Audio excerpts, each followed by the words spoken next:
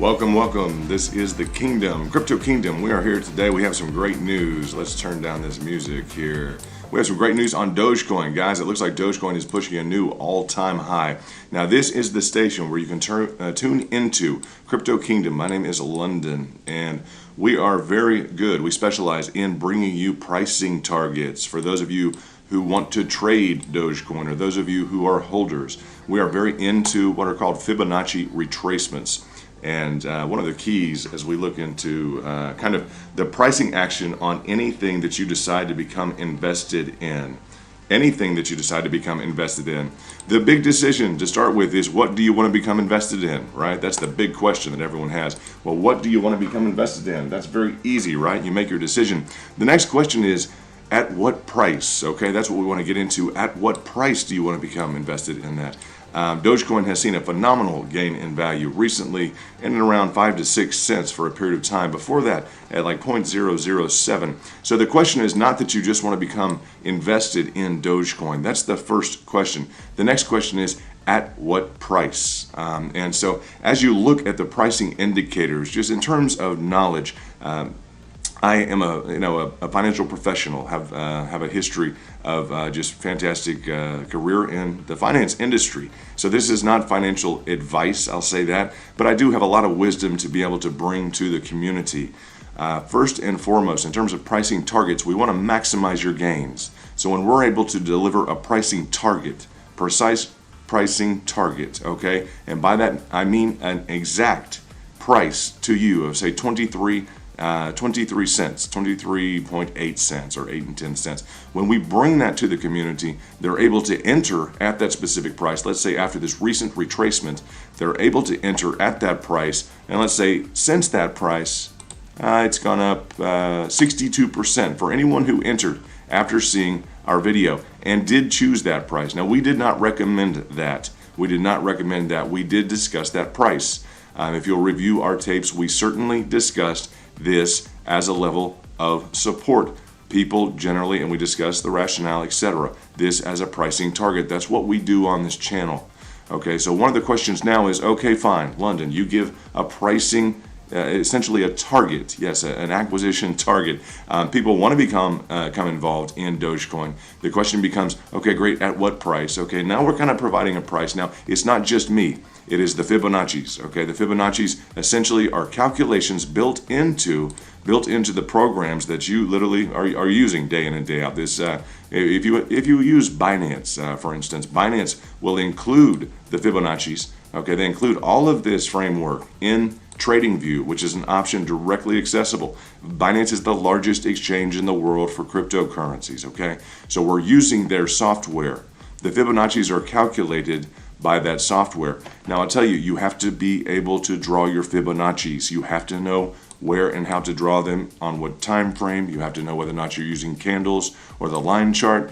It depends, guys. Your results will depend upon your essentially your proper operation of the software. Okay, so that's very important for us to the qualifier. The major qualifier here is, yes, you'll pick up your pricing entry, your targets. Okay, that's not going to be the difficult part if you draw the Fibonacci's correctly. Okay, we see right now it's phenomenal price action. We're happy to be able to cover this because Dogecoin is pushing up into what looks like almost a new high range. Now we'll switch from the line chart, which I've chosen to demonstrate. Let's see, at least while we're looking at the Fibonacci's, the setup. Okay, we'll get into the candles. When we get into the candles, this will become a little bit different in terms of the picture we're looking at. Not much. Now, in and around this time, you guys will remember, those of you who watched, and we welcome you back. Congratulations on being here. I know it's early. We just wanted to jump on into this.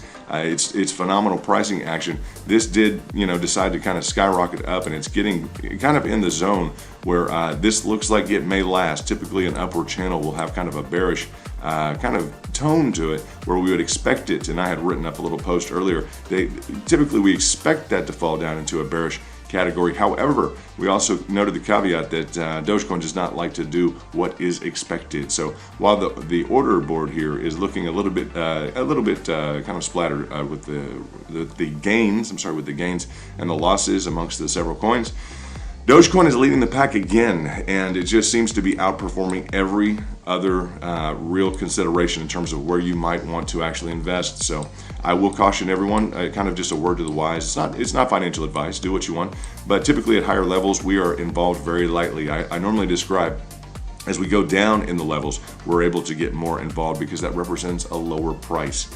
That essentially, guys, is the market theory. The higher the price on a demand curve, the higher the price, we will not have, okay, demand. We don't want to buy something that's an extremely high price. That's in line with economics, okay? If you guys have studied economics, you understand market theory. Extremely high price, we don't want to buy that at all, okay? That's basic supply and demand. At the lower prices, okay, even though it's kind of high, we have a little bit of demand. As it continues to drop to these different Fibonacci levels, the strategy is essentially that there's more demand. That's in line with market principles. A lot of people will want to buy into something that's already high. And in terms of kind of the education or what we can deliver based on my experience, I owned a private hedge fund. Okay, so I've got some experience to kind of bring to you. Most people will get involved in the market hype. They'll want to, they'll want to see something that's going up in value. Well, that's great. One of the problems is it's already gone up in value. So when you're doing that, you have to understand with every positive price action, there's typically kind of a reaction to it. That's why the Fibonacci retracements exist. Things will go up and they go down. They will go up, they will go down. If you guys look at the screen, they'll go up, they'll go down. Now this is going up. We will see how far up it wants to go. At some point it will retrace, okay? And it's been doing that mildly. It's been going up and down and up and down. That's just the nature, okay, of the flow of the buys and the purchases and the sales in the market for Dogecoin. So as we're looking at this channel, we did discuss when it was right in this area, and let's zoom in a little bit so you can get a flavor of what we have been discussing on this channel. We like to present the fact and to just state that we are probably the most, I would say, the most accurate channel in terms of pricing targets. That's what we specialize on. And in terms of your acquisition of Dogecoin, I'm not a big believer in the fact that we could sit and just say, and please listen to this, we could sit and just say, yes, I believe there will be a breakout into this zone. It should go on and up into this area. Well, you're not really preparing people very well for the market psychology. And the psychology is that there are drastic there's drastic price actions to the upside, okay, wherein people are delivered a lot of money, okay, a lot of returns on their investments. Then there is typically something that's very emotional for people to go through and scary for people to go through, which is a correction, okay, or a retracement. We call this a retracement. That's why the Fibonacci retracements. And guys, it's very easy to draw these, okay? I will show you the button right now how to draw these, so you know this is not me coming up with these figures or these pricing targets. I do know how to draw them. On TradingView, now I have the premium, the Pro Edition. If you guys don't have the Pro Edition, I would suggest you look into that. If you don't have it, you're welcome just to watch and learn. So if you'll click on your pitchfork, go down to Fib Retracement. It's very easy. Click on the pitchfork, go to Fib Retracement. You're going to want to be very careful where you start your trend line. There's some technique to that. It's not intuitive. It depends upon the previous price actions and sometimes volume, sometimes some different issues. So you have to be very well kind of schooled in that in the nature of how to draw those Fib retracements. Retracements. All that we are measuring is from the beginning of the trend to the top of the trend, okay? This in and around the 13th of April to the 16th of April, okay? When we had a trajectory for Dogecoin of, what was the percentage here? A total of 436%, okay? Phenomenal, 436%. During that period, that trend that was established, we want to know how much does Dogecoin retrace, okay? Because typically, and listen, typically there's a limit to how much something will retrace, okay? And the limit, okay, that means there's kind of a threshold. It will meet kind of a floor at some point in terms of how much this would like to retrace. When it meets that floor, it will try to meet it at different levels of retracement. All right, so those different levels of retracement are they're literally exemplified, okay? They're literally calculated already by the program that we're given. And those are the different levels. As you see the red, the 23.6, that's 23.6% of the retracement of the entire price action to the upside. Okay, as we look into the next level, that's 38.2% of a retracement, okay, from the positive price action back into this retracement, okay, back onto the downside. That's a 38.2% retracement, okay. So has that threshold been met yet? We don't know, okay, as we get into this. What is that threshold at which Dogecoin will meet the threshold and decide to continue along its original kind of bullish trend, its journey, its phenomenal journey. It has outperformed every other major coin and I'd say crypto concern. If you want to say crypto concern, there's probably some others that have gained equally, etc. But in terms of the larger coins, the top 10 market cap coins, Dogecoin has been it. Now on this channel, we love to cover Harmony One. It's a fact. We love Harmony One. That's our baby, our go-to in terms of predictability. Dogecoin is beating the predictable crowd. Okay, they are proving that they have kind of they've stepped up kind of off the last rung in the ladder, and they've gotten picked up by a chopper. So, however we want to make an analogy, you guys have been literally you have escalated to moon boots for sure. So. It's just what we like about Harmony One is that in the context of something like this, a Fibonacci, it's been very predictable. I'll say that. Now you have been very predictable within a short time frame. You have hit your about your 50% retracement, which is about 23.8. Now you'll have to get to the candles. Now this is a figure that we literally talked about on the show. So if you were looking for pricing targets, if you were looking for an entry price. Okay, that's what we deal with, and that doesn't sound like much, but please understand, if you're looking for an entry price, okay, that's the key to the market, guys. Yes, it's nice to buy at 2 cents, or it's nice to buy at 7 cents down here before the 400% run up. That's beautiful. That's what everyone wants to be involved in. The problem is, a lot of people, I'll say this, most people want to take profits along the way. Then a lot of people are just finding out about Dogecoin. So if you're just finding out about it, I'll tell you the worst place for you to buy literally is at the top of two incredible price actions. We traded this right here for about 70% on the upside. Made another small entry, and I think that it maxed out at about 20%. We showed some resistance here, and it became very clear when we saw this top out resistance right here. Well, we need to go to the Fibonacci retracements. It began to get a little bit chaotic, in terms of volatility. The volatility showed us and a kind of a resistance towards a new greater high, and a breakdown here says, well, we're getting into retracements. Now the question is, where is the threshold? Because we expect the bull trend to continue. Guys, this is programmed, accumulated. I will tell you in terms of Dogecoin, this is, from my experience in the industry, this is programmed, accumulated, okay, acquisition. I mean, it's just if you can accumulate acquisition, yes, but it's an accumulation of the asset on a program basis. Let's say that. There's probably I'm not sure if you could accumulate acquisition, this is doing it. If you could somehow get more of the notion that you want to buy this, yes, it is becoming a phenomenon. People are learning about it.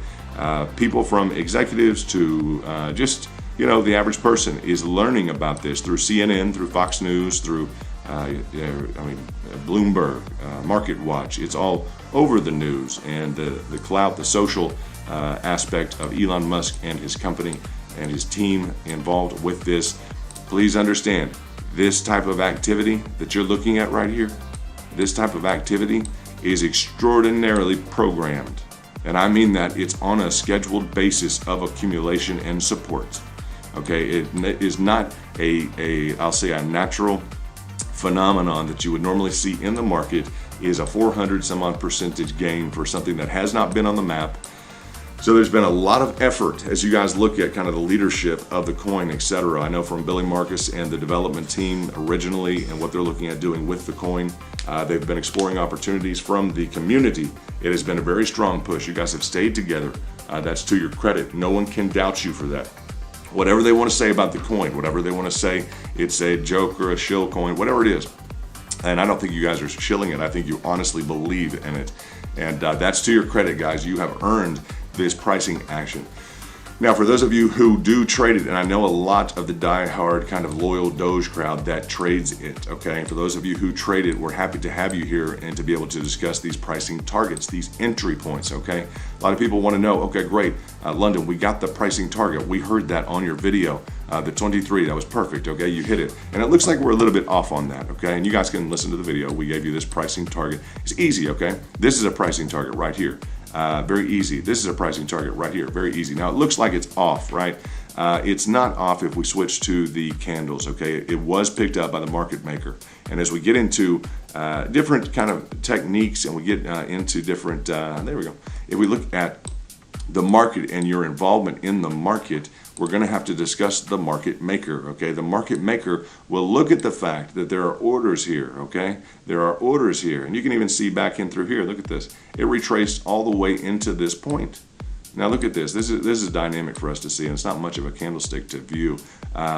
But as we look at this, yes, we met the pricing target. Bam, precisely. You got picked up. Now, on different exchanges, you might have or may not have. If you don't have the ability to put in a limit order, you might not have gotten picked up. Your exchange may not have adjusted the price. I suggest that you always trade on an exchange with limit orders. That means you're specifying the price and the quantity that you want to buy, period. You're telling the market maker. Now the market maker, he takes the buyers and the sellers and he matches up the orders, or he'll take the orders from the buyers and he will go take them to market. He will find buyers. When you receive an alert on your phone, essentially he is taking people's orders or their inventory and he's offering them for sale. That's how he makes a market, okay? So at these different levels, it's very traditional, it's very standard in the industry that he will come and he will pick up your orders. You know, he will pick up your orders here at the 0.38. That's what we focus on. We're in a retracement, great. How do we profit? Well, we know he's going to pick up some orders at the 0.38, great.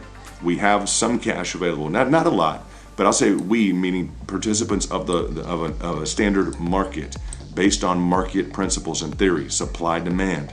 As the demand is too high, we have no demand. As the demand comes down, it becomes reasonable at all. It can still be kind of expensive, but there's some demand. There is an elasticity, what they call that. There's an ebb and flow of the demand curve. Okay, so as it gets into this region, yes, there's some demand. Okay, now that demand, netted people. What was that? About 20%. Okay, maybe it netted them just 10%. But those who entered in and around this level of demand, okay, that's a pricing target, guys. That's very easy. That's a pricing target. And that's nothing that I said on the channel. I said, okay, great, we're going to enter right here. No, I'm giving calculations, and I think it was around this area. We mentioned this as a kind of a target area. I mean, target for entry. Now, you could have entered up in this area. When I talk about you would not want to enter at this area, it becomes difficult to enter at the top line event here. The most recent price top line event, okay, in and around the 44 cents. Why? Well, because you experienced a normal retracement, okay, but that retracement is not comfortable to go through because those who put their money in at the top at the 44, and guys, that's when it's receiving the all-time hype. That is when it's most popular. So it receives people who want to decide to get in. I'm going to make the decision. I'm going to pull the trigger. I'm going to get involved in Dogecoin. Look at how much it's up. It's up 44% or 400% on the previous number of days. We're going to break the bank. We're going to go ahead and go all in. Well, it's not comfortable to then watch from that point and understand there's going to be a retracement. Every positive price action, okay, significant positive price action has a retracement. It's part of the function of the market. As we look at this, so it's not whether or not we want it to occur, it's just that it occurs. It is a fact. We'll prove that out through the discourse here, through the conversation. So it's not easy, guys, for someone who gets in at a high level to put in $10,000. I want you to imagine just $10,000 at the higher level at the price target of 45 or 44 or whatever it specifically got to. We can hone in on that. But it's not easy for them to see $10,000 go down to $5,000. That's not comfortable for someone to go through. So when we talk about the price and the entry point and the price targets, as you modify your approach and your strategy to the pricing targets, you are going to create a better experience for yourself in the trading in trading. Some of you may have bought and you're just going to hold forever and none of this phases you. You have diamond hands and maybe you're not. I mean, I would imagine the people who don't pay attention to the market are doing just fine. They're not worried about it. They may see news every now and then of the incredible surge in price. The news may not cover it as much when it goes down. I'm not sure. I haven't paid attention to that. But understand, if you put $10,000 or $100,000 in at 45 or 44, $100,000, you saw literally your $100,000 go down, $48,000. You had $52,000 left. So for every $100, you literally lost $48. So that's not comfortable for someone to go through, especially when they're expecting on the upside. And I just get into market psychology because a lot of the Fibonacci's can be kind of boiled down into market psychology. We studied psychology. I started studying this stuff in high school, guys, almost at like whatever they were using in graduate school at that time. That's just what I was reading in high school. That was what I wanted to do. So I got into studying this stuff in high school. Investments, equity, investment banking, etc. So that's the point. People who got in at the top, they had to experience a 50% loss in their money. Okay, most of them might have decided to get out. That's the last thing we want to see happen. So if we can help guide the community, if we can help encourage, say, a level of education into what a pricing target is, because it's not financial advice. I'll tell you, it's not financial advice to let you know the idea of a pricing or of a price target. Okay, so that's just let me turn this music off. Didn't know we still had the music on. It's been a crazy fun morning with the music. Fantastic. Okay, now listen, you guys may like the music. I don't know. Let me know if you like the music. Now, we don't want people to get in the community and just Dogecoin to be known at all for something that's so highly volatile. First of all, it affects the longevity of the coin. I truly believe that it affects the stability, as we're seeing people want this to be the currency, okay? People want this to be the global currency in the community. People like these spikes, and I'll tell you, this is one dynamic that it needs to be discussed in the kind of the educated crowd. And you guys are part of the educated crowd, but understand the dynamic as people want this to go to $1, as it experiences normal retracements, and within those retracements, a 50% retracement occurs. Guys, that's a lot of volatility, and I know people want it to be the currency of the earth, but I would ask people, and I've heard some long-term projections, which I think is very healthy for Dogecoin in the long run, because the more that we see in spikes, not that I don't want it to go up or that I don't think it will go up, with this programmed kind of behavior. This is programmed acquisition, guys. This is literally someone just putting the pedal to the metal in terms of buy, okay? So that's all they're doing, is buying this stuff up. That's why it's appreciating in price. The price just reflects the sell pressure and the buy pressure, okay? The buying pressure and the selling pressure. We formed kind of an upward channel here. Typically, that's bearish. It still could be bearish, but Doge likes to beat the odds. I sent that out to my Discord. By the way, you guys, just so you know, on the Discord, go up to the Twitter. I think most of you probably are already on the Twitter. And if you type in the Kingdom, okay, TheKingdom, go ahead and type in the Kingdom, scroll down, and you'll have to go to the scroll box in the bottom. We're not one of these people that's kind of in everyone's face. Just click on Go to the Kingdom, TheKingdom. Click on follow, and you will be able to find us there. We do cover Dogecoin. We also have a Discord link here where we discuss a lot of the pricing targets, where we're able to come together and discuss the overall kind of investment strategy as it pertains to pricing entry. And people don't understand pricing entry. Understand, not only do we not want, there's kind of a threefold that we've come up with. I know it's very early. A lot of you may be overseas right now. The U.S. is asleep right now. I woke up and I said, we got to get on Doge. It's wanting to run. So in terms of the pricing structure, why is pricing so important? Well, pricing dictates the experience you have in the market. It dictates your profits. It dictates your losses in the market. And aside from those profit and losses, the experience, okay, the emotional turmoil that you will have to endure as a holder, okay, or as a trader, it will intelligently define exactly the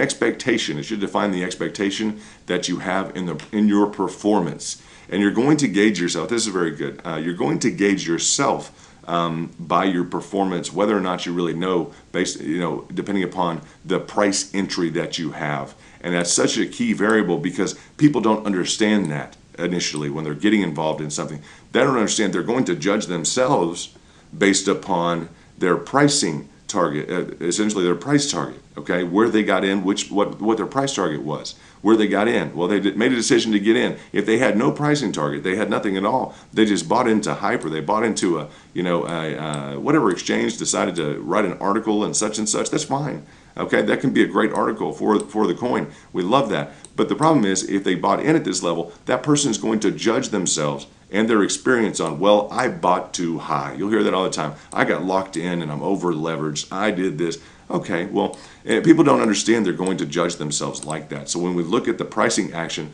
we want to say, yeah, okay, it's going to be something that's kind of personally, psychologically attached to people. It's going to be difficult for people who lost 50% of their money before. They're still trying to make their money back. Some people have gone up 400%, cashed out, and re-engaged themselves in and around this 50% retracement. They have experienced another, I want to say, 40% to the upside. So, guys, there are people who have literally already made 400%, and then they've made another instance here at this retracement of 66%, okay, or about, say 50% or 20% within a short period of time. So there's people who are just stacking gains upon gains upon gains, and it's turned into something really phenomenal to go ahead and trade. It's been in a defined channel. It has generated a consistent level of, I'd say, resistance here and support at the lower level, and that's been positive for people who've wanted to trade Dogecoin. It's probably attracting a lot more attention now from the overall, I'd say, more sophisticated level of traders, because now it's becoming kind of technologically interesting, or let's say technically, not technologically interesting. That would be interesting if it did become more technologically, if there were some technological advances on Dogecoin. I don't know what Elon has in store for it, but he must be on it for a reason. I'd say that if there's some additional technology components. I know we heard about the Dojo for Doge. I would like to hear if that was a tagline, or if that was really something that we're going to hear about, because if that's something that's going to be incorporated into the currency and we just don't know about it, that might be something which would underscore, I'd say, the pricing action, and something that would justify this level of accumulation. Okay, it's broken in. Clearly, it's part of the top 10. Guys, it's threatening at these levels to go in and to service as a top 5 coin, market cap coin. That's tremendous. From where it has come, from where it started, to developing into a top 5 or top 3.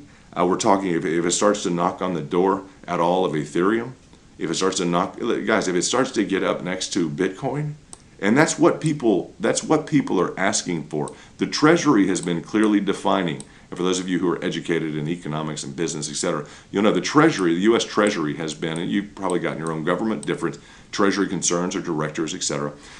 They have been defining Bitcoin recently as, very interestingly, saying it is a store of value. It's not a currency. It's a store of value. That's it. It's a store of value. It's like gold. It's a speculative store of value. Well, people will trade it. They will not use it as currency. They've been very matter of fact as saying that people will not trade it. They will not use it in commerce. Let's say they will not. I'm sorry. They will not use it as currency. I had it right the first time. If I think about the government too much, I don't like it. So I'm sorry. I don't want to deal about, have a show here about the government and the what the SEC has just said. That's not what I want to get into. So that's not really anything fun that we want to delve into. But you understand, the U.S. government has been saying that the Bitcoin is not a currency, right? For some reason, they've been saying that right in around the time and before this time period wherein Dogecoin has been phenomenally doing well. And I'm talking about, since it was at 5 to 6 cents for a while. And then it just decided, it's going to move up into. And guys, this was the head and shoulders pattern that it destroyed the head and shoulders. Okay? And I want to bring this up. It could have been extraordinarily bearish. And I'll say this. Okay, this head and shoulders routine. If you guys don't know how to draw these in your trading view, go ahead and try out on the left-hand side one of those. Look up the head and shoulders. What is that? The chart pattern. You guys will enjoy looking at that. But essentially, you have your left shoulder, the top, okay, which is labeled as kind of the head, and then you have the right shoulder here. Now, as you look at this, and I had drawn this out while it was in formation, I was telling someone, it could just be a massive head and shoulders. We're hoping that doesn't happen to the community. If it does, it's just going to spell doomsday. Now, what occurred? It did not do this. Now, typically what you'll have is you'll have the left shoulder, you'll have the head, you'll have the right shoulder, okay? As you have that, then what will occur? Well, you have a breakdown from this neckline, and guys, the floor is the limit. It's going to be a difficult ride once you break that neckline. If it's a properly formed and let's say a behaving asset in terms of the price chart, it's going to be something that is going to be bearish to say the least with this magnitude of the formation that was in play. I would like to say that what I stated during about this time is it would be nice to see some accumulation or definitely some accumulation which would occur through or be evidenced by a consolidation. Okay, and I had brought up the Harmony 1 chart, and I bring up Harmony 1 a lot because it, like Dogecoin, was stopped by the exchanges. Binance got involved. And shout out to the Binance crew and all the guys that are trading and listening in, and I know you're tired. But appreciate your support for the channel. You guys are great, and we know you're out there. So thank you guys for tuning in. And if there's additional commentary or any information we can bring to you, we would be happy to. So when we saw this pattern, we saw, well, it could be a potential head and shoulders. Some people probably wanted to know, well, why would you like to see a consolidation to the right? London, what's going on? Why would you like to see a consolidation instead of just right back up or something? Well, when you're in that phase, with any potential for a correction, or let's say for a retracement with this positive price action which could occur here, you want to be sure and specify we'd like to see a sideways, and catch this guys, we would like to see a consolidated pattern here to the right, and at that time the consolidated pattern would have looked like this. You always want to look at what you're trying to forecast and how what you're going to forecast is going to beat the next chart, okay? Going to beat the next technical principle that you're going to run into. It's one thing to be able to say, oh yeah, well this is a bull flag or a bull pennant. Well, this is a different kind of channel or whatever kind of whatever you're forming, a head and shoulders, whatever it may be, a curvature formation. It's one thing to say, well, we know how to trade this. It's more interesting to go ahead and say, well, we want to prevent the next thing from forming. Okay, that's kind of the stage 2. Stage 1 is we recognize a standard chart pattern. Okay, that's great. Well, the next one is what we need to see to outmaneuver either what's in formation now or the next pattern that's likely to form. So as we're coming through this angle here, or this retracement phase here after the positive price action, we know from our standpoint, as this occurs, we need to create some consolidation. Okay, just a very nice level of resistance and level of support. Okay, so as to push out the possibility that this turns into a head and shoulders. You see what I'm talking about? You see where I'm getting with this? And that possibility right here, this shoulder, it's going to be part of the hit at this retracement level. Okay, this retracement level is going to hit. It's literally a mathematical period. All right, it's just mathematical, and at some level it's going to hit. I don't know the exact level. Typically, as you go down in price, if it's going to abide by market principles, okay, if it's going to defy finance and economics, if it's going to defy all of that, we can't save it. I'll tell you that. That's not something that I'm not going to try and save something or justify something that's going to defy economic principles or market principles. Understand that as the price goes down, the demand will go up. Okay, that's ordinary market function. That's in every intro econ class or business class you're ever going to study. You guys all know that. As the price goes down, the demand is going to go up. Now, the predefined levels at which those accumulations typically, standardly occur is at these levels of the Fibonacci. Okay, this is the exchange interface that they have given, that Binance has given to the investors, that Binance uses itself. Okay. So this is not a magic wand, but you do know, you have to know how to draw your Fibonacci's. You have to know precisely whether you're on candlesticks or whether or not you're on the line chart, whether you're on a 30-minute or you're on a year-to-date, 1 month, 1 day. You have to know the interface here, and you have to know essentially the componentry, the variables that are put together, and you have to know kind of the foundation that you put together technologically. It's very important. So as this was occurring, this price action, and we traded this again for 70%. It was a fantastic trade on the breakout of this bull pennant. Again, that's real simple. This looks like a bull, the standard bull, textbook bull pennant. I wasn't going to pass this up or anything. It was very easy. Just break out, and we were in for 70% based upon the previous price action. It was a dynamic trade, very easy. We appreciate Dogecoin for that very much in the community. Thank you guys very much for building your community and for being a part of this channel now. Thank you. So as we experienced that positive price action, we got into a circumstance where we had to retrace it. We're going to have some kind of an event at this level. This is what the Fibonacci's tell you, okay? If it bypasses that, if it defies, there may be a huge sell order, okay? Sell order. That's fine. If it bypasses that and it jumps down into a lower level, unless it wants to defy market theory, at the lower prices, it's going to have more demand, which means more money at lower prices. Now, something that's defying market principles for whatever reason it's gotten itself into, we can't save that. I'm not going to justify that or argue about that. What I'm going to talk about is normal market behavior, okay? Normal business, normal economics behavior in line with your education, okay? This makes sense. The fact that the exchange companies, that Binance, the largest cryptocurrency exchange, has given us this software with these accumulation levels, with these retracement levels. Guys, it's a pre-packaged formula here. You have to understand that it's a pre-packaged formula. It's not my formula, but it's supply and demand. I have a degree in economics. A lot of you do have with finance, etc. I've done graduate work, Harvard Business School, etc. So you guys understand, this is just ordinary market principles that are being applied to the exchange software which they are delivering to their investors. You guys understand that. You know that. I don't think that's at all in debate. So when I say we're delivering a pricing target, our pricing targets seem to work very well because I understand the software. A lot of people's pricing targets may vary because they don't understand the software. So that's why we have a lot of success, and people sometimes will criticize who just show up and say, well, you don't understand, you're just saying this out of this, or, like, I don't have time for it. We have thousands of people who watch our show who understand that our pricing targets work because I know how to use the exchange delivered software. I understand market principles of supply and demand. I have an incredible business background, and it's just that's the bottom line. Our pricing targets work. Now, if it wants to defy convention, if it wants to defy market principles, okay, we have kind of a strategy. I'll just state this: in times of high risk. Now, Dogecoin is high. That's a high level of risk. Before people go and sell everything and get into Dogecoin, we have a different approach. Anything that's high, I'll tell you, we just pepper in the amounts of money at top. We just, if at all, in the red zone, I'll tell you, in the red zone, we don't have any type of an investment. We just don't.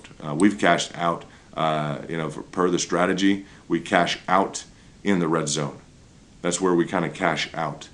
All right. Now, in terms of long-term holdings, we do have some long-term holdings in various things. I do. A lot of you do too, so we can say we do. Maybe not just in Dogecoin. So you understand, sometimes the theory applies to long-term holdings. You're not just going to cash out. You'd rather just ride this for a couple of years or a year, or see where it can ultimately go, and not go through the pangs, the pangs of seeing, of experiencing all this volatility and the precision required, because a lot of people trade and it's difficult unless you have the right setup. I wouldn't recommend it, guys. It can be a very difficult thing to do. So we are seeing a programmed purchase kind of channel, and I just say this is a very positive, bullish, upward channel. Typically they're bearish, okay? Typically, and I stated that yesterday. I sent something out to the Twitter. You guys join up with the Twitter. I'll tell you, we have a great crew here. We have a notification. Looks like someone has joined, or a few people have joined. That's phenomenal. Well, we've got more people liking. We sent out, would anyone like to use a Dogecoin Visa? Okay, a Doge Visa. Yeah, we got a lot of people. Shout out to Ryan Newhouse. What's up, Ryan? Good to have you here, brother. Shout out to Sean. Shout out. And shout out to the Real Doge Bros. Shout out to you guys. Welcome. This is where we bring a lot of the market information in terms of pricing, in terms of the dynamics that go on with this. Let's jump over to, and I'll show you guys why we have been so excited about Harmony One. Harmony One is like almost like, I'll just say, technologically they're very different. In terms of the stories they present, they're very similar. We had Harmony One that kind of got interrupted by, what was it? Binance jumped in and told Told everyone, and you guys with Doge understand that you're not the only ones who have been shut down. That's one of the risks out as we do look at the pricing target. Okay, as we look at the pricing, let's say the pricing action and your pricing target. Your target is say $1. Okay, great. Well, you know, there's pricing targets like that everywhere. We need to make sure the exchange is going to allow you to get there. I know you guys have done some work trying to accomplish that. We did meet this pricing target, and so you guys know, I want you to understand when we say a pricing target, well, what does that really mean? What's really going on? Well, that means for the last several number of weeks, okay, we have been discussing this golden pocket as a pricing target, okay? And you'll see it literally, the bulk of the candles just come straight down to this area. The wicks went down and picked it up. People got in, I know for a fact, got in on our pricing target. You guys, we're discussing that since this period of time in here at a heavy amount of money, okay? The double or triple down of whatever previously was invested. People on this pricing target, exactly, guys, I mean, exactly were we making this pricing target in terms of expressing that to the community, letting them know that, yes, we want you to consider that the technology is telling us that this is your pricing target. Bam, okay? And you'll see up and around this area, guys, just so you understand, this is kind of the long-lost brother of Dogecoin right now. Look at this phenomenal price action, okay? And we liked it in the context of Dogecoin because we were literally involved in a circumstance before that consolidation of saying, okay, look at this positive price action, okay? Very similar. Now, Dogecoin was doing this, it's doing this at an accelerated level. And people should take note of that. Dogecoin is doing what took months for other concerns to do, like Harmony One. You'll see that the charts are just it's almost the same chart. Let's move this over right next to it. But look at this. You have literally the layover here is literally you've got your positive price action, little small retracement. Step 1, step 2, step 3, step 4. Okay, Dogecoin. Step 1, step 2, step 3, kind of up into step 4, a little frustrated. So guys, it's the same price action. So that's why we got involved in this, and that's why we started to talk about the relationship. Understand, literally, Harmony One has wonderful fundamentals technically. We love the story. It got interrupted in here at this area by Binance. So you guys understand that. Well, and see, I'm talking about the different chart because it's almost the exact same. Look at that. I'm talking about that. We have to look at the fact literally Dogecoin did as well. This is Harmony One. I have to remind myself which one is which one. You see what I'm talking about? It's you want to switch to candles, it'll become even more interesting. Yeah, which chart is which chart? If I took away the labels and I showed you guys, all right, I want you to tell me which chart is which chart. And if I play with the frequencies here at all, it's really going to get difficult in terms of the actual candlesticks. We can almost lay this over perfectly. So that's why we talk about both of them. We have the similar nature, similar step pattern, the accumulation. It's just predictable, guys. It's the Fibonacci's at work. So that is the reason we discussed both of them. They both have had phenomenal pricing action. Now, Dogecoin, what we're looking at right now, has accomplished that in a period of days. It took Harmony One also a period of days up front. Since then, it took about, I think I measured it yesterday, the total time, just so we all know, we can kind of hold a measuring stick to this. It took, what was it, 18 days? If we just measure from the kind of the low, this first area here, to the first one, 14 to 18 days. Okay, 14 to 18 days, just so we have a real picture of what's going on. Now Harmony One has been in a situation where it's been in a retracement for 20 days. Now along that time frame, the nice thing about our strategy and retracements is they allow you to profit during that time period. And there have been some incredible profits, just 10% automatic, 10% automatic. This one, for sure, this one was 30%. That was nice. This one so far, and let's dig into this. While you guys in Dogecoin are making great money, if you want anything else to look at and have fun with, there's a lot of people having fun with Harmony One in terms of trading. So let's look at what are they doing in Harmony One. Okay, let's see. Well, they're at about 20%. Okay, they're at about 20%. They could have maxed out. I think at one point they were at. And I know guys who got in, their orders got filled at 10. Let's see, that was our pricing target, was 10 to 10.5. So they literally got filled at this level at 10. The market maker, look at this. The market maker literally just went down and picked up those orders at 10. That's the golden pocket. That's the 61.8? Yeah, 61.8 and the 65. I don't need to look at the numbers, but I want to make sure 61.8 and the 65% of the total price action, that retracement, essentially the amount it goes down, the percentage it goes down, 61.8% or 65. It's just it sounds really calculative. You're in the stock market, or you're in the cryptocurrency market, so you can handle it. I know you can. It's retraced up to 65% exactly of the overall value. So this here is up to a 38.4%. Now I'll state for the record here, Harmony One has a record of in between 30 and 50%. It's kind of its max. Okay, it's beat that a few times, but you guys who are listening on Harmony One, it kind of is of the nature that it likes 30 to 50%. Now it can defy the odds on the upside, and if it wants to get back into this area, they've also tried to maintain this area very strongly. So there is a chance, okay, that it wants to skyrocket up and get back into this trading channel. That's phenomenal. Now, this trading channel provided a great example for us to look at Dogecoin, to see exactly what we would kind of want to and hope to expect. I said, once you start to consolidate, you'll start to feel like maybe we need to go up again, okay? And that's exactly what happened. And you beat that head and shoulders. You guys know that. That was kind of the key in terms of, and so guys, on the Harmony One, I'm going to say, that 30%, if you're still in from that trade at 10, that 30%, it may have a retracement soon. It may have a retracement soon, so I'm not sure at exactly what level you want to start, gauging out or scaling out of that trade you made. But it's a phenomenal. That's a 30%, guys. That's a good 30%.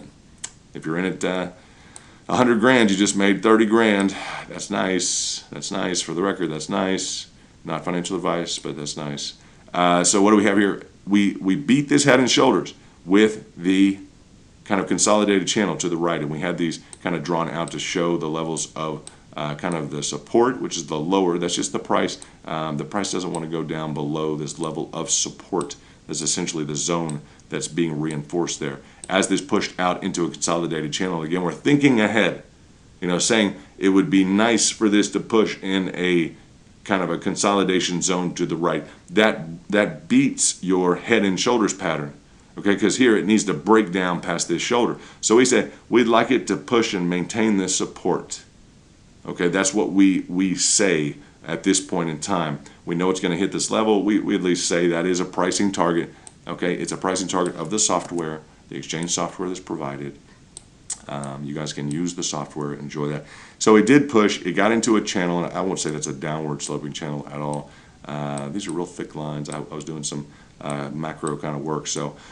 When we say macro, we're referring to macroeconomics, just so you guys understand. And looking at Dogecoin, it's kind of on a micro scale. It's doing things very quickly, but micro or macro, those are the two intro courses you take in college when you decide that you're going to get involved in economics and business and finance and good stuff like that.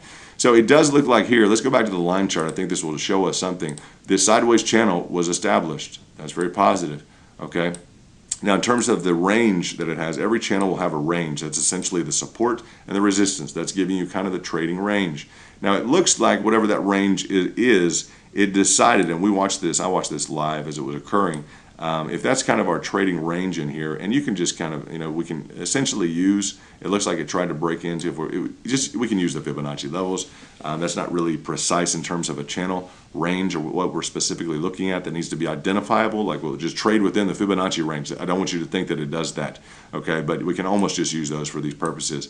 And it does, it has an upward trajectory, so we may have been, kind of forming an upward triangulated shape or a wedge, although we do have this resistance here. So it wasn't really clear exactly what it was doing, which is why I had it lined out about like this. That's kind of the thought process you'd go through there in defining that channel. And you always want to kind of play devil's advocate. You want to represent both sides as well as you can and present a balanced kind of assessment of things with all the calculations that you can do. With all these calculations, it looks like, yeah, for the most part, it was just kind of in an upward channel. Okay, what it did, it kind of broke out of that. And I think this last groove here, as we're looking at the new all-time high about to be set. Now, we need to get to the candlesticks, okay? But as we're looking at that new all-time high that's about to be set, you can kind of tuck this little guy in here. Let's get into some of the technicals here. I think you guys will enjoy this. I'm glad that you're tuned in and watching. I think you're going to learn something here in terms of pricing behavior.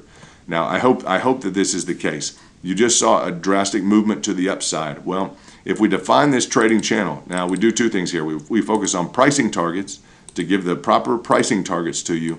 Join the Twitter. Go ahead and join our Twitter so that you're plugged into our Twitter and to our Discord. Okay, the Discord link's at the top. But as we look at this, try and set a new all-time high. Okay, trying to set a new all-time high. I want you to understand the dynamics of the trading channel. What has just happened in terms of a confirmation and what we would like to trade.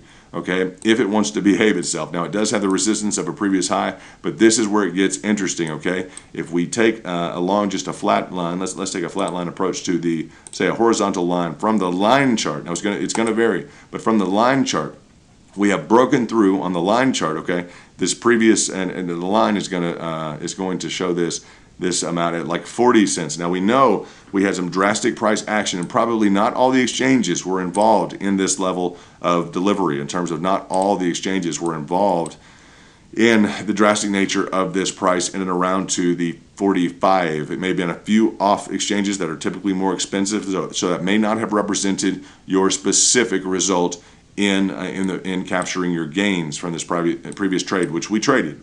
I couldn't pass up this bull pennant. It was way too clear, way too clear. It was in an accumulation phase. Bam, 70%. It was a nice trade. I'll just say it was a nice trade, and the strategy supported it. I'll just say that. When I talk about the strategy, I talk about Fibonacci's. There are some great books we'll recommend. You guys, is all about education, just so you understand is what we're trying to do. Seek your own financial advice. Now, as we look at the candles, you'll see when I talk about, well, we're setting a new all-time high. First of all, we have incredible price action right now, guys. This is an incredible demonstration of accumulation here. Buyers stepping in. Buyers stepping in. Look at all these green candles, guys. Just 1, 2, 3, 4, 5, 6, 7, 8. Almost 8, 9 in a row. Okay. Let's see what we have. We're on the 30-minute time frame. Okay. So about 4 hours in a row, just directly in the upward trajectory, positive vertical price action. I want you to understand what we would trade when things become interesting. Okay, people on a technical basis may decide. Now, they just got kind of burned. I'll tell you that. Some people got burned. And I'll say burned at 20%. You don't necessarily get burned at 20%. It was kind of clear and evident when this wasn't going to work out. But yeah, in and around, say 15, 18% on this breakout from this triangulated pattern, which was real messy. No one wanted to trade it, so everyone just may have decided they're going to go ahead and trade it, but it was just like, did you really trade that? It's like, well, you know, not with much money. Maybe you put $100 into it, do something fun, keep yourself involved. So and that's fun sometimes. Just, well, what are we going to do? Well, why don't we throw a little money on Doge, or why don't we find a good pattern, something with some volatility? Let's get involved. Why not? At a light level, I always tell people at the top levels, guys, if you're going to trade something now, and if you have a perfect bull pennant, you may say, well, okay, look, we're going to, we believe this is going to occur well, and protect yourself. You may decide to do whatever you decide to do. That's phenomenal. But as we see this breakout, this is what I anticipated on the show, that we would experience, okay? We would experience potentially a new all-time high, which is why I got up at 3 in the morning. I went ahead and did this because it just looked like from the range that we came at and the acceleration that I saw in the price of Dogecoin, it looked like we were going to be setting potentially a new all-time high, or at least getting into that zone. All right, we're at 41 cents. Now, guys, this is just beautiful. I love for the fact for anyone that we brought up, okay, that listened in for our pricing target in and around this level. And you guys, you'll have to review. Okay, just go review. Review the videos in terms of the pricing target. You got this level. People already had this level. So it doesn't need to be related to the people here. But some people that watch our show, they get involved on our pricing targets. That's what we deliver on our show, is pricing targets, which is essentially it's the application. Okay, understand this as you guys are watching the excited nature of what's going on with Dogecoin. Okay, we deliver the pricing targets. That's what we do. All right. So as this began to retrace, we gave you pricing targets, different levels, and discussed those different levels and the levels of investment. That this would be a single, kind of a level 1 investment in here. In the red, we didn't have anything. It was retracing. Nah, we're not going to invest in that. Too risky. And around this level, well, there's it's softened up in price. So we're going to go ahead and say, well, we're going to invest a little bit here. Maybe pepper in $100. Okay, maybe 1,000, maybe 100,000, whatever your ultimate level of exposure is, whatever your ultimate portfolio level exposure is, whatever your risk tolerance is, etc. We can do all those calculations and dynamics, however heavy of an investor you are in Dogecoin, etc. Whatever your risk tolerance is, about $100. All right, no problem. 1,000, whatever it is. Maybe you add a zero, maybe you take a zero away. All right, but the investment approach is that as the price goes down, your demand goes up. You want to acquire more coins more Dogecoin at a lower price. So our strategy that we present is literally just economic principles. That's all it is. At the lower price, you're going to want to acquire more coins at a lower price. Now, this is not what everyone thinks. They'll get into the market, they'll see it up 70%. It's already at 45, and this is the hype, guys. This is what makes no sense about the market, people involved in the market. They'll see it at 44 or 45. It's gone up 200% or 400%. Well, they want to put in their whole house. They want to leverage the car, borrow against the house. We need to put as much money in as possible. Look at it. Guys, that makes the least amount of sense of anything you could do, right? Okay, look at how drastic of a compromise you get here. When this thing has gone up every time, it's gone up, it's gone down. It's gone up, it's gone down. The retracements, the software that's included with your exchange interface on, let's say, Binance and a lot of other exchanges, the largest exchange on the planet for cryptocurrency, includes retracements. So every time there's a positive price action, a drastic positive price action, what happens? You go through some degree of a retracement. All right? Someone typically is going to want to sell. Okay? When someone sells and there's any kind of selling pressure, the dynamic is the price. If that's pressed upon at all, the selling pressure, it's going to literally drive the price down. All right?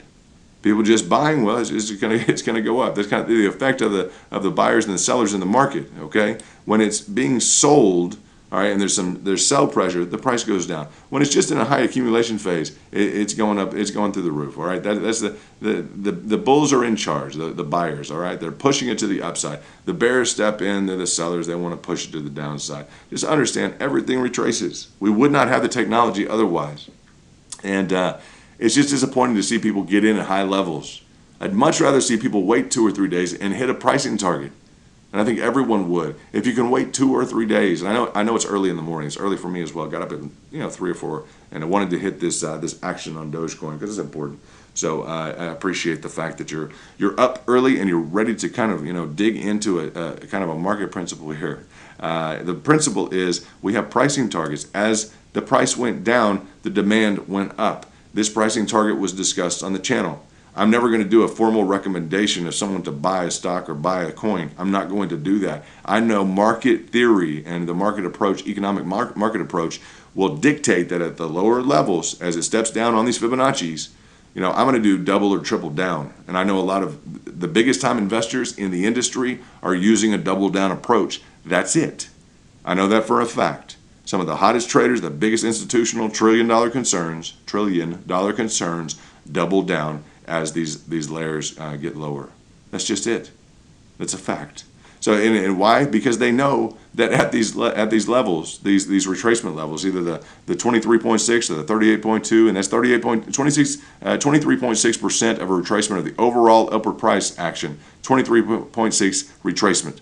38.2 is just 38.2%. These are all pre-calculated, guys. It couldn't be a whole lot simpler for us to really get this across that, yeah, people got in, and I can talk to you who got in at the 50% retracement, whether or not it was from my channel or otherwise. You may not even want to go watch the other thing. Say, yeah, we understand that's a retracement. We understand that's a good place to enter. Good. You understand what we do on this channel is we draw these out before. Okay, we draw the proper ones before, and I'll just bring this up. Because here, those of you who drew this, all right, those of you who drew it this way, you didn't get picked up, all right? You may have gotten picked up in here. You didn't make as much money. What we do on this channel, we try and provide you the most accurate pricing targets. And you guys pay attention to this. You day traders and everybody else. We provide you the most, yeah, it looks like it, huh? Yeah, the most accurate. We say we're the most accurate channel on YouTube, okay, as it pertains to whatever we need to look at. All right, my business background will speak for itself. Very, very high level of expertise. I've worked across the table from Harvard, foundation, endowment on $1 billion deal. So that was when I was 22 years old out of Duke, graduating 3 years. So yeah, I understand the need for specificity and accuracy, and I've refined numbers with Harvard. They have very stringent standards. It's the only reason I bring them up. Not because I'm a smart Ivy Leaguer or anything like that. It's because they demand a high level of accuracy. The same notion is right here proven to be true, that investors should demand a high level of accuracy. Do you see how you would have missed out on this? you would not have capitalized on this area. Okay, you would not have gotten necessarily picked up, I will say, by the market maker. It looks like he didn't drop down in this area to pick anybody up. All right, so those of you who drew this Fibonacci, you were off. All right, I'm just gonna say you were off. The market maker dipped down to pick up what? Not to pick up anything here, not based on this fib, right? Not based on that Fibonacci. As we look at the, let's see, as we look at instead into the, and let's make sure that we were on here, good. Now we're starting to see something a little different. Now we're seeing it, at least a double confirmation here that, let me put the lines. This is where you got to be careful what you're drawing and what you're doing and what you're playing with, because it can become very technical. Now, where are you involved? Where are you in terms of your approach and what's going on? Now we see here, clear indication. This is the level for our Fibonacci. Now we don't get it here, so we have to say, okay, we didn't quite get to that point. I want to know if the market maker was playing towards this level of retracement, this price entry. It's so crucial because it's all about the price, guys. You want it to go to $1? You want your holding, whatever it is, if it's Harmony or if it's VeChain or if it's whatever it is, XRP or Bitcoin. You want your price to be what you want your price to be. That's going to make you money. So it matters the price that you get in at. If it didn't, just go buy it when it's high. When it's the highest and it gets to the price, great, let's just go buy it. Now we own it. That's easy. I guess we could take that approach. Sounds really simple and kind of silly, but you understand that's how important the price entry is. So you guys understand that. I'm not trying to be patronizing at all. I'm just trying to, that's the worst example we can say. If someone gets into Dogecoin, or someone gets into Bitcoin, we want it to be worth $100,000. And well, why don't we just wait for it to get to $100,000? Okay, I guess we can. And I guess there's something to be said for that if you want to do that, or you want to do that with Dogecoin. When it gets to $1, I'll buy it. Maybe you want to do that. All of you are in early to the game for a reason. Okay, it's to try and capitalize. It's to try and make money. So as we look at that, we're on the right time frame here in terms, and Dogecoin is trying to set a new all-time high. So we're gonna cover that for whatever it's worth. Even though we got up early and we're trying to gut through these, stomach it through this 3 to 4 a.m. Wow, it's early here in the U.S. So hope you guys are doing well and having fun. Now look, it looks like we have broken above, at least on the line chart.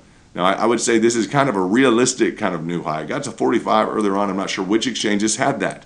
Now it's broken out of this upward channel that we had, kind of defined by these two lines here. I'm going to go ahead and call this, maybe a breakout right here with a confirmation. People want to know what a confirmation is. This one's a little bit messy, so I'm not going to sign off on this with like my signature.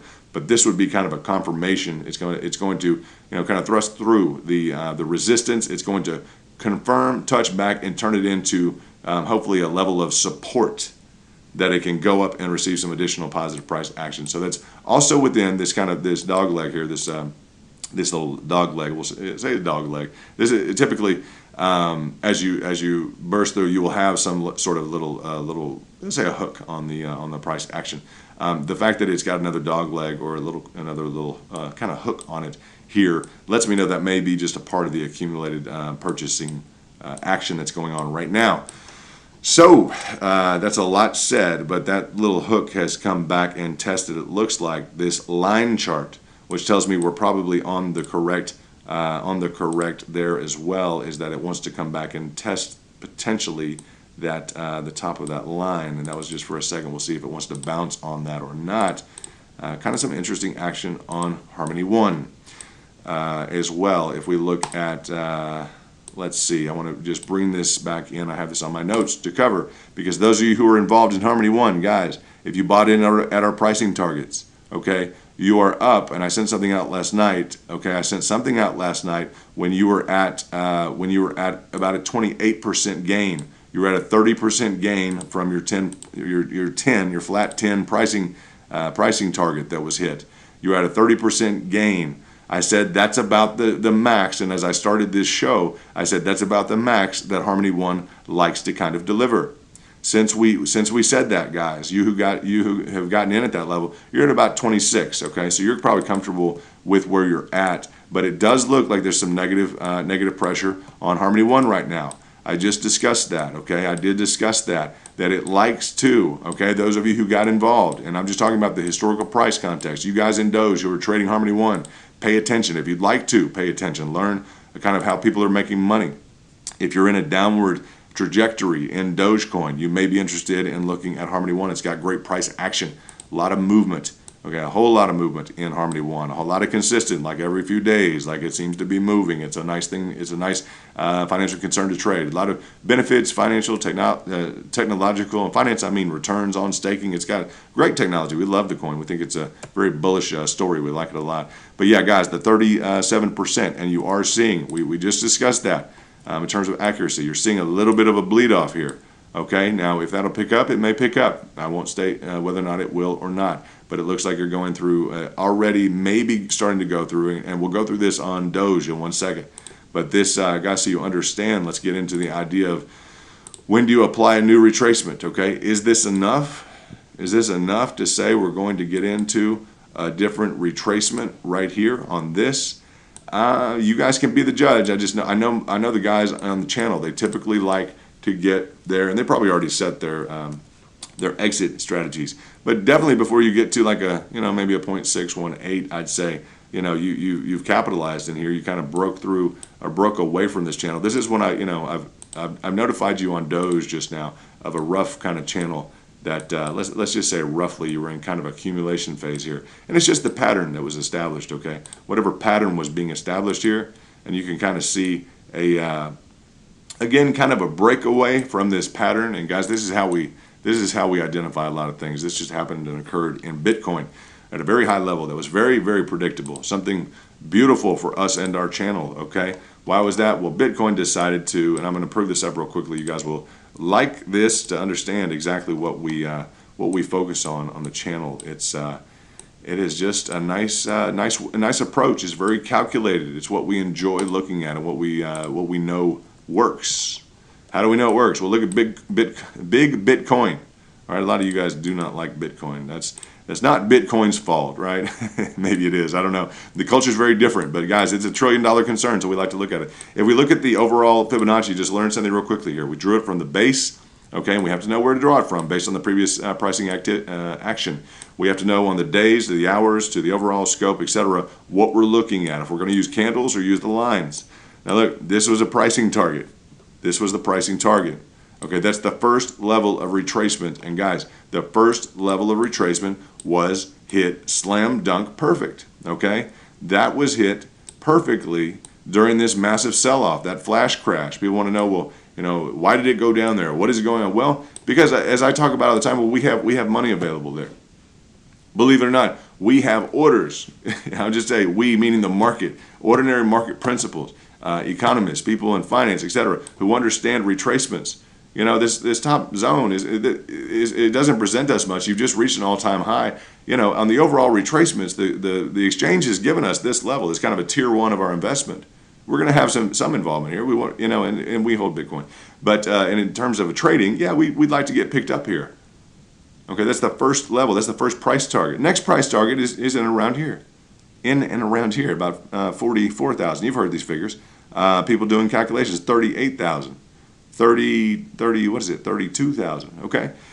So yeah, this was picked up, and immediately for Bitcoin, it was a heck of a day, because anyone who got picked up at the pricing target here, we didn't publish this beforehand, it just reinforces the theory we're going through. I don't want anyone to, they need to go, trade into Bitcoin, because I'm not into that, a maximalist or anything, but it's nice, I like Bitcoin, I enjoy it. 11%, I think it was up to, maybe even greater than that, but 11% gain within a period of hours. Not a bad trade, not a bad trade. Again, hitting perfectly. This is the biggest coin that's out there in terms of market cap. So it's hitting perfectly, bam, right upon that first level. Okay, that's the $1 trillion, big brother here, guys. Perfectly along this top level. Pre-calculated. Like, the need to attack the strategy it dissolves. You don't need to attack the strategy, right? People just made tons of cash right at that level. You guys can determine for yourselves whether or not I was involved in that, okay? I've been preaching this for weeks in terms of accumulation strategy at lower levels, right? So it literally hit exactly on that level. It literally went, Bitcoin, the overall market went exactly where I've been preaching that's our first level of involvement, all right? It's a $1 trillion concern. So understand that's a big move. It's a big deal to hear the strategy of the channel, my strategy, and I've incorporated other people's strategy into it. So I'll say that. And I've incorporated the exchange software, what I believe to be very accurately, into the strategy. That's where the strategy comes from. If you can't use the exchange software, you're never going to understand the strategy on Harmony One or Dogecoin or anything that you're looking at. You're not going to understand it. So I did bring up Harmony One because it looked like we had broken out of this channel, and we had a retest on the channel line, on the kind of the trend line, and it looks like it had one of those, we'll just call it a hook. It had kind of a hook here where it broke through, and there's a thrust to the downside. Now I notified people who got in at the 10 price target, okay, and 10 cents. Literally, we were talking about for weeks. So you guys understand that 10 cents. For those of you who got in at 10 cents, and I know people who did, I sent out kind of a warning, a couple hours ago, that hey, you're at 30%. Guys, that only likes to move about 30%. And guys, this is what we do on the channel. If you'd like to hear pricing targets and be, advised, let's say go to a stockbroker or go to a, kind of a realistic, some sort of industry. Someone who's going to talk to you and have you sign off on the legal and state, let's say the federal, state, and maybe international laws that apply, the waivers, artificial arbitration. I'm not sure what they get into legally. I don't know all those details. I know some of them. I wouldn't want to get into that though. But if you want that financial advice, go talk to them. Go to Merrill Lynch. Go to Schwab. Go to J.P. Morgan or Morgan Stanley. Go to any of those guys. They're great guys. I know some of those guys. Grew up with them. And if you want to just kind of know what the technology here is telling you, if you want to let the technology advise you, great. Okay, if you know how to use the technology. I would just say I'm using the program to show you what's happening to your price. Okay, and that's just a fact. That's why we're being given the program. That's why, it's not to confuse us. I really don't think it's to confuse people. All right, and in these concerns in Dogecoin, I don't even know a financial advisor that you guys could go to, right? Are they selling Dogecoin at Schwab or selling Dogecoin at J.P. Morgan? I don't think so. So you have to use the programs, right? You have to use these, and we have to be able to, reasonably expect that we can communicate with each other about what the programs are telling us. So, they're providing us the software. We just have to be able to reasonably expect that we can, genuinely discuss this. If you'd like the financial advice, go to Schwab. Go to those other places. I'm going to show you what works. All right? And what works is exactly this. Bam, on Bitcoin. You guys know that. Okay, fine. Red zone. Bam. Top line. These are my lines. These are my charts. Okay, this is my fib. I draw. That's my hit on my calculations here using the exchange software. All right, not everyone is getting to that. I haven't seen anybody else talk about that. That's what I do day in and day out.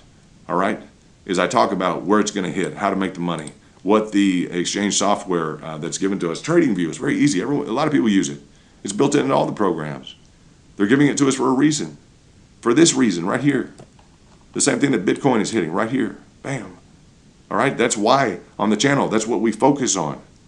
All right, and that's just very important. Again, if you guys want that financial advice, if you want to, get plugged into that financial advice, go to J.P. Morgan, go to Morgan Stanley. If you want to talk about the exchange software that they're giving us and what the pricing targets are based upon the exchange software, beautiful. You're at the right place. So, and it's very accurate. It's accurate down to the $1 trillion concern, literally on our strategy, bam. It's reinforcing our strategy, bam. All right, so you guys understand that. It's not a figment. It's not something we create after the fact. It's not something, no, it's reinforced by the largest coin, one of the top currencies in the world right now, one of the top holdings in the world right now. Talking about taking over silver, talking about taking over gold, etc. in terms of market cap. It's gotten to $1 trillion more quickly than any other investment vehicle. I'll say that, major investment vehicle. You guys understand that. So if we look at this, I want you guys to know, even on Dogecoin, I want you to pay attention on this. All right? Because there are standards that Dogecoin is building up. There's a profile, a behavioral profile that Dogecoin is building up right now. Okay, that behavioral profile are these pricing events. Okay, it's giving us a characteristic set that it wants to behave by. Okay, the market's kind of telling us who's involved and how and what these accumulation strategies are and how they're breaking out and what's repeatable and what's the most profitable approach to get into this and really master this Dogecoin while it's going through this phenomenal exercise in price.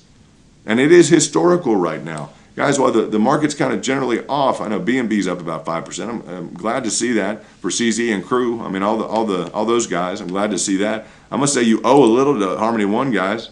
You guys stopped up on Harmony One up top, and I'll tell you, you created some pricing dynamics that I'll tell you, CZ and company, you guys are smart little cookies. I think it's interesting you don't want to own anything. I'll just say this. You want to be real humble and not own anything. I'll talk directly to these exchanges, guys.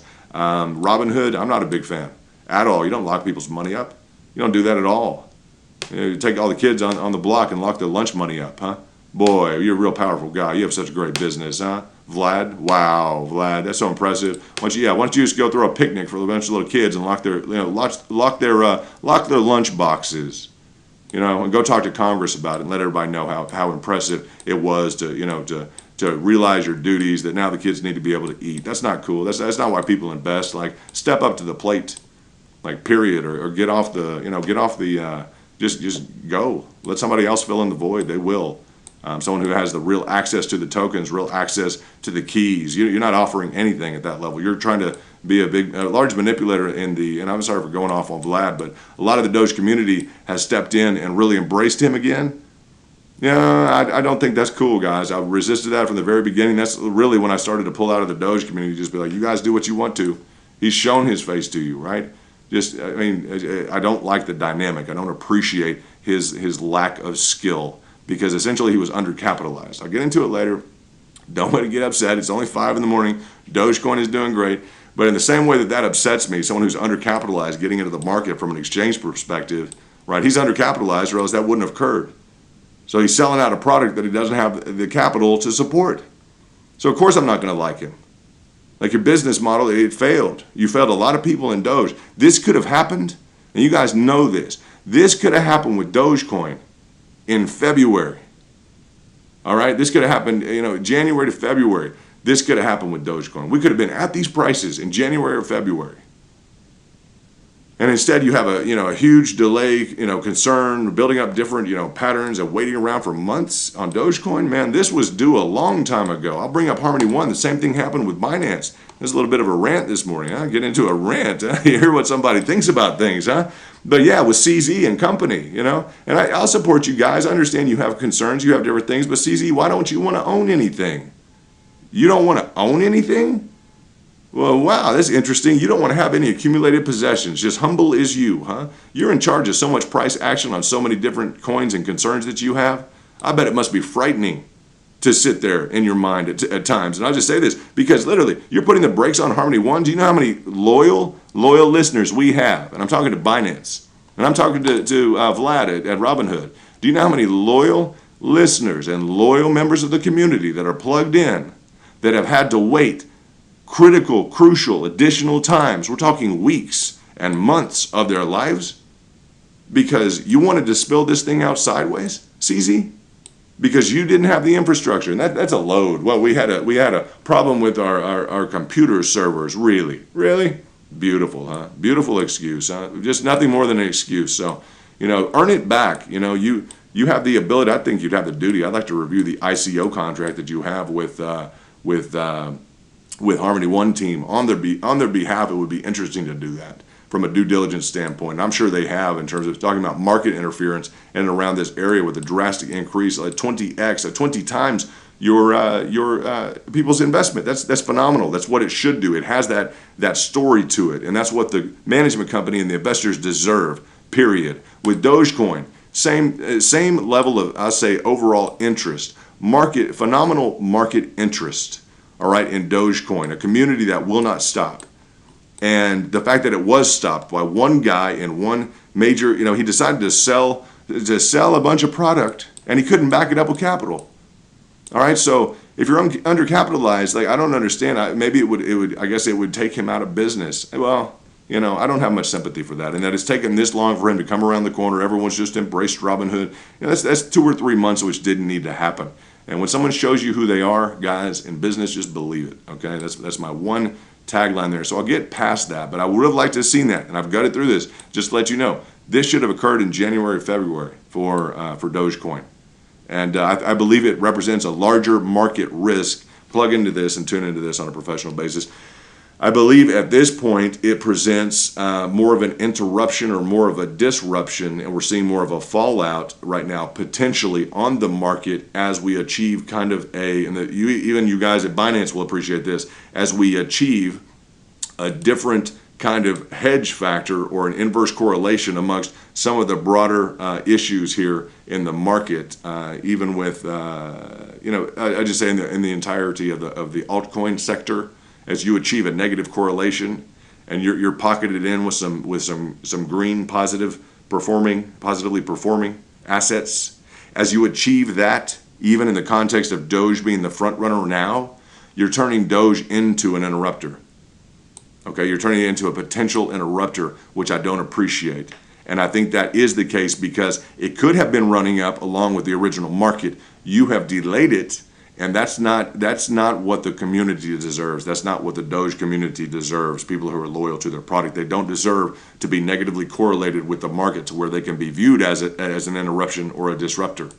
And I'll say that, guys, in 2018, just to peel this back, because it's a sophisticated level of an approach in terms of the economics of this. But I want you to understand this, and I want anyone who wants to listen to the entire thing to understand my thinking on this. It's very crucial. In 2018, we saw, for instance, an interrupter seemed to be XRP. And when it started to step its way up just like this, it crushed. What did it crush? It crushed Bitcoin. When it started to step up, and it's a phenomenally esteemed technology to the tune, when it started to step up like this, it literally took out Bitcoin. Now, Dogecoin has that same profile. Why? It didn't need to. Heck no, it didn't need to at all. Now, we just had a big correction. It doesn't mean that it needs to stay like this. It doesn't mean that Bitcoin is over. But you've given Dogecoin the same profile that XRP had in 2018. And I know you flat out fans of Dogecoin don't want to hear anything other than Dogecoin. Wrap your mind around some of the dynamics that you have been thrown into and the complications that have arisen from Robinhood having messed with you while you're achieving the good news, while you're trying to achieve an all-time high. I believe fervently, as a matter of fact and principle and legally, you should have been able to achieve these gains in and around January or February. Now you're into March, you're into April. Do you know how many people lost money because they just could not stomach the psychology of going through? And I'll just bring up here recently, okay? Now, I know, again, guys, I want to discuss this again in the context of what went on here because we're getting into, and those of you who are involved in the coin, we're getting into if we set new all-time highs, if on the next few days, and I'm bringing this up for a reason, because as we were setting these new all-time highs, what happened? Well, we started to experience some server outages. Oh, really? Some server outages. Was that on Binance or things started to plug up because of the demand? Really? Really? Wow, okay. So some additional server outages just inconveniently around this area, huh? Is that what happened? Huh? Oh, okay. So that's when people got in, and I just want to make sure, okay, and you guys just get through this with me because we all know this, and in terms of Binance, like, well, kids got a little mouth on them. All right, great. No, you have the mouth on you, Binance. You have the mouth on you, Robinhood. Why? Well, because, we're going to bring up what the market maker does and why they've earned a bad reputation with me on Dogecoin. Yes, it's performing well. Why? Because the people want it, because it's being accumulated by the proper institutional parties, i.e., you fill in the blank, Musk and company. It's going to save this thing. But is it Musk's fault? Not at all. And I want to bring this up as a matter of fact. Is it his fault, guys, that people got in during this price action, while receiving promotional materials from Binance and alerts from Binance? You guys absorb this. Receiving alerts from Binance and from Robinhood and everyone who could clamor and claw at people's money that, yes, look at all this appreciation in price. Yes, go ahead and buy into this because we're going to sell this to you. We're going to do well with this. You understand what they're doing? They're distributing notifications on tens of thousands of phones and computers. Look at what it's doing. Getting that out the door, all that news, right? That's not what I'm doing right now. I'm giving you guys this lesson in market fundamentals. because that's what Binance just did or Robinhood just did, right? And then what they do, oh, well, we have a problem with our servers. Oh, really, again? Because that keeps happening, man. Yeah, that keeps happening, like just with Harmony One, which and I just want to make sure because this keeps happening, but you keep selling it to people, right? Yeah. Okay. Yeah, they have, what is that, a FinTech task force out of Washington, D.C. Boy, I bet that's some interesting stuff for FinTech to look at, Mr. Binance, Mr. CZ. Oh, yeah, FinTech. Yeah, okay, yeah, okay, now we get it. I bet there's a task force for that in Washington, D.C. that looks at whether or not during this area, you guys just pay attention who are investors, okay? Just for a minute. Pay attention. During this red zone right here, oh yeah, you see Binance is selling this and promoting it, that it is going up in price, and well, they're going to facilitate this, and they're on an ICO contract, initial coin offering contract with the powers that be, with the CEO and everyone else. Same thing happened to Dogecoin, right? Oh yeah, we got it. We have an agreement though with the CEOs, ICO, everything else. It's on paper, right? This is a nonprofit with Dogecoin. Similar deal, but they're going to push this. They're going to sell this. They're going to market this, guys. They're going to market this. And they're going to shut it down. Oh, we're sorry. Oh, we had a problem. Really? So you stand behind your product like that? Because I just want to make sure. Because anyone who did get involved, now we have pricing targets. We've been able to make money. But the overall story here, and now what did I do? As it got into the 30% this morning, I told people, the average, about the average of what it's willing to tolerate in terms of this financial concern. Let's look at Dogecoin real quick. It's going back up above that line. It's going to power through. You guys, we'll get there in 1 second. We're getting back to Harmony One. I'm doing some commentary for a reason on the Binance team with Harmony One, because it's just like Dogecoin. They're going to market it all during this area. They're going to market it to you the entire time without any kind of framework. Oh, we had a problem with our servers. Really? So let's make sure while you market it, you investors pay attention. While you're getting marketed to, and you're getting in at the heaviest time of marketing. This thing's up 400%. It's the hottest thing in the world. Yeah, the largest exchange, the largest crypto exchange in the world is going to market that, push that around, and take orders at plus 400%. And then, we had a little problem. We ran into a server issue.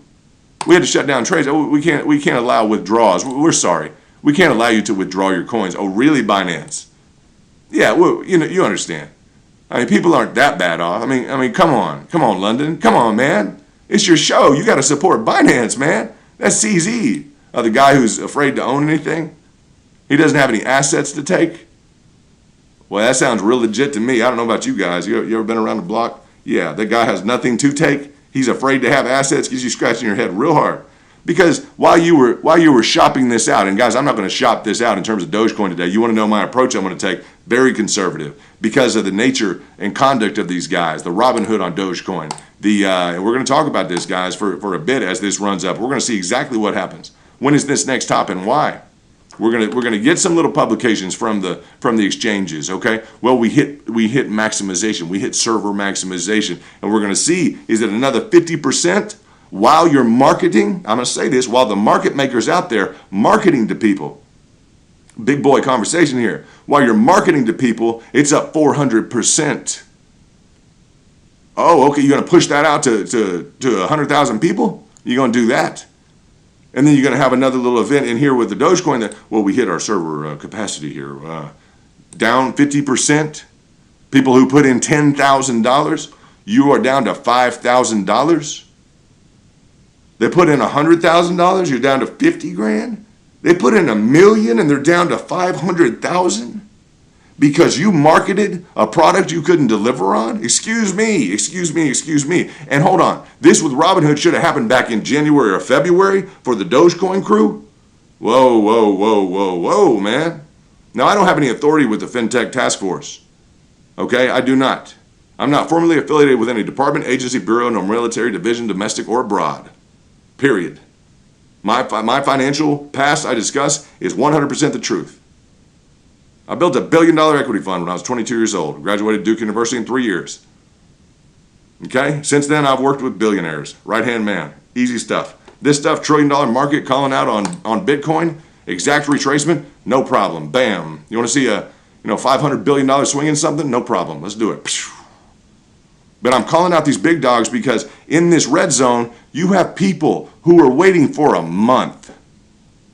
A month. And Dogecoin has been through that.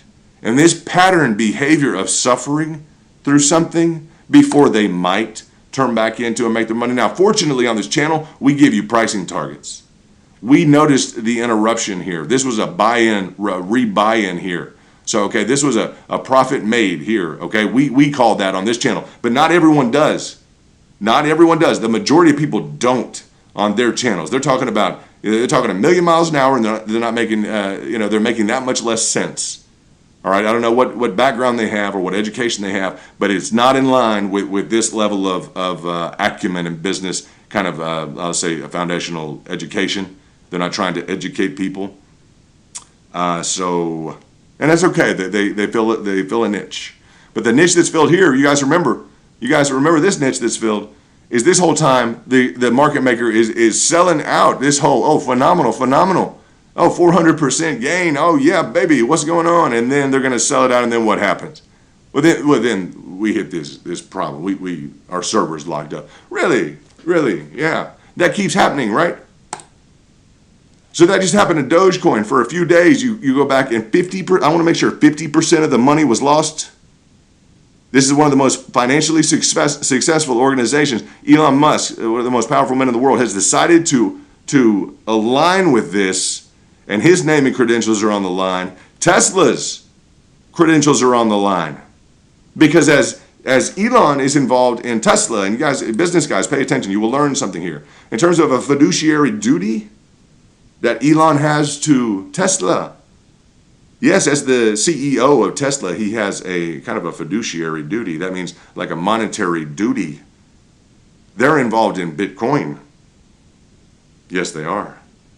So now we're in a position where, and this is where the overall dynamic comes into play, and those who are interested in Tesla or anyone else in this market, I would pay a little bit of attention to this fact. You investors, I would hold on and realize I'm discussing this morning for a reason.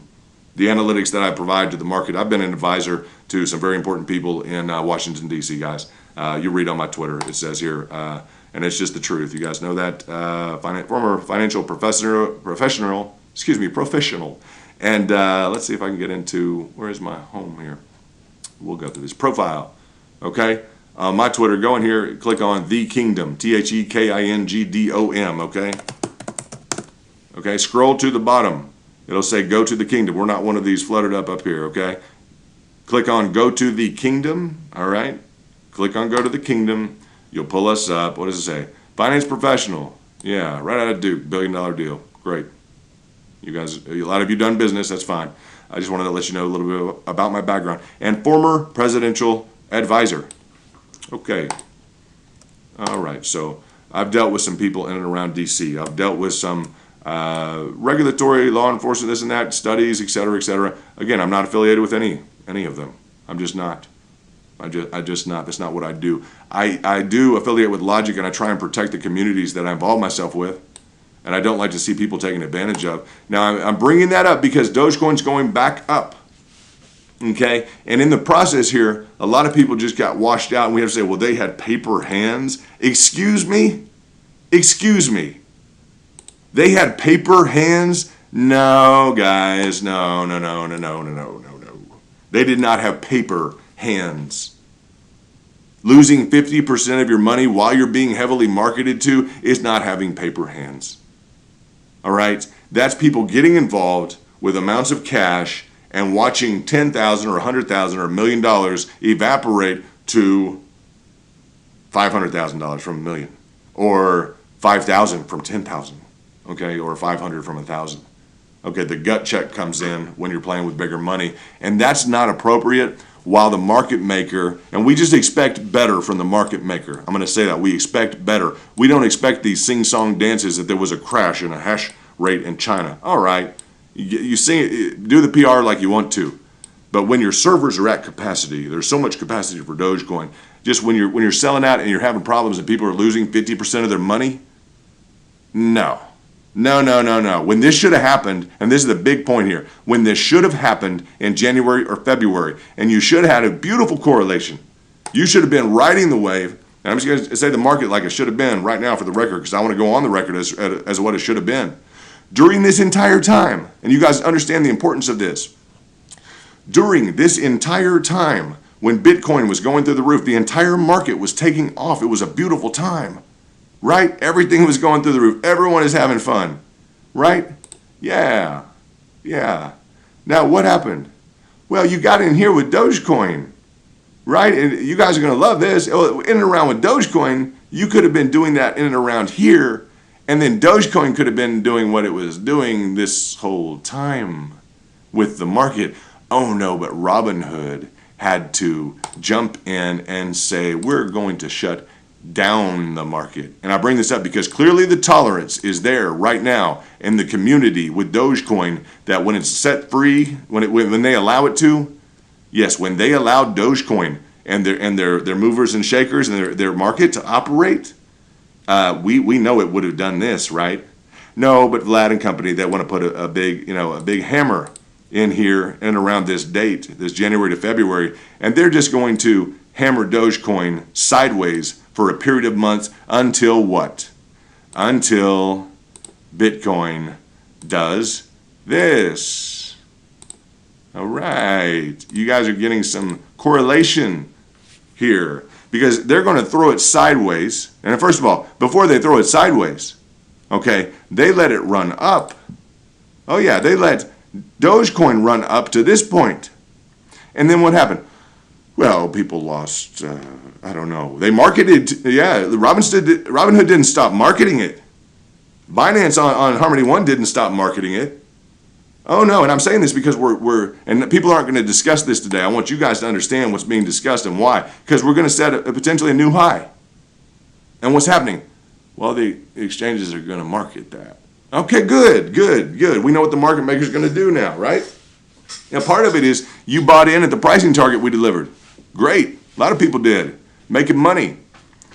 I want the exchanges now. I'm past the point of me proving up to my audience that we have a pricing target theory and we employ all the details. We're going to give you the proper pricing theory.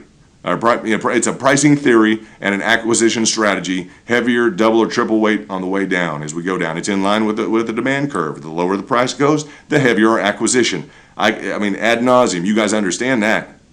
You understand that, how we're profiting, how we're able to trade 30, 40, 50%, bam. This is up a phenomenal percentage for anyone who followed our target.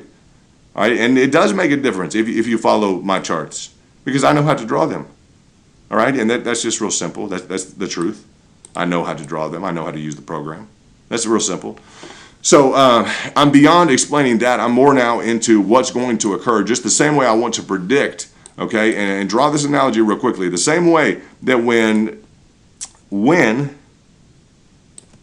Dogecoin is going through something which could turn into a head and shoulders, which could have a horribly bearish effect on the price of Dogecoin, okay?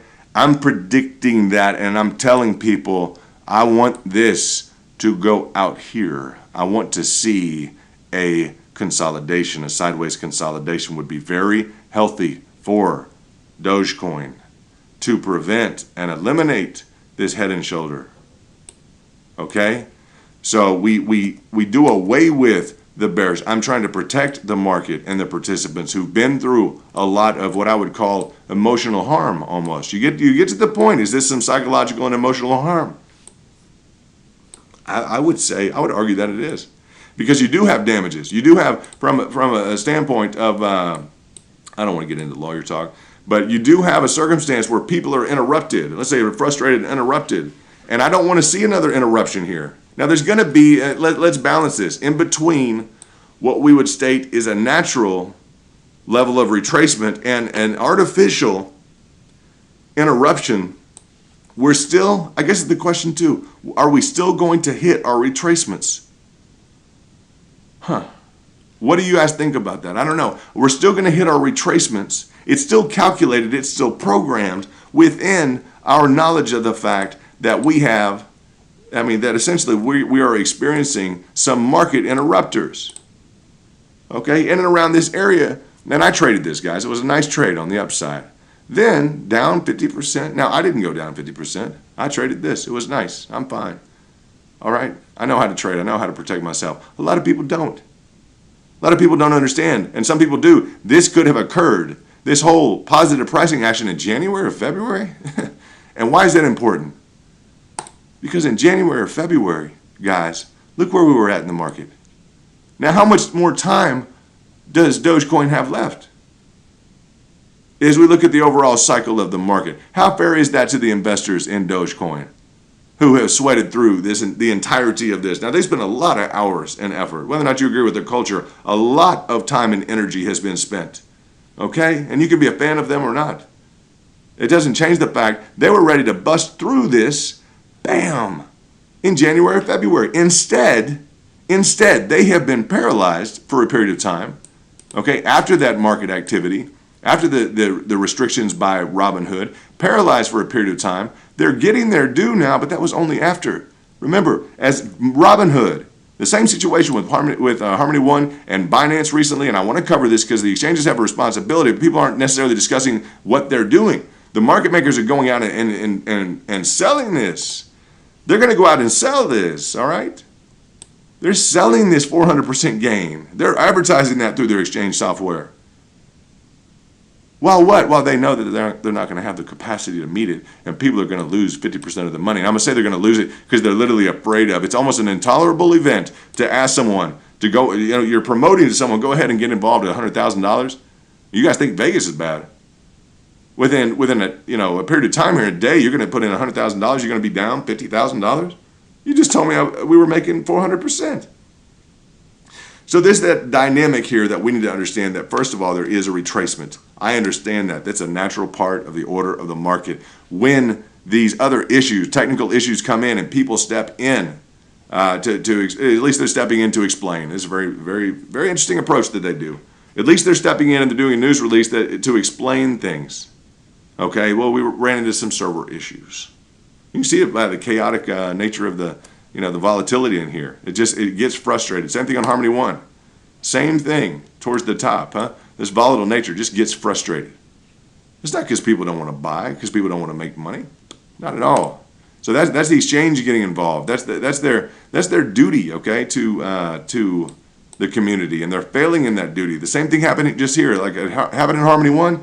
And guys, the nature of this, I'll just succinctly try and finish up this as we're getting into the new high, okay? And I hope people are jotting down some mental notes on this. I'm a fan of Dogecoin. All the pricing activity is great. I'm a little frustrated because this should have happened earlier on in January, February. I don't like one thing, the correlation, particularly the exchanges playing with people's money and being like, well, these little humble guys who not financial advice, everything the CZ publishes on Twitter. This is my expose on CZ and company. And I hope they're listening. I know some of you are that are in and around this scenario, okay? Whatever the scenario is. CZ, everything he says is not financial advice. I'm sorry, man. You're the CEO of the biggest. I just want to know, because you're the CEO of every of the all the important coins. Yeah. Why is it that CZ on every one of your tweets you have to put not financial advice? I just want to know.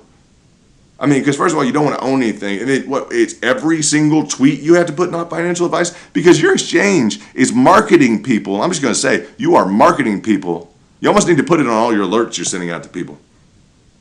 Because you're going to market this sucker all the way up, and now I traded this. So I'm part of the price action on this. As a matter of fact, if you want to call a spade, I'm part of this price action when it breaks out from this pennant right here. Easily tradable. Wham! And am I upset because I didn't make money here? Oh, he's upset because he didn't make money. No. I'm upset that all these people didn't make money like this back in January, February. All right, they've had to wait this long. And I don't like the correlation in terms of making this more sophisticated.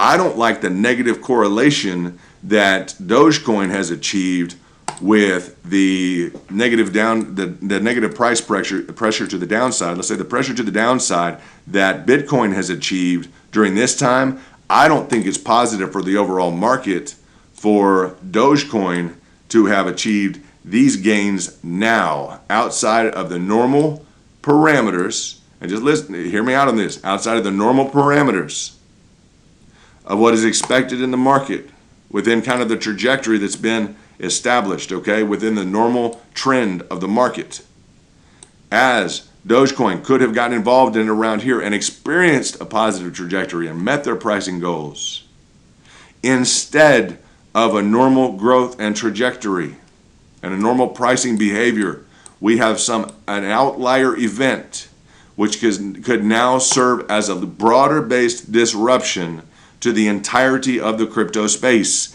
That's not Dogecoin's fault.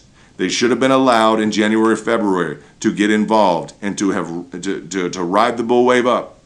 Instead, they're involved in a negatively correlated kind of phenomenon where that means Bitcoin's down, everything's down. What's just flying through the roof?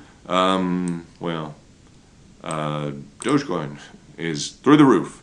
That's going to stand as my negative correlation, a disruption kind of argument. You can get down to the dates. We can discuss it. I don't even. You get to the point. Do you even really trust the dates at all? And I'm just going to say trust the dates in terms of the timing of this. When you have the exchange getting involved with you like this and saying, "Oh, we're sorry, we had it," due to the phenomenal demand of what? Due to the demand of what they marketed.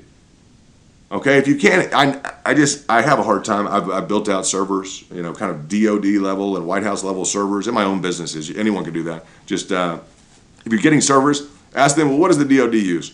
What does the White House use? Well, they use the Cisco quadruple deck. Okay, cool. We want those. If that's good enough for the White House, we'll put them in our office, right? What does the DoD use? Yeah, we'll put those in our office. That's nice. I've just never, run into the extraordinary circumstance where they wouldn't process. So I don't like that, because understand, as this 400% has gone on here, the market is seeing this as a dynamic which is a disruption. Some people don't like the story. That's not my cause or concern at all. And it looks like you're gonna breach that. That's why we went ahead and went live. So this is good news. But instead of me sitting here saying it's almost going to make it, it's up to 42 cents now at 41 cents, backing off just a touch. Instead of me doing that, anyone who's listening is getting kind of a grade A kind of education and kind of the mind of a kind of a technical analyst, kind of a economics background, hedge background. Used to own my own private hedge fund. Okay, started off with a financial analyst position. I'm giving you a little bit of the credentials because some of the people listening know that this is important information, because we are looking at an investment community and an asset which has been literally shoved off of its original trajectory. Okay, Dogecoin was supposed to do this in this area. Shoo! This would have been easy for Dogecoin. Natural development, nice price activity, right? And you've got some major players like Elon and company that are involved in this. Tesla, which are involved in this. The Tesla shareholders, which are involved in this, right? Elon has a fiduciary duty to them. You guys see the interchange now? Do you see the disruptive pattern? That's why I brought up XRP in 2018, because when XRP blasted through the roof in 2018, guys, pay attention for a second if you can. This is important stuff. When XRP, if I were with Tesla, and I'm not, but if I were, I would want to hear this very badly, okay, from a risk management and overall investment sentiment standpoint. Now, if you get into the details here with XRP, guys, I'm going to tell you, as XRP, if you look at the check out the convergence divergence charts on market capitalization, look in 2018 of XRP when it literally ran into Bitcoin. This is a $1 trillion discussion here that has to do with Bitcoin and the overall altcoin market. Okay, if you're just tuning in, this is what we're discussing right now. As Dogecoin is setting new highs, and we are excited. We gave you pricing targets. I know a lot of people did act on them. Some in the community acted on it. Good job. In our own community, we have a Discord server. We have great stuff. We have a good Twitter. I like our Twitter, and I like our channel here. We're making good gains in terms of the Dogecoin crowd. We love you. We're glad you're here. In terms of the Harmony One, welcome. VeChain, if you're looking at anything, if you're looking at Bitcoin, I don't care if you're looking at Bitcoin Cash or BNB. Positive pricing action. So we'll get through all that. As in 2018, let's get back to the example here. In 2018, what happened? Okay, and I'll put this up here. In 2018, right when XRP or Ripple started to boom, boom, step up. Nothing stepped up like Ripple Nothing, guys. Nothing at all. Stepped up like Ripple. And the full chart here, when you look at the step up and the inverse correlation of the market cap of Ripple, it literally went right into, more so than any other coin in 2018, it went into Bitcoin and it killed it. It was literally the timing of it. It has the reputation of having killed it. It just bam. Look at the steps on the divergence convergence. I'm not going to go into the details again. I have a video on that. You guys can search for it and find it. I wouldn't recommend it. You don't have to. I just went through it here. That's the facts of what it did. Now, the delay in allowing Dogecoin and its community to have its day, when it should have been able to do this, and we're reaching a new high, and I want to get there and tell you guys this should have happened in January, February. Well, what's the big problem? It's still happening. Well, the problem is you're achieving this now. And what's happening now? Well, let's give a big hi-ho salute to what's that? Binance and Company. Oh, okay. So a hi-hat salute to Binance and Company, because now they have created a scenario where let's see, while this is it, this is the case, this is the problem, a fact case, a problem set, I don't know what you want to call it, but this is the case, this is the circumstance. While Bitcoin is going down, what's going up? Well, Dogecoin's going up. Okay, so instead of allowing Dogecoin to participate in the normal function of the healthy market, it was stagnated by Robinhood and Company. More recently, it was kind of stagnated around. But Elon, with a fiduciary duty to Tesla and his shareholders, is involved in Dogecoin at probably heavier levels than we can imagine. That's fine. But we want to understand, while he's been promoting Dogecoin, now he's not a big fan of the SEC. No one has to be. That's not the question. The question is how the technology is affecting someone like Elon and the market participants like the Doge holders and the participants like Harmony One and these other people who've been manipulated around and forced to stay at psychological levels which are literally a little bit beyond punitive. Just wait here. You're going to lose 50% of your money, and you're going to be either cursed at for being a paper hands, but you're going to have to explain that to people. Okay, we're going to get to a new high here in Dogecoin. Okay, what happened between this most recent high? Well, we had, just remember, guys, we had some exchange problems again. We had notifications of an exchange problem. And what happened? Oh, we don't know. Well, actually, we do. People lost up to 50% of their money, but they were supposed to gut it through that. Come on, guys. They were supposed to invest $100,000, man, $1 million. Don't worry about it. Well, now I only have $500,000. Well, never invest more than you're willing to lose. Yeah, that stuff does not hold weight with me. I'm sorry. It sounds like someone's mad because they lost money. You review our tape, our last few days, our last week. We're giving you pricing targets. We gave you this pricing target. We gave 70%. Bam. All right. Just personal trading brought in. This here, our pricing target. You're up what? 82% on our pricing target on this retracement. All I do on this channel all day long is give you pricing targets. You guys get that? That's all I do is give you guys pricing targets. This is the most important factor you get into.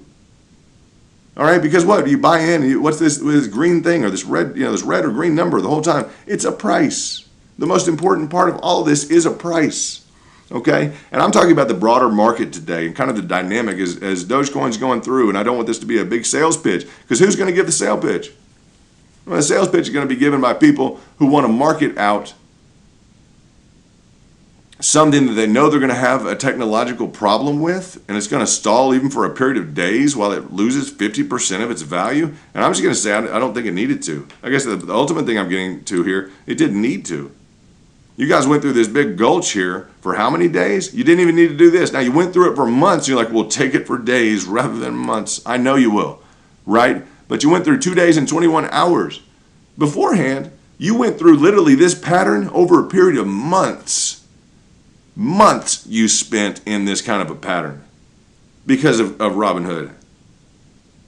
Okay, and who's in the mix here? The most powerful businessman on the planet? Arguably, Elon Musk with a fiduciary duty to Tesla shareholders. Oh, he has a financial responsibility to Tesla shareholders. Great. He's been pushing, it almost looks like a setup against Elon. You guys see that at all? Do you see Binance And Robinhood and all this different stuff, I don't know if they're competitive like that. It's an odd circumstance. Why? I'd be paying attention if I were with Elon's crew. Huh.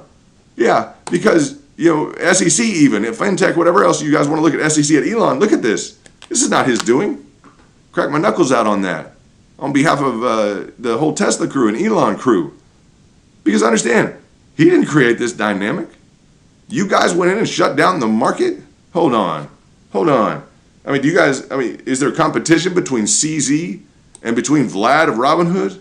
And, what a nasty way to look at this, guys. Because they step in right around this level. Now, Tesla and company do very well. They're still doing very well in their investment. You guys remember they put in $1 trillion and a half, $1 billion or $1.5 billion, right? Yeah, they're still doing very well. But the problem is that he still has a fiduciary duty to Tesla. So if it were to repeat that the major disrupting factor here is, and this could spoil Elon Musk's involvement and his credibility in the market. These guys literally may be hammering him out of the market. Because you have to understand the notion that they're setting up, and anyone who's involved in a logical dynamic here, please get this. We're watching Dogecoin hit a new all-time high. Okay? Phenomenal. That's why we plugged in this morning. The talk you're getting is as that occurs, all right, and we think it'll occur. It's close. You're within. It's 43 cents, so 44, 45 cents. Now what's happening? Well, the exchanges are selling the heck out of it, right? Yeah. They are. They're promoting out. And again, they picked up this pricing target. We delivered that pricing target on this channel. A lot of people say, well, it's gone up. It's gone up. We think it's gonna. No, I'm like, check it out. There's more money at this level. Bam, first level. Tier 1, let's say first level in the red on the retracement, no investment. Second level, $100. Or maybe $100,000, whatever it is. Add some zeros or take them away. Second level, double that. Double that into this level. The third level, take the entire 2 levels above and double that or triple down. That's an investment approach from some of the top guys on the street. I've hired some of the best guys from Wall Street. Okay, I've had them report to me on hedge fund issues, etc. Period. That's all you need to know. All right? And the best guys on the street will still ask you questions. That's one thing you need to know. The best guys on the street will still come to you and be confused and upset and have bad days. So that happens to everybody. It's not that someone's inhuman at all, or someone's let's say it's not that what is it? Humans make mistakes. Let's say that. You'd have to be inhuman. But I'm not sure that all this is just a kind of one of those factors. It's like, well, everyone makes mistakes. Really, Vlad? Really, Binance? Because now you're building, and I just want people to remind themselves that I'm having this discussion that as Dogecoin charges up, again, it represents a huge, huge disruption to the market. I don't think that's very good for Elon right now. It would have been better for everyone to allow the natural market conditions to occur in and around January, February. Because then it doesn't pit him against, right now he's pitted up against his shareholders. That's not fair to him. If I were to advise him, and I've advised the commander-in-chief guys, I've advised the President of the United States. Okay, I have this out-of-the-box kind of thinking. Some smarts, some very, did very well at school. Okay, that's it. Very well, exceptionally well. Graduate level, etc. Intelligence studies, whatever. Okay, just so you know. But I think about things in this dynamic. As Bitcoin, which Tesla is a holder of, Elon Musk is the CEO of, as it's experiencing this level of a drop, this decrease, this 23% drop in the, I'm going to say the accumulated, kind of the aggregated, the aggregated value of what their position is, and not their original. Their cost basis is lower, but the kind of the aggregate return basis is diminished by 23%. Okay, depending on where they got in, if they got it at the beginning of the trend. I'm not sure how long they've been holding. I'm not going to get into their insider information. I'm not going to do that. So I'll qualify it with a few statements that may or may not make perfect sense. If they got it in the beginning of the trend, I know they didn't per the news release, but I'll still say that 23% retracement. This type of a pricing action, we can clarify this to the point. It's like, I don't want to discuss all the detailed parameters of it. If I speak a little bit in terms of something being, if I misplace a variable, it's going to be misplaced. That's it. in terms of my discussion right now. If I do that, that's fine. For my purposes, that's fine. I'm not going to do it on the larger logic scale of things, but if I misplace a variable and you say, well, he missed that point, he missed this, okay, good. But don't count those up. But that's, I'm kind of trained to do that if and when necessary. I'm just going to say that from kind of a tactical reason, if I could approach that. So we saw involvement, negativity here. We saw a breach, and I'd say in the processing power on Harmony One. Okay, it's kind of like the long lost brother of Dogecoin. Okay, now Dogecoin. This happened with Robinhood on Dogecoin back in February, January. We're talking about that, right? Then Dogecoin went into a sideways trajectory in and around here for months, right? It's just now reared its head up while Bitcoin's going down, Dogecoin screaming up. This creates a conflict of interest potentially for Elon. I know their legal team, and I imagine that their legal team, I don't know them personally, I imagine their legal team has this fully functionally worked out. If I were an investor, heavy investor in Tesla, I'd be upset. I would want to know that my fiduciary duty is being met. So that's where the rubber meets the road here, that you guys understand the dynamic that is occurring, and that makes it a difficult process, I guess, or not. I understand that there's a level of involvement on an institutional level with this type of an accumulation, and this is something that could take down the crypto sphere. We saw the other day everything was red.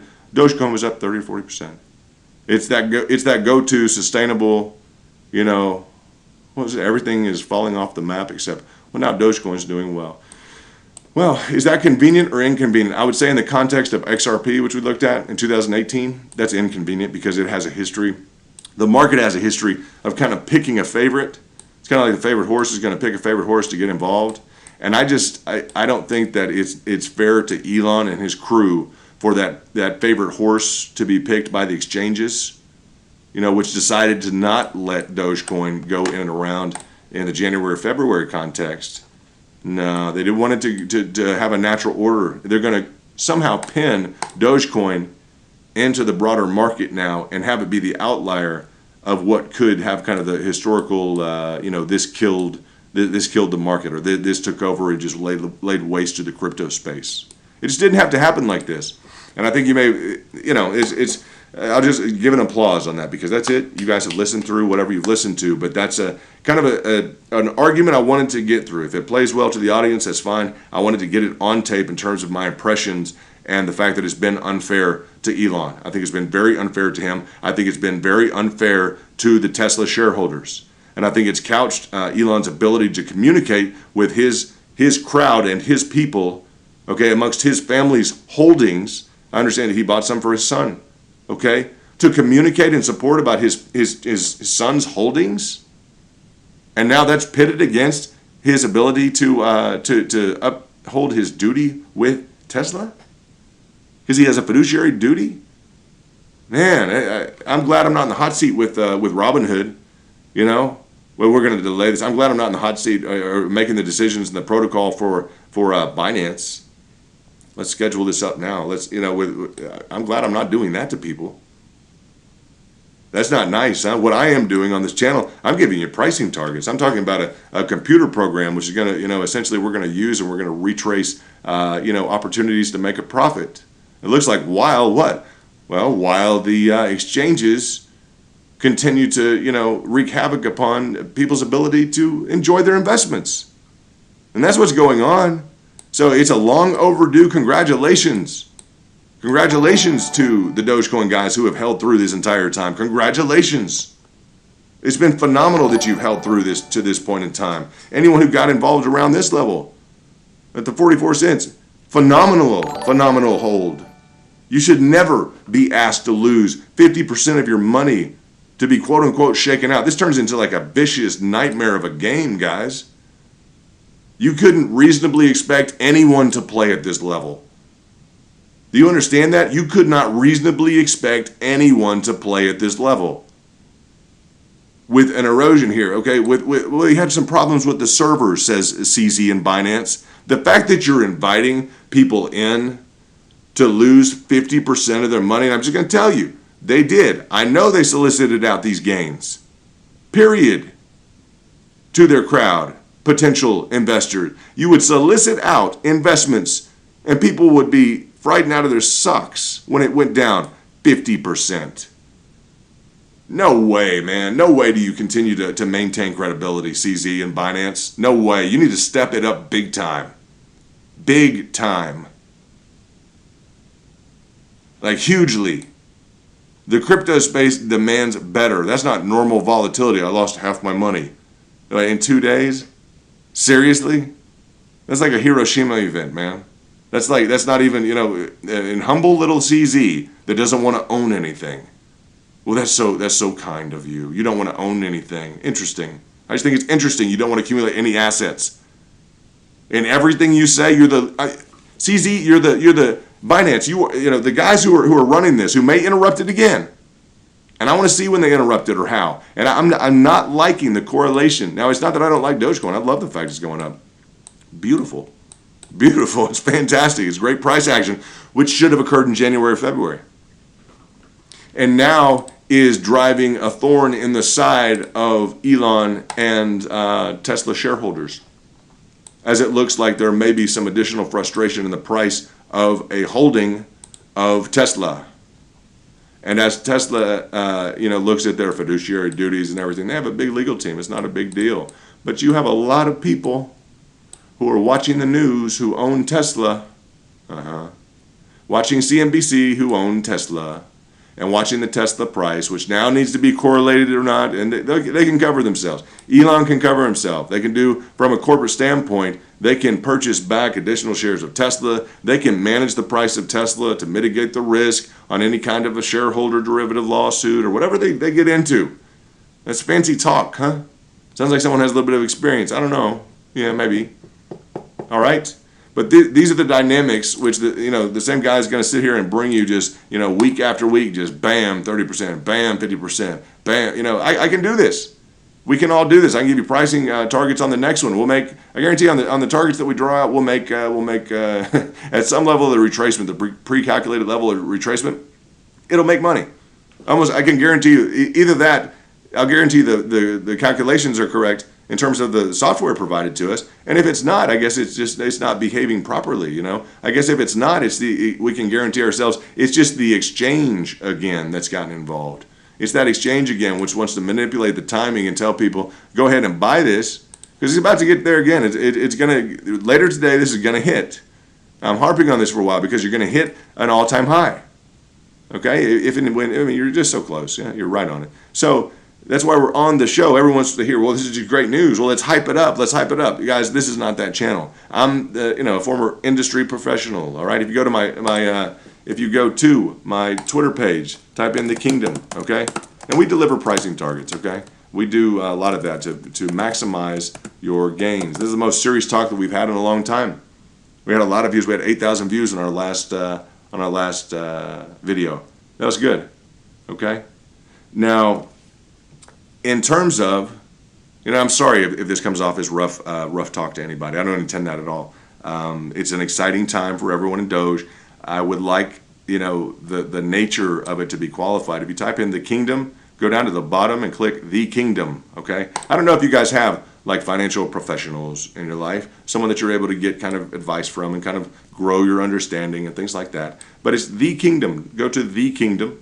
And go ahead and click on, you'll have to scroll down there and select that, the Kingdom. And the first guy who pops up is Elon. That's nice. Scroll down. It won't be one of these in the top. You'll have to go to the Kingdom. Scroll down to the bottom, click Go to the Kingdom. We have a Discord server where we discuss details. We allow for conversation, etc. And it's just like a big chat room. It's very well put together. We're into One, BNB, Bitcoin, etc., etc. Dogecoin. We're covering Dogecoin. Long time interest in Dogecoin. That's fine. This is where we're at. Follow us. We do pricing targets. Also, you'll see on that is former financial professional. I'm professionally geared, etc. I won't get into what I'm doing right now. And former presidential advisor. So, I have some credentials to kind of look at And but no formal affiliation right now with any department, agency, bureau, nor military division, domestic or abroad. That's just what I say. So I don't like the dynamic that's created here with the top of the market, and I don't like the way that this is played out. I want to be on the record because this top line level. Now Dogecoin is showing us how the top line level can be beat. That may be the saving grace of the entirety of the chart analytics as we can present them right now. And if anyone were to tune in at all, I would say now would be the time to tune in, because I'm about to get into something which looks like it could be a positive story for the entirety of the market. It's a scenario which you could grasp onto and say that was a really tough discussion we went through. Is there anything positive that could be salvaged from this discussion? Yes, something positive could be salvaged from this discussion. And it is the following. It is the example, and everyone needs this right now. It's the example, and it's amazing that Dogecoin can provide this to us right now. It is the example, and a lot of people get into Elliott wave theory. They get into advanced kind of growth pattern theory of pricing, and whether it applies to a stock, whether it applies to any commodity, asset, derivative, whatever it is you're trading, you're looking at the price. You're looking at this escalated kind of the stair step that's put together, and at some point that price maxes out. It's a natural component of the nature of a price action that it wants to kind of frustrate towards the top, and the entirety of it wants to retrace. Okay? The entirety of it wants to retrace. That's typically what we've seen over the years. Okay? So these levels of the Fibonacci are calculated return percentages at which it will potentially retrace. Where will it find its support? Where will it find the buyers?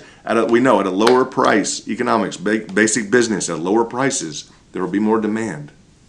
Okay? So as we get down to lower prices, typically there's demand along the way. That's why these are calculated out. There's a threshold that this will reach. Now, it'll do it on an individual basis. If we were to go down into here, okay? Yeah, it'll do it on an individual basis. We got down to the 0.382 on that. And if that's just the trend right then, okay, we can look at that. As we get into here, it starts to look a little different. And it becomes a little bit concerning on the overall market. And I wouldn't be, wouldn't be kind of doing my kind of duty to at least tell you what I think in terms of the best way I can present it. And none of this financial advice. I'm not in the advisory role of finance. I didn't advise the commander-in-chief on finance. That's not what I'm doing now. So as we look at this, the troubling concern of this, of the overall chart in Bitcoin, now this is the market leader, okay, of Bitcoin is the fact that, I need to reintroduce my charts and let you know which chart I'm looking at. I'll try and do that because I'm flipping around. I know you guys can see the screen, but a lot of this is dialogue. I want this just on the record in terms of what we're thinking here at the Crypto Kingdom. My name's London. Welcome. I know it's early in the morning at 6:21. We're looking at a new all-time high of Dogecoin. Okay, it's knocking on the door. We woke up when it was around here, and I said it's getting momentum. It's getting some steam. It looks like it's going to want to do this. It's been knocking on the door. Let's go ahead and see if this thing wants to run. So within the context of the Bitcoin, I wanted to bring up the dynamics of when it was stopped, when Dogecoin was stopped, also the dynamics of when Harmony One was stopped, the frustrating event and the disruption that challenges the holders with that are now down in Harmony One. Some of them are down 50%. Okay. Now, still, we're providing pricing targets for people who want to trade it. It's working out well for the people in the pricing targets.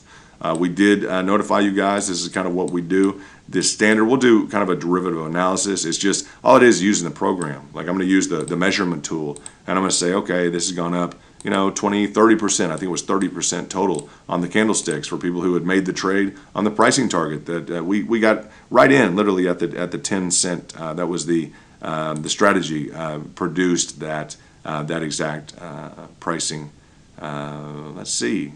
That pricing target. So at 35%, at 30% this morning, this is, you guys subscribe, turn on the notifications, because at 30%, I said, guys, that's about the threshold of what Harmony One has been producing. Okay, and that's just a derivative analysis. That's very easy. I'm very mathematically inclined. But as I look at and do kind of a derivative analysis of this the previous price actions, I just know that, yeah, I can stutter step. It may go up to 50, but 30% is kind of like the slam dunk zone of what Harmony One has liked to produce along in the derivative. I'd say if we're going to derive from the previous price actions, the positive price actions, a kind of a level that is predictably reasonably probable that in a reasonable probability we can kind of expect based upon my level of expertise in analytics. I'll say in analytics, financial analytics. That that's a reasonable expectation. So you see this point right now. Just know that as we're on with this portion right here, directly on it. Okay, in terms of the community that is belonging to the channel, I did give them a pricing target right here. Okay, bam. I'm sorry. Like I'm not sorry about this, but to have to tell you like exactly down to literally the exact 10 cent. All right, so exactly down to the 10 cent and exactly up to the 30% capturing of the trade. So exactly in our Discord, 30% trade realized. Bam, beautiful. Dogecoin, you guys know exactly on my video. Okay, exactly. Not, and I don't want to point that out because you're like, well, he always says that. Okay, just you can rewatch the video, but exactly right here, talking about a heavier level of investment. Period. Right? Yeah. In and around this this retracement, the fib retracement level, the 50% retracement was hit at the 2379. All right, exactly my pricing target, which people have now exactly made, who've held on to that. Now you're in an incredibly bullish scenario. I talked about the amounts of money being just peppered in, just a light amount of money, just because that fits not with my advice. No, that fits with my specialty and my understanding and the learning that I have acquired in the financial field of economics. That as the price goes lower, your demand goes up. So it's a more expensive price, you won't have as much demand. So you can double your money down here, you can add a percentage, whatever you would want to do, but operate on a normal demand curve. When it's high, you're not going to have as much demand. So back off of that. It keeps you from overpaying in the market, okay?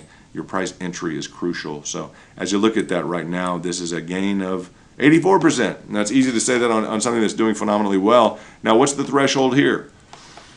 Well, it's going to depend. I'm going to get into that even when you guys decide to break this. We'll get into kind of a threshold because you've got some differential analysis here which would need to occur within your kind of the derivative value that you're plugging in. You've got some differential here which is a little bit troublesome. So it's going to depend upon the nature and the depth that we're able to complete that kind of derivative analysis. That just means we're going to derive the former price actions. Okay, I want to derive from these previous price actions. Okay, what can we derive from this? Well, this is the previous price action. We would derive that the price action would be from this base. Okay, very easy derivative price analysis. Very simple. A lot of the technical analysts get this. It's just this is how simple it is. Ballpark in and around this area, right? Okay, if we wanted to create a scenario of caution on the trade, we would say, okay, ballpark this scenario. All right, you've made 80% on your trade. All right, that seems really reasonable, doesn't it? Yeah, and that's in line with kind of a derivative level of analysis, about a derivative level of analysis. I'm very good at drawing the charts to kind of prove a point. So it's not that this is not going to cruise up and do phenomenally well. It may be a great time to hold in, especially if you got it in at the top. So you guys are very happy now. I'm very happy that you guys have swung back around this area. You're forming a kind of a curvature here, which is nice. And it's just overdue. Now, the problem it presents is in the overall market. And I don't know if people in Dogecoin, if you want to kill the crypto market, you may be frustrated and upset that you've had to deal with months and months of limitations by Robinhood, etc. This is a phenomenal event. Okay, this is going to hit a new all-time high. You're getting back into the trajectory where your story sticks. And the thing I like about this, which I'll get into, is that this provides a great story for recovery for Bitcoin and the overall broader indexes right now in the crypto space. So congratulations to Dogecoin as well, as that is going to be our hallmark that we're going to look to in terms of the recovery of the market. How can Bitcoin and the rest of the coins recover? And I'm going to show how that can be possible. It's difficult in the context of understanding that the altcoins are more, right now they're more attractive because they present more of an investment gain opportunity, a larger investment gain opportunity. So that's going to be a little bit more difficult unless this thrust comes in from all the institutions, JP Morgan, Morgan Stanley, all the iBanking, investment banking around the world, and it's able to accomplish, okay, essentially all that institutional concern is able to accomplish what essentially the retail investors, along with some little smaller institutions, okay, to Elon and company, what they're able to produce along here, if that huge worldwide push can affect Bitcoin, is a phenomenal thing to look into. If that huge institutionalized, along with the retail, the institutional concern can achieve what Dogecoin is achieving, trying to achieve right now, that's phenomenal, guys. That's just phenomenal, because it's breaking this pattern trajectory kind of limitation that we're seeing. Because everyone says, we understand the Fibonacci's work. We understand that as much as they want to say, that maybe the calculations don't work, or maybe it's just conjured up, it's a hocus pocus theory. No, we understand absolutely that the Fibonacci's are given to us for a reason. The calculations, these retracement levels, they define our behavior in the market. They define our expectations, where we're going to place orders at. Otherwise, where are we going to place an order? I want you guys to ask yourselves. If you can't, draw a Fibonacci, just watch the channel. That's what we do. But, where else are we going to place an order? We're just going to pick a random spot. I want this right here. Okay, I want this right here. Now, let's do this right here. How about over here? No, these are guideposts, right? We want to have some sort of framework. These are the lanes of the highway that we're being given. I'm just saying, the lanes of the highway. Guess what? As the lanes of the highway change, we're gonna drive at a different speed. We have a different level of interest depending upon what highway we're in. This is kind of slow lane, okay. And I just mean in terms of investment dollars. We're really gonna crank this up. This is like double power here, double power, double it down, triple power in here. We're gonna add triple power in here. More money is available. The likelihood that you're gonna go up in price is greater once you meet this level, okay? There's more risk at this level. It might get picked up and continue to go up, but it's going to probably, in all likelihood, retrace in and around at this level. If it hits this level, well, it's more crucially, I'd say it begins to be likely in a bull trend that it's going to go up. So, yeah, if it hits this point right here, we're triple down on it, okay? It's from 100 to 200 to probably 600. That's the example to give you, to keep you in the mindset of an economics, a normal demand curve. As the price drops, your demand goes up, all right? And it should go up probably exponentially. You would talk about the exponential moving averages. You talk about kind of the exponential growth rates. All this becomes exponential as you look at it. It's not as simple, we'll put in $100 here, $102 here, $103. No, it has to be kind of a multiple or an exponential kind of rate that you're looking at investing to capitalize on your on the risk at the higher levels. Okay? Understand, as you acquire these higher levels at a higher risk, what people don't understand is, yeah, you're looking for that to be made up. Okay, made up with the heavier levels of investment at the bottom. That's why people, the top level investors, will say, we are prepared to double down or triple down at the lower levels when necessary. And they'll say it about Bitcoin. They mean, hundreds of billions of dollars or tens and billions of dollars, okay? So as this market looks like this, they're prepared. Do understand that they are prepared. So, Elon's duty and everyone's duty to their shareholders, from Michael Saylor, hello, Michael Saylor and company, etc. Hello, Elon Company, etc. As they look at the power here in terms of how much they can thrust into this market, I just bring up again, Dogecoin is doing this now. Now on the line chart they have, and it may be a more consistent price that's achieved, probably a new high price, 41.5. Now you saw a lot of volatility in the candles. I'll say in the candles from a few days ago, and that high level of volatility, you haven't exactly met that top candle. Now, on your specific exchange, probably what you could enter into and get out of, this is a more consistency of the price action that we're seeing here. We're seeing a more developed, some candle work here that is more developed. So, yeah, people are able to exit the price target that we gave. You guys are able to exit that probably now at 83% if you went ahead in with the pricing target we discussed. And that was about the second or third day we got involved in this, discussed the target levels. Said I'd like to see some consolidation. It would be good. It would start to feel like you needed to go back up. That's exactly what occurred. Pointing out to that consolidation eliminated the possibility that we would get into a head and shoulders breach. Okay, that was very important for me to see as this was being planned out. Guys, I've studied charts since I was in high school. Big books, lugging them around in high school. I just love price charts. I love the market. That's why I started up my little private hedge fund. So that was that was fun, and I've always dealt with big figures. I enjoy it's what I thrive on. I really enjoy it. It's a lot of fun. So I hope you guys enjoy it too. I hope you guys enjoy getting price targets from us, because we are the leader. Okay, we're the leader in the YouTube space, in the crypto space, of giving you a price target. That's the best price you can get in at. And if you miss that one and it doesn't hit, we're going to double down. We're going to double down because we have more money available. We're going to preserve cash. We're going to hold on to resources and fundamental cash, okay, and be able to profit off of this. Why? Because, well, it's great if we're involved, and we're going to trade this. We traded this 70% up. Things get a little messy. It looks like it's going to retrace. All right, we'll catch you down here. We'll catch you in a minute. All right, well, you can catch them there for 10%, whatever, 15%. That's fine. Next level down, yeah, we're gonna double down here. We're gonna triple down here. Yeah. So we're gonna pop this for triple downs, either $600, $600,000. Just add however many zeros or take them away. It's just an example of how the demand should increase with your participation. First of all, you want to experience the upside. Because people say, I don't get this whole theory. Why would you put more money in as you go down? Because you want to be involved if it does decide to take off to the upside. You want some exposure. Say you're managing $1 million for a client. Okay, great. Well, what happened? Well, the stock went up 8,000%. So we did well. Well, the bad news is it was up here. We didn't have any exposure. No, yeah, okay. Maybe you put in 10 grand if you manage $1 million, if that's his only financial concern. Well, maybe you put in 20 grand in here. All right, we'll put in 20 grand. Well, down here, okay, I like this. We'll put in about 60 grand. All right, on $1 million, that's cool.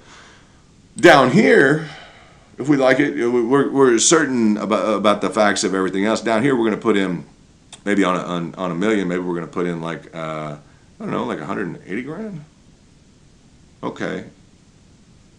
Yeah, something, built heavyweight on the way down, all right? Heavyweight, a double or triple down as you get down into this. Really big, significant amounts of heavier cash. They lay here. Why? On an overall market crash, this is where you want your essential. This is fun to play up and around here. We have reserve cash. I have reserve cash. In terms of the nature of your investments, people want to play with their heavier amounts of cash up top. I will tell you now, and I tell you all the time, if it's a phenomenal investment, you can put in 10% of your money and you can make the other 90%. Believe it or not. If you put in 10% of your money, you can make the other 90%.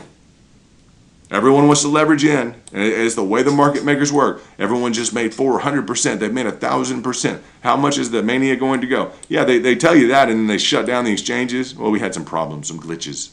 We're sorry. Oh, you got in there after we advertised to you. We're so sorry, Dogecoin holders. We're so sorry. Oh, you just lost 50% of your money. Oh. Well, then you just didn't have diamond hands. Are you kidding me? That is the worst technological nightmare that people can go through. And to have a server to blame it on? Like, good gosh. Now, we're here waiting, all right? We're not in that big drop, all right? We're in we calculate it up, and that's what we do here on the channel, guys. If you want individual access to this type of information or sessions, I go through sessions with individuals, and I'm happy to teach people who want to learn and who can learn. That's what I like to do. I've served as a mentor in some important, kind of important classes and schools and different things along the way. So, yeah, I've been able to do that. I'll be able to teach and do sessions on kind of economic market theory. I'll do that on market theory with you guys. If you want to know investment and market theory, that's fine. You can go get a broker if you want investment advice, but I can help teach you market theory. And if you want to go, you can go to our Twitter. Click on search for The Kingdom on here, TheKingdom. If you want to know about kind of a market theory, go to The Kingdom. Hit down here, and we have a great page, a bunch of great followers, 2,254 followers. Phenomenal degree of followers, phenomenal group. We do giveaways, guys. We do the giveaways. We just had this giveaway. A couple hundred people decided to get in there. We gave away 2,000 Harmony One coins. So we're looking for that to go to $1 too. We'd really appreciate that if Binance would get off the brakes with Harmony and allow it to do what the community would like it to do. Because it was a great 20x your money, 20 times your money, and then they have thrown it into a sideways pattern here for a bit. We're still hitting our targets. Beautifully hit the target. This morning I called kind of off the target. Meaning I'm gonna tell you, it looks like the target. It's already achieved 30% for you guys who are paying attention, tuning into the channel. 30%. Now, Dogecoin's a different concern. I gave you a target on that one as well. You're up 80%. It's a little different, but I'll talk about that. When you're up 30%, I told you guys who got picked up here at a price target, I said, hey, that's about the threshold. Now, since then, you're down. Okay, the price is down. Now, you may want to have your dime in hand. It's fine. But you're down 10 or 12%. I don't like to see that complete compromise. People want to know, well, when do you get out? Well, you do a derivative analysis, okay? And it can be a variable derivative analysis. Okay, that means what can you derive from the previous pricing actions? Okay, this is a price action to the upside, price action to the upside, vertical price actions, okay? Price action to the upside. What can you derive from them? What can you imply to the current price action in terms of the reasonable assumptions that should be made and the calculations that should go into your investment decisions? Okay, you make the decisions. I try and educate you as to like what is derivative analysis. What does that mean? Well, you're deriving. Okay, you are implying something to this price action from this price action, and from this price action and this price action and this price action to the upside. Okay, and the variable nature of it is, well, these were all in kind of a bull mode here from this price action to this price action. Okay, and now we are in kind of a retracement action from this retracement action after Binance and around here decided to interrupt and frustrate the process through their servers being down. Same story with Dogecoin. It's like something gets hot and these guys have to just, they have to make people lose half their money. They marketed to people. This is what bothers me. They marketed to people in and around here. You can tell me in this whole area, where's the where's the public release by Binance saying, why they were withholding the keys, people's ability to withdraw their Harmony One? This is a staking privilege. They make like an average percentage yield on this. That's how it's being. That's the contract agreement with Harmony One and Binance. Are you kidding me? And then they're gonna hold up people's ability to go and stake them and remove their coins from Binance. Whatever, dude. You might be the biggest failure in the crypto market space. You're the biggest exchange. You may be the biggest failure, CZ and Company. Robinhood with your whole Dogecoin, hold it up in January or February. Look at this new high you're trying to set right now. This should happen months ago. Months ago. Business integrity kind of demands kind of a support for the notion that you shouldn't be. I mean, what, you're going to market a product? You're the biggest exchange on the planet. You have a little set of groupies you hang around with, and you're going to have all these coins. Your BNB coin's going to oddly outperform everything else. I'm going to say that too. It's oddly outperforming everything else, isn't it? Top 3 coin, a big stud, maybe the biggest loser in the whole space. I'm just going to say that because you're marketing coins, you're selling it to people while there's an interruption on your servers. You can't even manage it, and since that time that you sold it to people, either they have to take a loss, they're hoping for it to go up, you've marketed to them, and now at a max they were down 53%. That's not reasonable. Well, you make a contract deal with the management team for Harmony One. I mean, the Harmony One management team went to Harvard Business School. Like, give me a break. They've got PhDs in cryptology. They worked with Google Maps. They're smart guys. They sold a company to Apple. Like, I just want to say it. Like, in between the frustrating factor here, I know these guys are real big. Robinhood's real big. Yeah, big enough to frustrate people for 2 or 3 months. And I think it was Binance, I think, that had the processing glitches here. I bring that up because we're going to hit a new high. What's going to happen? Well, I don't want people to get in high.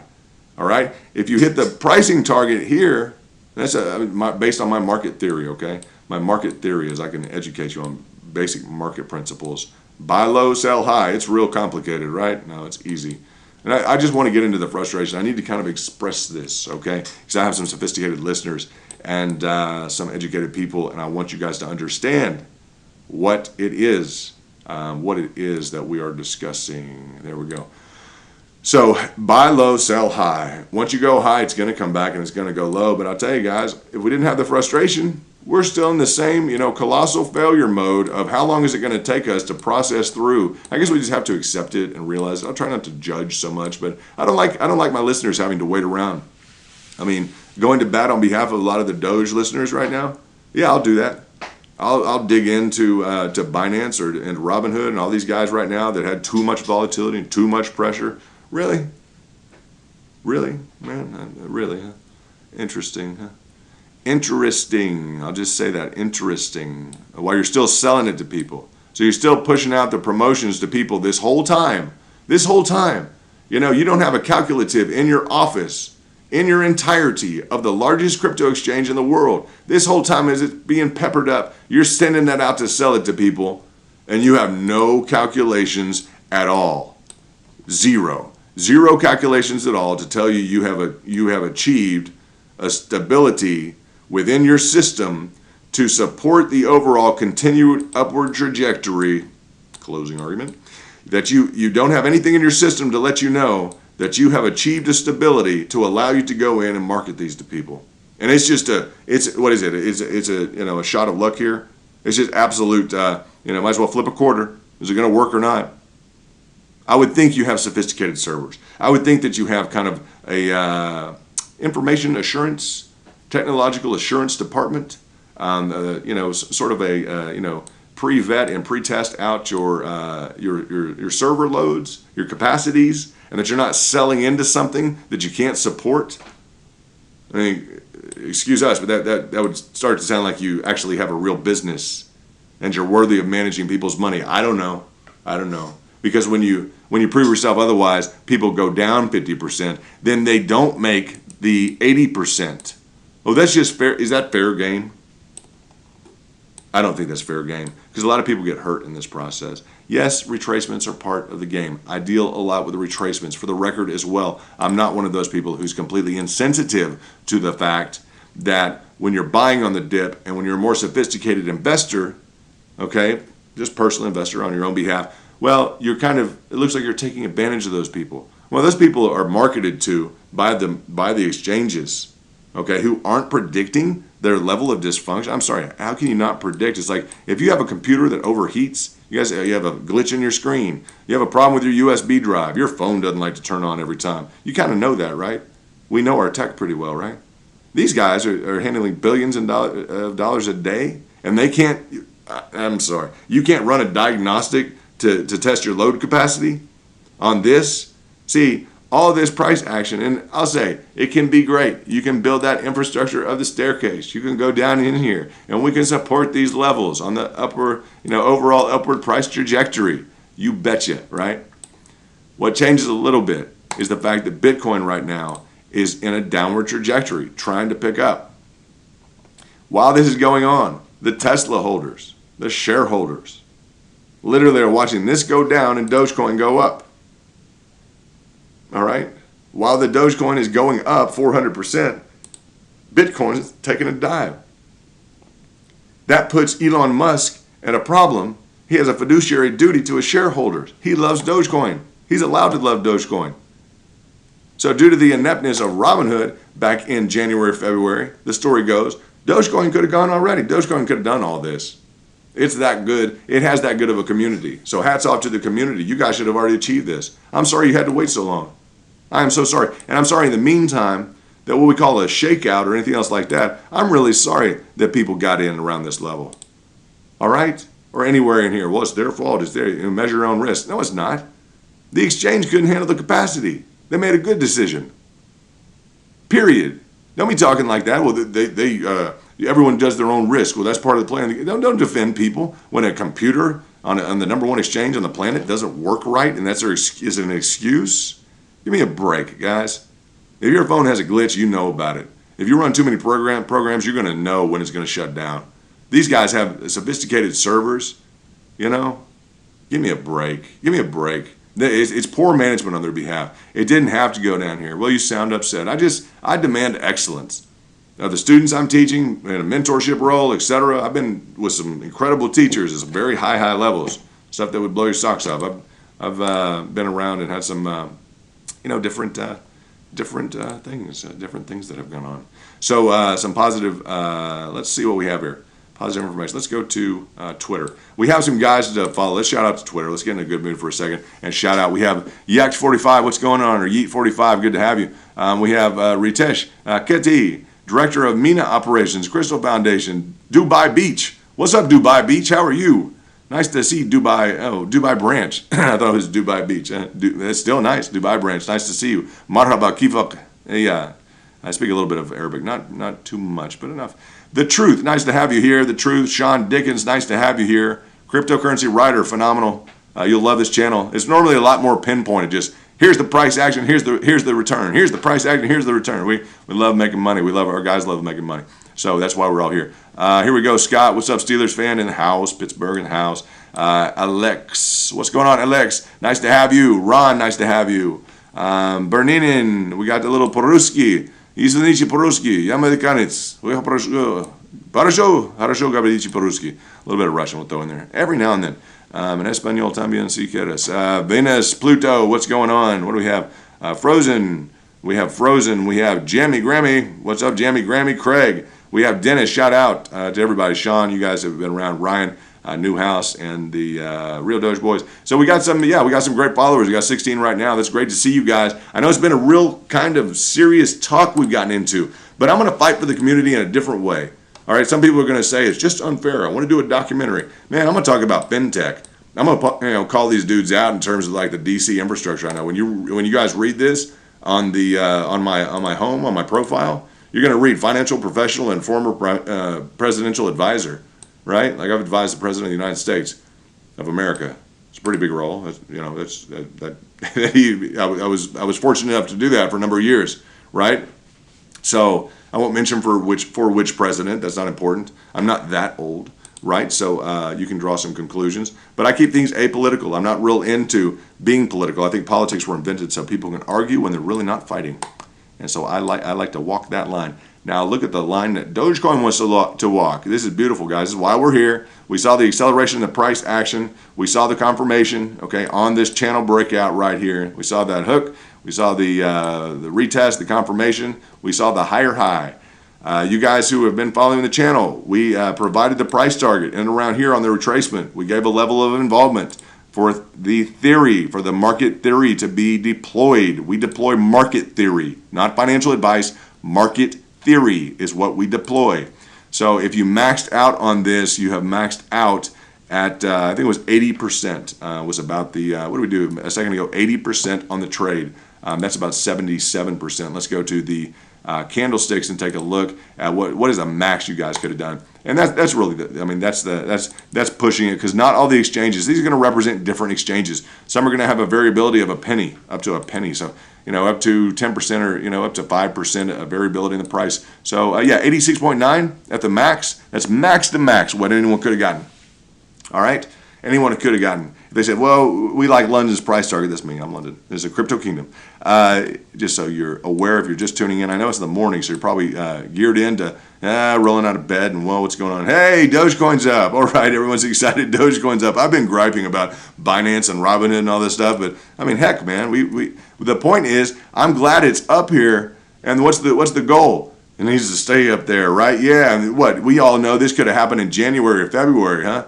When a time when like BTC wasn't in like a temporary crisis mode, potentially they were worried about it falling off, all this stuff. I don't want it to be seen as the market killer, because the people don't deserve that in the community. They just don't deserve that.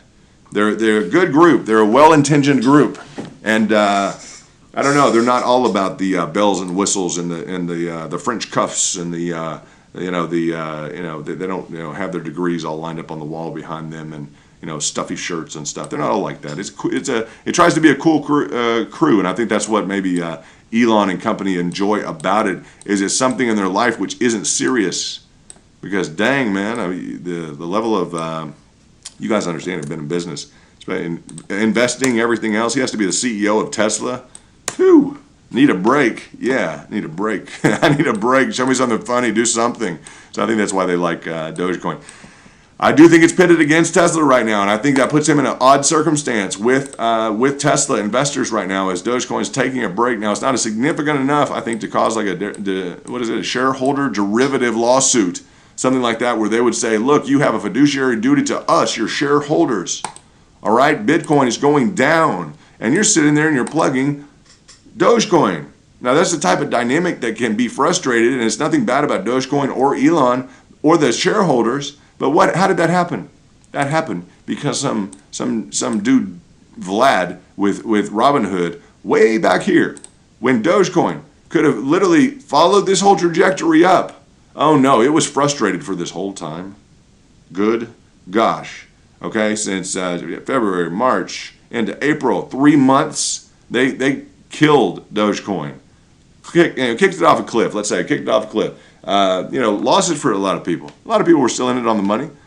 Big test of willpower for the community in Dogecoin. For 3 months, it stood down here. This is the Bitcoin chart we're looking at. I assume you guys know when I'm changing these charts. The Bitcoin chart is showing us that in and around this time, Dogecoin should have been allowed to go up and enjoy all these gains. It wasn't, right?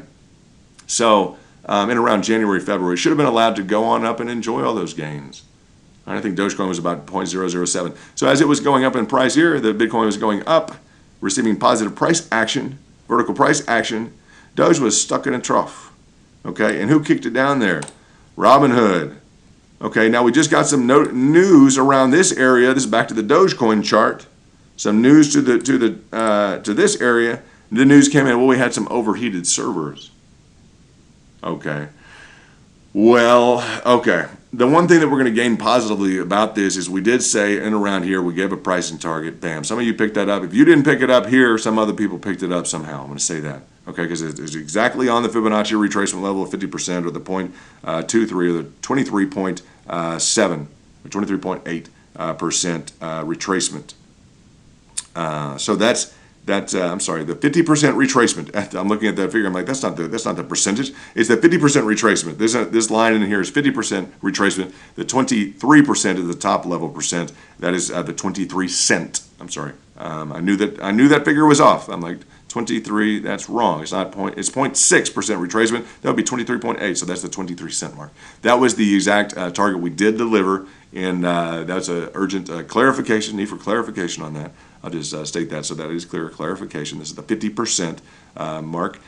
We got up early this morning, about 5 a.m., 4 a.m., I'm sorry. But we saw this taking off, the velocity taking off. We wanted to get involved in it because we had given this pricing target. So when we give a pricing target, we like to see the action through. That's what you get when you subscribe to us. When you turn on notifications is we will deliver your pricing targets, okay, based on the Fibonacci's, based upon the overall kind of the technical framework of what's delivered. I'm a former financial professional, still involved. I was just say I'm a qualified, certified, what do you call it, degree-ridden financial soldier. I'll just say that. Duke University, done some work at Harvard Business School, and just in and around, just enjoying life. So a few billion-dollar deals with financing, working across from Harvard back in the day, and it was nice. I got to go study there after I had built an investment package and done all the figures for them, and we recruited about 80, I'm not going to get into the different rounds, but ultimately about $1 billion was ultimately recruited when I was 22 years old. So that was the framework that I put my figures into, and I understand the need for accuracy. So when I say we delivered a pricing target, bam, exactly on. If it needs to be refined by 0.0025, we'll try and refine it by 0.0025. We do that because we have the technology to be able to do that. We have the program here to be able to refine those figures. And we need to know if we're on the candles, on the charts, if we're on the lines, if we're on, exactly what we're on in terms of the day chart or the 30 minute on the 6 month, on the, whatever these different figures are, all of these different options. Guys, this is TradingView. This is the pro version. There's a lot of options in here. There's a lot of different areas to get lost in. You don't have to be a technical analyst, but all this different stuff, okay? You just understand there's a lot of different options that you can get lost with, and every one of these options has details. It has rules for the application of it, okay? So you have to know. You have to understand charts. You have to understand the behavior of the program and the operating system, kind of the operation environment that you're in here, before you just go off and say, well, here's my Fibonacci level. I'm on candles. Okay, I'm going to draw it up here. Okay, well, the problem is you're just going to draw it, you just draw it where we just have. You're going to draw it right there at the top of the candles. Okay, what's the problem? The problem is if you did that, you didn't get picked up as your Fibonacci, right? You see that? If you just draw it, well, we're going to use candles. I'm in whatever time frame. I'm just going to draw it. And, well, I'm going to put in my order right here. And buy the dip, put it in right here. You didn't maximize your gain. That's what we do at the channel. That's what we do here. That's why people subscribe and turn on notifications, because we maximize people's gains. All right? That's our goal, is to minimize your risk and maximize your gain. How do I know that? Well, with my let's see here. There we go. with my Fibonacci's drawn out on the lines for a reason. And sometimes I'll vary between a line and a candle. But you guys saw this a few episodes back. If you look at it, we did get into this exact area, and this was picked up, this exact pricing target after we stated it. So I imagine people put in orders, and the market maker did pick them up. That's phenomenal. Those of you who have held through that, and it hasn't been too difficult. You got picked up and soon went up. You had a little retracement, but a pretty well-established channel here. So we did not recommend getting involved in this area on top. It was a small breakout here, which I think we traded lightly, extremely lightly, and it immediately saw that it was frustrated by the exchange, which was having a server overload, et cetera, more sad songs, right? Sad songs from Binance and Company or Robinhood or whoever. Can't they get it together? The investors deserve better, guys. And I'll tell you, it's just the dynamic in the overall market. Again, let's get into how Dogecoin is providing a tremendous example for the market right now. Okay? Having hit about 42, all right? Having hit about 42, what we're going to say is that's just a phenomenal example of how things can consolidate. I stated after, or in and around beforehand, with this pricing target, I gave you the pricing target, and I said, I'd like to see some sideways consolidation. It's going to be beautiful. Then I'd like to see on the way up, right? You're going to start feeling very soon like you should go up. You guys will recall that. Now, Dogecoin performed exceptionally well during the sell-off, okay, of this dump activity of the Bitcoin. If we go back to Bitcoin, exceptionally well. Now, how do you know that the theory here works? Well, on the Fibonacci, look, came down exactly to the level. Bam.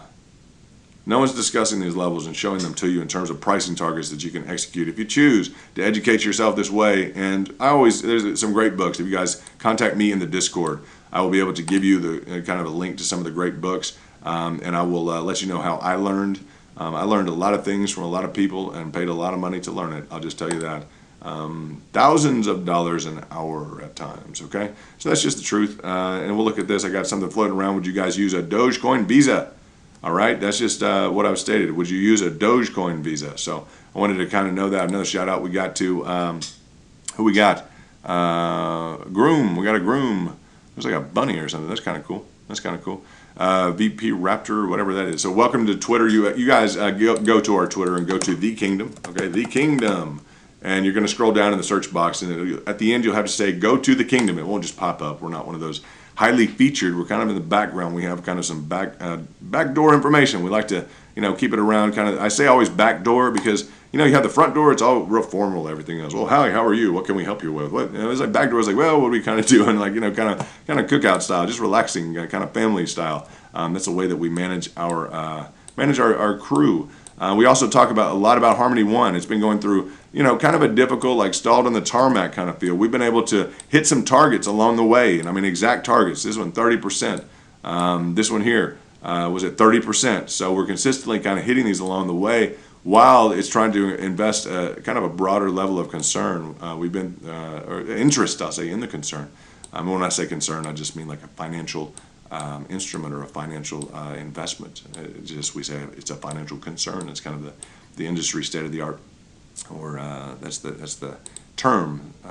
Let's see, in terms of the word of art. What time did we get up this morning? We got up like 3 or 4 in the morning because it was starting to go off, and Dogecoin was. And I'm not one of these super excited guys that's going to talk to you just like we're trying to sell used cars and they all happen to be flooded out or something. I'm not going to misrepresent anything like that to you. That's not my goal. It's like we're not selling like tamales on the street corner here. That would be nice. I think I'm getting hungry, but we're not doing that.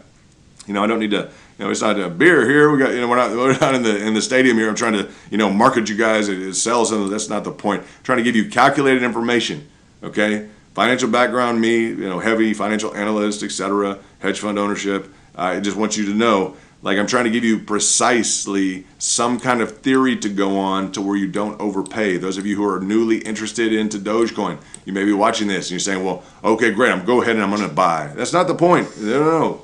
The point is not to buy. The point is, great, you make that decision you want to buy. The real question is, at what price? Yes, at what price? Because the price right here that we gave, at this price, if you had purchased at this price, You can purchase at this price and lose money. You may have purchased at this price and you're already down 5% of your money.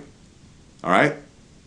So you don't want to just buy at any price. You buy at the wrong price, you're already down, even though you're kind of into a new all-time high area. Okay? Now, based on candles, not necessarily. But as we look at that, let's look at our price, entry price. It's 23.7 and around there that we gave you. You guys know we gave you that. That's good. Let's see what we have. 80%. All right. 80%. Yeah, 80% on this trade. Now, that, looking at the previous price action, I can tell you it's becoming an outlier event. Okay? I will look at the candlesticks to even reinforce this. In terms of a derivative analysis that we can put together, okay, we're going to do one of two things. We're going to either capture this channel, meaning this upward trajectory, this horizontal trajectory here. This is what I mean, and in terms of a derivative, okay, a derivative variable, okay, analysis. Derivative, we're going to derive from the previous recent pricing events, and we're going to impute that, or we're going to carry over the logic into this current pricing event. So we're going to do a derivative analysis. We're going to bring over the information, okay, and we're going to apply it to the instant action, okay, to the instant case, what's going on right now, this positive price movement right now. All right? It's real easy. What can we derive from that? That's what that means. What can we derive from that? And it's going to be variable. The derivative variable means that it's going to vary. There's a variance in it. There's a difference in it, which involves kind of a level of kind of understanding and kind of the I'd say not an impression, but it really requires you to get a little bit more scientific with things, because you're looking at the derivative. We're carrying over these previous pricing events, and please pay attention to this. Okay, those of you who want to learn, this is a good thing to learn. We're carrying over the behavior of this pricing event. We're also carrying over the nature of this pricing event. What's our variable? Those are the two things that the derivative nature, we're carrying these over into this pricing event. Okay, and it's essentially the primary component that we're carrying over is going to be the positive price action. So we're going to take that positive price action and we're going to say, okay, great. We're going to pull that over. We're going to bring that into the context of the current trading event. All right? Great. We're going to do that. Now, on the whole, and the more detailed we get, as I get away from, I'll tell you, as I get away from, kind of the zoomed out approach, we'll start to get real scientific with it, with the approach. I want you to understand now, that we talk about a derivative variable analysis. The derivative, I'm deriving, okay, I'm scooping up the information from these previous pricing events, and I'm applying them to what's going on right now, so people will have an idea. When would it be kind of a good idea to sell? Huh? If you're looking at selling. Because maybe people don't want to risk experiencing another 50% loss, right? Another 50% loss on their money. That's a lot to stomach psychologically, especially when I gave you a pricing target. Okay, I gave you the exact pricing target, and that exact pricing target got picked up. That means people entered the market exactly right here, exactly at my pricing target, and they're up 80%. Okay? So that's what I do on this channel. It's not always a lot of talk. It's sometimes my opinion. I talked about that today a bit. It's very exciting, right, when you have positive price action. It is. It's also exciting when at the lower levels in here, you always have insurance and you're never exposed and never overexposed at the higher levels. Why? Because when you do that, you violate market theory. Okay, and I'm trained in terms of, degreed. I'm outfitted with some Harvard Business School and Duke University and some different things and a lot of notches in my belt in terms of big deals that are done. When you're overexposed at high levels, you're violating market theory. The market theory has you included if you're a rational participant in being more heavily involved at lower, in terms of your demand, being more heavily involved at lower prices. These are lower prices, these lower levels that you're looking at. These are all, each one of these is a tier, okay, of investment. as lined out, or a tier of retracement, we can say, after the original price action to the upside. Okay, each one of these is a different tier and an approach to an investment concern as this price were to retrace. If you're a normal participant and you're not trying to defy market theory, okay, this is a market. This is an asset. You're in kind of a stock market, a crypto market, right? So don't defy the theory. Don't defy the whole principle of the whole thing. I'm going to go a heavy in on the top. Why? You don't want to miss out. Well, you do understand that at higher prices, there's less demand. That's in every single economics and business book on the planet, right? Yes. So as the price drops, you begin to become more heavily involved. All right? That's the opportunity that's afforded to you every time the price drops. If you're not going to play by the market principles, you're going to have a difficult time making money. And it's difficult after you've been solicited to, because the market makers will go out there and you'll get advertisements, all types of things, right? And it's saying, well, you buy this, it's up 100%. Well, that's what I want. I want something that's doing good. Yeah, but it's already up 100%. It's dropped back down 50%. Yeah, okay. So yeah, your huge phenomenal event there, that you were up so much percentage, up 400%, up 450%. You drop down to being up 200%. All right. I explained that our approach here, you know, the whole design here is that if you guys go up on the overall price, if you go up, let's say 200%, we want to go up 400%. I'd like to trade into it because I enjoy trading. I enjoy coming up with price targets. I just enjoy using the software that they give us. It's real simple. TradingView is given to us by Binance, the largest, you know, trading floor in the world for crypto, right? That's the largest. Those are the big guys. So I enjoy using their software. I enjoy the technicals of it. I started off my career as a financial analyst, okay, with a big equity fund, working against Harvard, getting like $1 billion together, working all the technicals for them, and them coming back to me and say, what about this if we change this a little bit? We can. I wouldn't necessarily recommend it, but we can do it. I'll do that for you. That's fine. Harvard asked me. Okay, I'll go ahead and do that for you. We can. Just understand that I don't think we should necessarily do it, but I'll go ahead and do it for you. All right, with Harvard, $1 billion deal. So that's the way I cut my teeth. As they say, you begin your career, you cut your teeth. What kind of deals did you cut your teeth on? Right. That's the vernacular that we use in kind of the industry.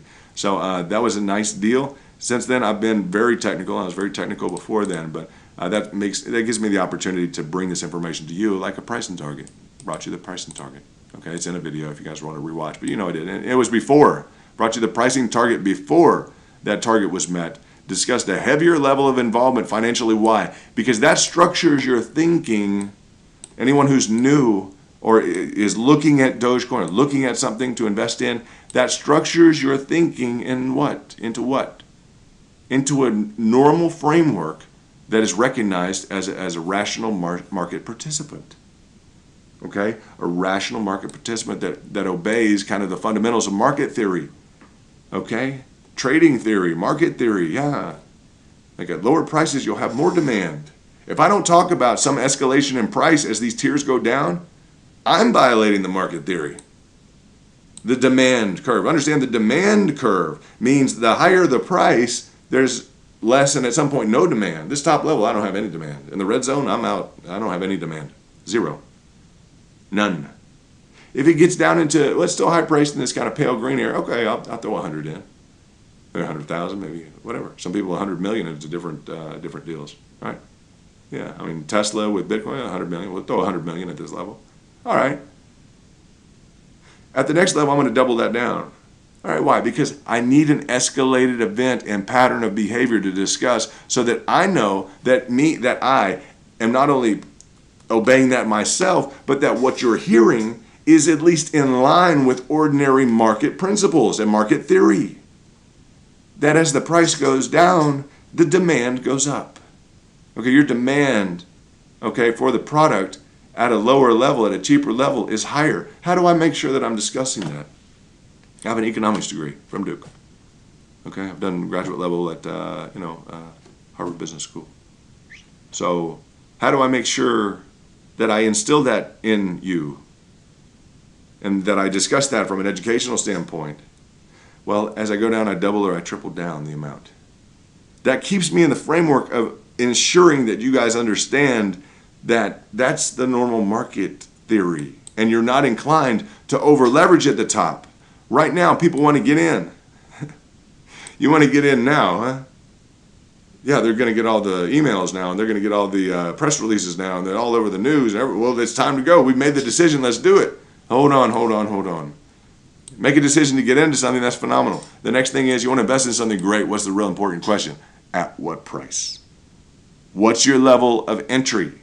Because this thing's going to dictate. This 39 is going to dictate, right? Yeah, that's going to dictate. You can take it away, and now you got a chart. All right, you're not going to make money on a chart. You're going to make money on this 39.5, 39.4, 39.46, 39.5. Right, that's going to make you money when you get in at a certain price and then it goes to a different price, right? But people don't really understand that. They're like, I've decided I'm going to go ahead and get in. At what price? Because that's the only way you're going to enjoy this whole experience. That's the only way it's going to carry you forward, and you're going to appreciate your not only your experience, but your actual amount of capital. So that strategy that we employ in terms of the accumulation at these different tiers of a doubled and tripled down financial capital approach, I have applied that, and I've known it for a long time, and I've reapplied it after hearing it by some of the major crypto players. I'm talking some of the $1 trillion kind of managers, hedge fund managers, with international repute, etc. It's the double and triple down approach. All it is, guys, is a framework to discuss normal market theory, meaning the lower the price, the more demand that you have. It's real simple, and I know that you understand that now. But if you're investing at the top with all of your money, if you say, I'm going to swing over with cash into there, guys, listen, you're not behaving as a rational participant in a market. Now, why don't my trades go well? Every decision I make is bad. Well, okay, you're chasing things. You understand it's going in the right direction. You want to chase it. And what's the problem? You're not acting rationally according to the market theory. Market theory is supply and demand. As the price goes up, all right, in this top zone, even on here, if we redraw the Fibonacci levels, right now we're encased in this whole, the whole dynamic of the overall, positive price action here. Great. This broke out. This is a new example for us of what can happen and possibly may happen with Bitcoin. I want to talk about that in a minute. The overall market is it's a phenomenal step in the right direction for hopefully the market if it can tag on. And it looks like it is tagging on. That's nice to see. You guys see on the right here? And maybe some of these may have reset. We'll have to look at this. But no, it looks pretty nice. Huh? Some of these are clicking over fresh. I think some of these just reset. But irrespective, it looks like we're green on some. We'll see if we stay green. So the extent to which you're able to execute a pricing target, that's what we're all about. I'm telling you, people don't understand what a pricing target is. A pricing target is you entering here and you just made 80%. Not bad. Now on a derivative analysis, a derivative variable analysis, you have two options. We're going to derive, or we're going to take from these previous pricing events in the context of this broader, even if it's still brief, but kind of the broader element here of these multiple intervals, okay? Not just a single interval like this. We're going to take the multiple intervals, okay? And let's dig into a little bit in terms of the variable analysis. We'll touch on that. I want to get into what can we impute, what can we imply, what can we decipher, or what can we decide about this? What characteristics does this have that can be carried over into this? Now, this was the easiest trade on the planet. All right, I'm going to tell you this. This previous bull flag was the easiest trade on the planet. Everyone knew that. We had to discuss it the night before I got off the stream, and I was like, this is just the perfect bull pennant. It's going on, off to the races. Sayonara, hasta la vista. That's just the way it goes. Textbook, okay? Textbook, bull pennant. Now, what did that give us? A textbook calculation. This is why it was so sweet. A textbook calculation of the return on it, okay, which was like 75%. Textbook. You knew the exit like perfectly. All right, and we'll get into the candlesticks on this. It hit on the there you go. It hit on like 70. The exact same, guys. Now there was not much of a variable analysis there. On up through the 80, we measure back through on candlesticks. We'll probably get to that, depending on which exchange you were at. We'll get to 117. We'll have to do the variable now. There is a variable analysis within this as well on the previous, whatever previous highs that were reached, etc. So we can get into that. Let me see this real quickly, just so we look at since we're doing the variable analysis. This is how it gets though. We get into the calculatives and we start looking at which different variables. Okay, and there we go. 76% right here. So 76 is the previous height of the flag, right? Right, so it's the height of the chart pattern. It's just the positive price action, 76%. So from here, the entry point was 76%. That's it. That's it, and it got there. All right, bam, bam. Good trade, good 24 hours, right? Yeah. But if I go into this heavy with all my money, guys, I guess you can play a stop loss if you want to. Well, I'll get out at 10%. I'm still going to argue with you. If you don't have any money or insurance down below, you're not operating as a rational participant in the market.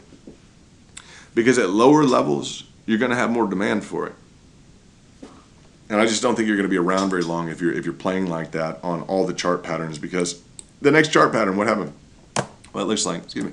The next chart pattern was one of these classic,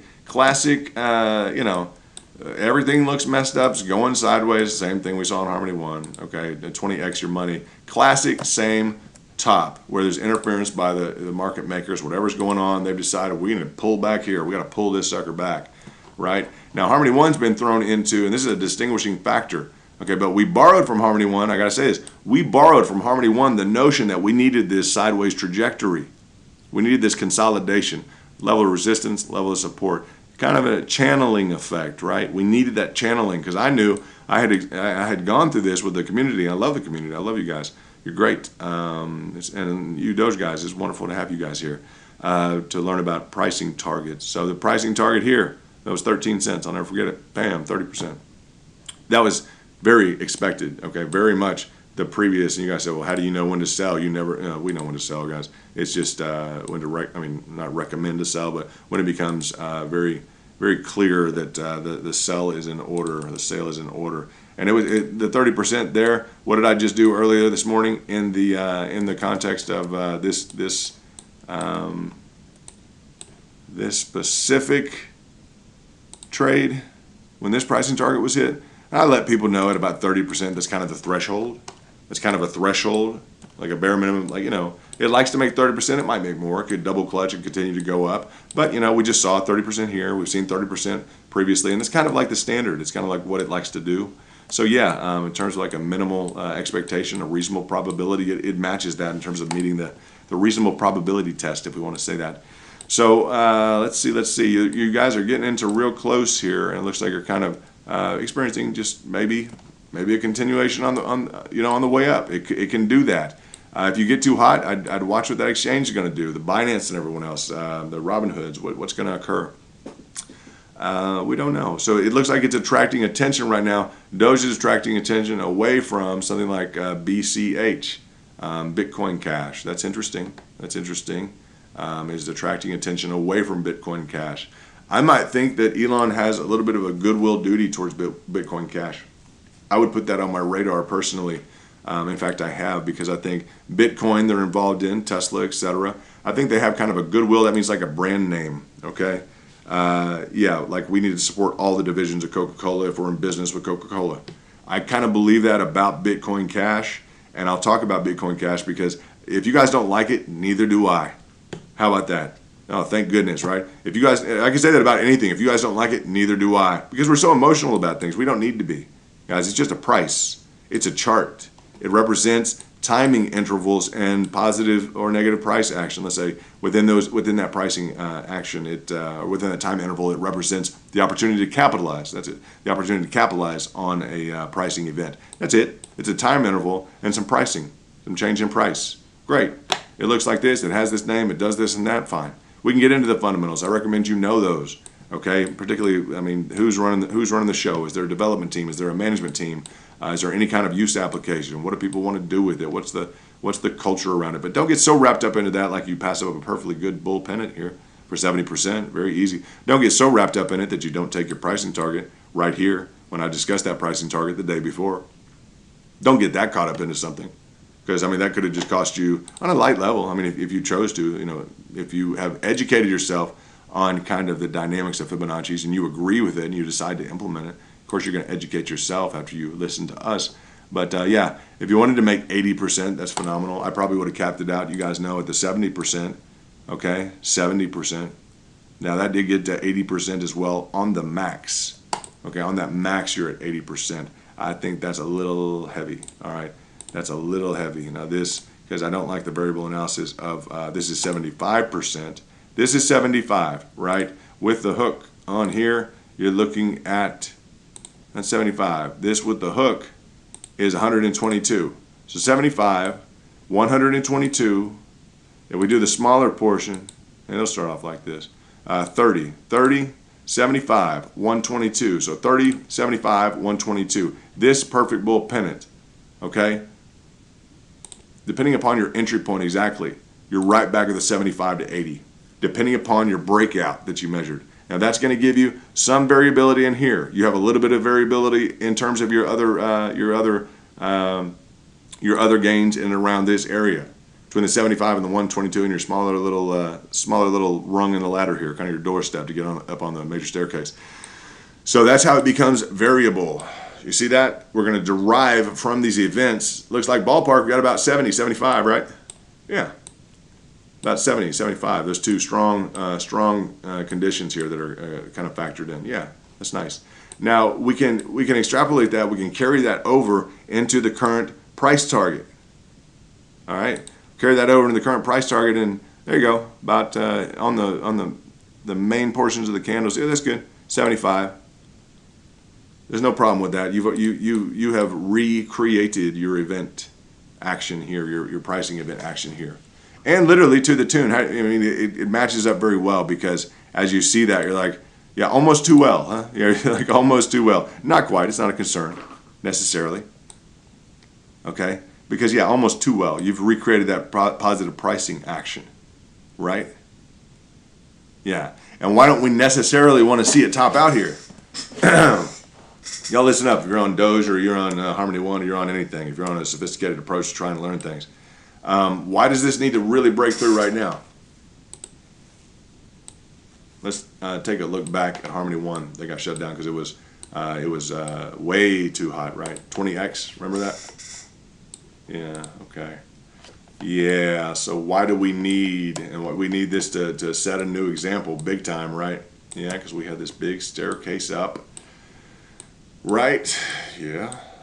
All the way up like this, retracement, and then frustration from Binance wouldn't let people withdraw. Right. Now, we don't want this to turn into a circumstance at all where this is viewed as like a double top here. A double top here. We can expand into this. But you guys see that? I don't want this to be viewed as like a double top frustrator for Dogecoin to where it drops off into this trough for an extended period of time. This here on Dogecoin. It has recreated this chart from Harmony One, and Harmony One has made this trough at the top with a double top, typically bearish.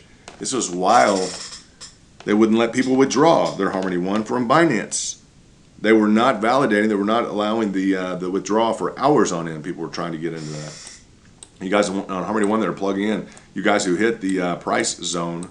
Okay, you hit the price target of what I identified this morning, and you may turn around and go to the upside. You may do a double clutch, but you were at 30% earlier this morning from your 10-cent price target, and from your 10-cent price target that I had delivered you. I thought the theory of the analysis that I was able to do, the theory justified maybe an exit at 30%. It was at 38% or 30% when I brought that up. I thought the market theory kind of from the derivative analysis I had done, which is just taking in the previous cost pricing actions, that it supported taking profits in around here. That was my analysis I'd like to see Binance and the other guys do some fundamental work on marketing Harmony One for the long-term holders, so that it gets more broad attention in line with what the management company and the overall dream, kind of the goal and the kind of the drive of what the what that company is. It's a phenomenal product. I like it a lot, and I like the design. I like everything about it. It makes me feel good about the investment, and that's very important for me. So as we get into this, let's look. We don't want to form that same double top that Harmony One seemed to form around here after they experienced kind of an interruption in there. And we've already been through this with the origination of the huge cycle that Dogecoin went through. And this is back on the Dogecoin chart. So you have that double frustration here. Okay, we don't want that to consolidate and to be like, well, now we've got just a bigger, double clutch event here where we're into that. I'll say you have broken through that possibility on the line chart. Okay, so you are up above that. It puts you over and above the top of this, and it looks like you're just in the process. You have broken this level of support. You have confirmed. Now this is a breakout opportunity to potentially trade. Now, at extraordinarily light levels. Why? Because the price is so high. The only thing I'm saying in that, it's not advice at all. It's not anything trying to get anyone to invest or do this. It could just crash through back down to these levels, force you to reoperate. If you want to trade a breakout, this is probably the worst breakout to trade, to tell you the truth. And I'm not going to regret saying that because it's just high. Pick up the next retracement. If you want to make, 70%, look at what happened. You made 70% on this trade. Right? Let's say on this trade. We're looking at the Dogecoin and around the breakout of this bull pennant right here. 70% here is completely expected based upon the previous 70% here. Bam, 70%. Oop, 70%. On the we got to go to the candles, but 70% on that, right? 70% on this. Perfect. Okay. So you've already hit 70% from your exact price target that we delivered on the channel. We delivered you a pricing target, entry point. Based upon what? Based upon the program. We're just working the program. Okay, it's nothing sophisticated. We're just applying the tools that they have given us to apply. That's it. It's a pro. You guys can get a free version of it for a while. I think anyone can get the pro version or the premium edition. Just go ahead and get that. I think you'll enjoy working with it. Watch your tutorials. They've got them out there for a reason. But I think at Robinhood will let you trade options with watching an hour long or a 20-minute video. So these are the days. These are the times to be involved in everything. So we have a breakout in price. We got involved around here and started streaming. Seems like a while back, but that was just recent time. There's a lot of positive price action. We were watching it just accelerate through, and it had that the velocity we talk about is the change in price. Okay, vertically over a specified period of time. Okay, so within a duration of time, the velocity was such that we knew it was moving. Okay, it was moving, right? No little hiccups in here, like no little hiccups. This little hiccup, this and that. No, this wanted to go. You see this like kind of stair stepped in here. This wanted to move. So it did take a pause, and it did reconfirm along this kind of upward sloping channel, upward diagonal channel, and it has continued to go up, and now it is using this previous resistance level as the support. That's beautiful. That's what needs to occur. Now, this has done this within a period of just a day or so. It's swung down. You're exposing yourself to huge amounts of volatility and risk. Huge amounts. That's why I say on the top levels, very lightly. It's not advice, it's market theory. Understand that. You understand that now. At a high price, you're not going to have much demand. If you violate that, you're going to get in trouble with the market principles. All right? It's very highly priced. It's gone up 400 or 500%. Okay. Well, economic theory says you're not going to be heavily involved with a high price. If you violate that, then the market is most likely going to, violate your participation somehow. It may negate your participation. It may not want you to participate, and that's not what we want to see, because we enjoy teaching you. You guys, we're happy to have you as subscribers, loyal subscribers. Go ahead and do subscribe to the channel. We had what was this? 8,000 views on the last session. That's phenomenal, guys. That's really great. There's 8,000 of you that have tuned in throughout the duration of that. On the Twitter, we have a lot of new followers on Twitter. Some people saying this is the best financial kind of oriented technical analysis channel they found. I believe that firmly, because I've seen the figures that we have precisely called out on Harmony One. We just called this one out, and that was a 20x, guys, 20 times your money recently. Okay, 20x. You're up 400% on Dogecoin here, recently within the last week. That's good. Harmony One 20x. That's good. It's real good. Within the last month or so, if we look at the charts, month and a half. So we precisely call these figures out. Precisely call this figure out. Right? Down to 10 cents. What the market maker pick up? Literally down to 10 cents. No, a lot of people that had that in. Why? Because we based it on the 65th percent, the Fibonacci, the 65th percent retracement. That's just it. So it's just the program that they've given us to work with. And if you sign into Binance, they'll actually have TradingView on there. Do you think they expect us not to use it? I don't think that anyone expects us not to use that. So that's what we do, is we use it, and we talk about the exact pricing targets. So you got picked up here by the market maker on our exact pricing target that we discussed the exact day before. This got picked up by the market maker, right? Literally exactly here, along with investment levels. Why? The investment levels are just to understand, for you to understand that you need to have more demand as the price goes down. At lower levels, at a less expensive price, you have more demand. Why? Because that's in conformance with market theory. Okay, with the whole idea of the market, the whole idea of investing is that at a lower price you have more demand. You're not going to invest at a higher price, more money at a higher price. That contravenes the logic of the normal supply and demand curve. Let's just say that the introduction to your business and your economics class is completely violated when you say it's high. I'm going to throw in all my money. Darn it, I'm going to put all my money into it. This is it. You only live once. Let's go ahead and let's do this. No. What are you going to see? You're going to see a drop in price like what we saw, something intolerable. You're going to follow that hype, and you're going to wipe out 50% of your money. All right, you're going to wipe out 50% of your money. You're not going to be around. What, one or two trades? You get scared around here because anyone would when 50% of their money disappears. And not all the investors are sophisticated, guys. They're getting marketed to, and I think Dogecoin has a particular need to focus on this and kind of alert to the community, because you guys are involved with like a meme. You're involved with like a cartoon, something that's kind of like real attractive and just cool and everything else. And then you want to turn vicious on anybody? You can't turn vicious on anybody and be like, oh, you're just upset because you lost money. It's up to you, and you should. Whoa. We're floating around Slim Jims and in cartoons to everybody, and do only good every day. Okay, great. We like all that. That's fun. That's nice. It's family oriented. There's nothing family oriented about, just reinforcing, well, people shouldn't buy there. They should know. Hold on, because some people become vicious, right? No, we don't want that. It needs to be a nice community. It needs to be something to build people up. If you guys want it to be kind of the world currency, it's like, yeah, just go, get into it when we're going to make money, and then if you lose 50%, just get out of here. Like, no, this channel is here for the people who lost 50%. We want to teach you how not to do that anymore. And if you sold out, we want you to learn how to hit our pricing targets, because they're given to us with the program. Okay, now you need to know how to draw them. Not everyone knows how to draw them. You could have drawn them differently. It looks like I didn't draw it correctly, but the market maker picked it up, and I know why. He's the guy that manages the purchase, the purchases and the sales. Okay, the purchase for the coins and the sales for the coins. All those contracts, he manages those. So I know that he picked these up right at this level, at the 50% retracement at the 23 and 7/10 cents. I know he picked him up. All right, it was another level of Fibonacci. This one, he picks him up. This one, that's how we operate, guys. That's what we do here.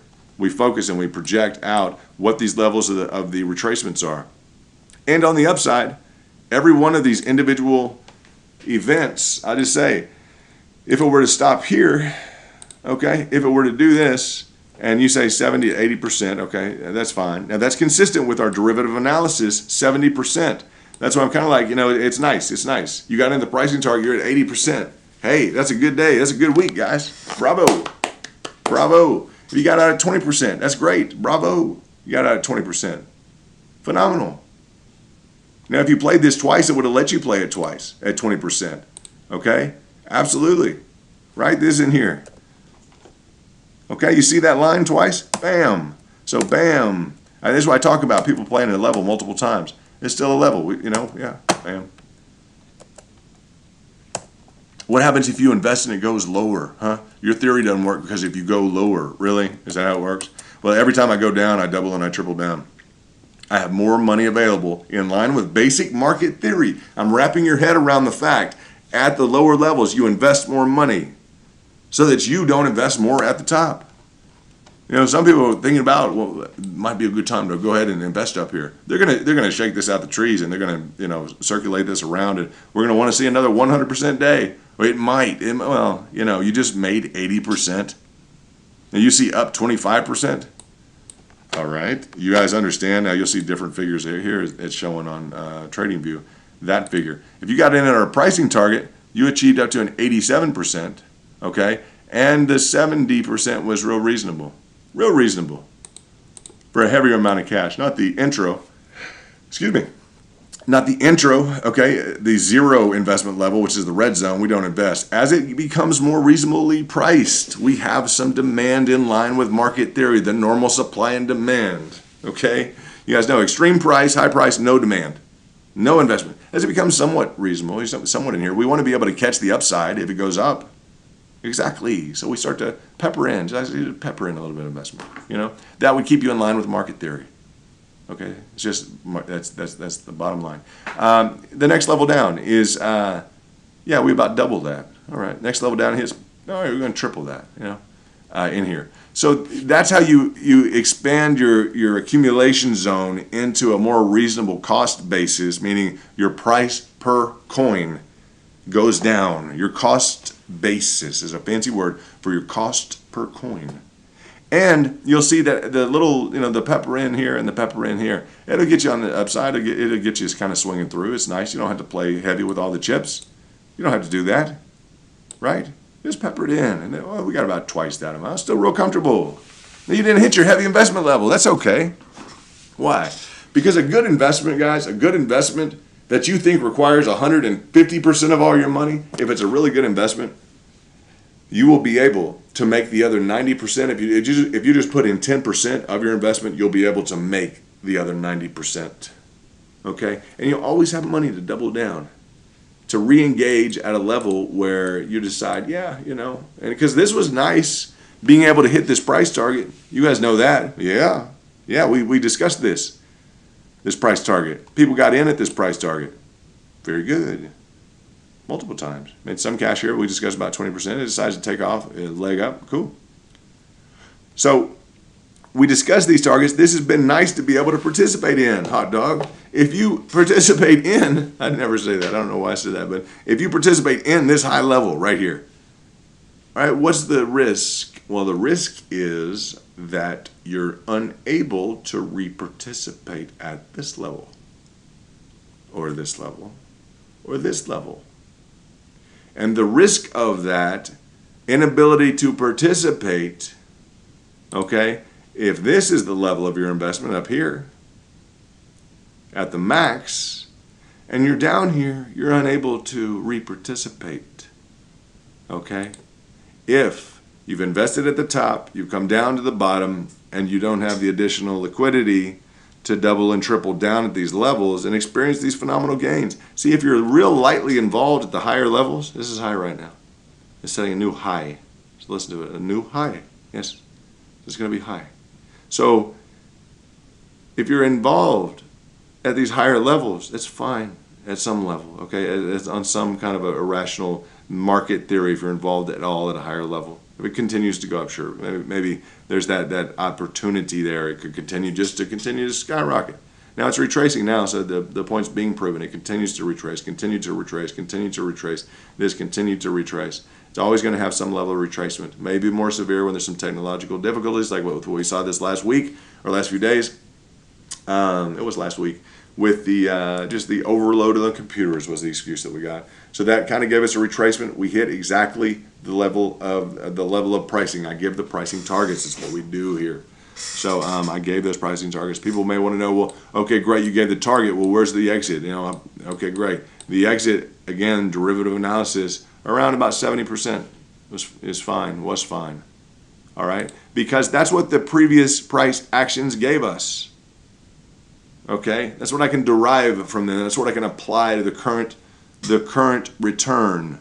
Now, you could hit it out of the park. You don't need to. If you're kind of, lightly involved, not too heavily involved, right?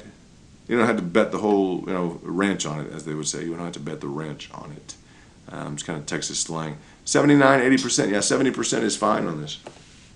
That's fine. That's real reasonable.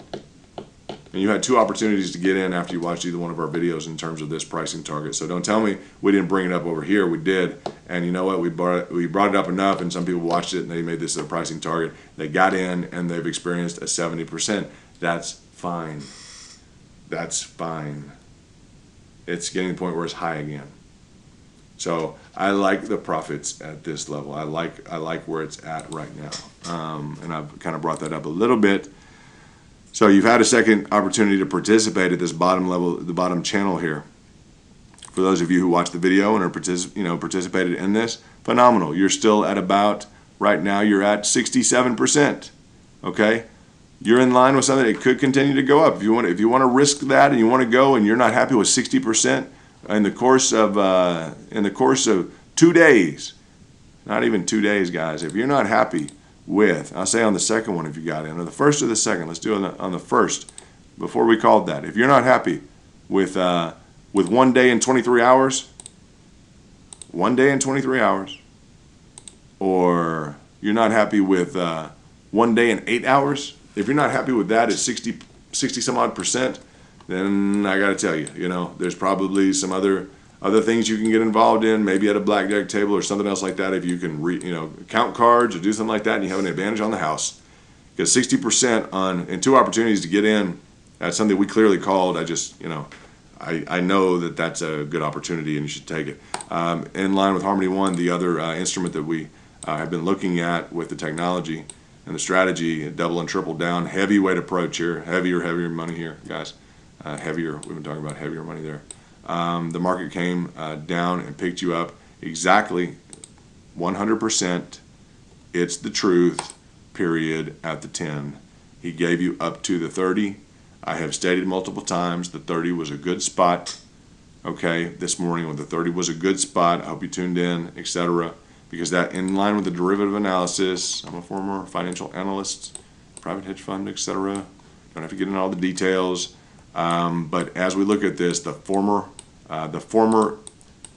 intervals, positive pricing intervals, dictate that that's a reasonable level for us. The 30%, that's a reasonable level that we can expect based upon that pricing target. As you guys get into this, you probably set a limit order for the buy and a limit order for the sell. Okay, so that's good. If you didn't catch that limit order and you haven't done that full amount of, and I'm not telling people when to buy and sell. I'm going through a derivative analysis.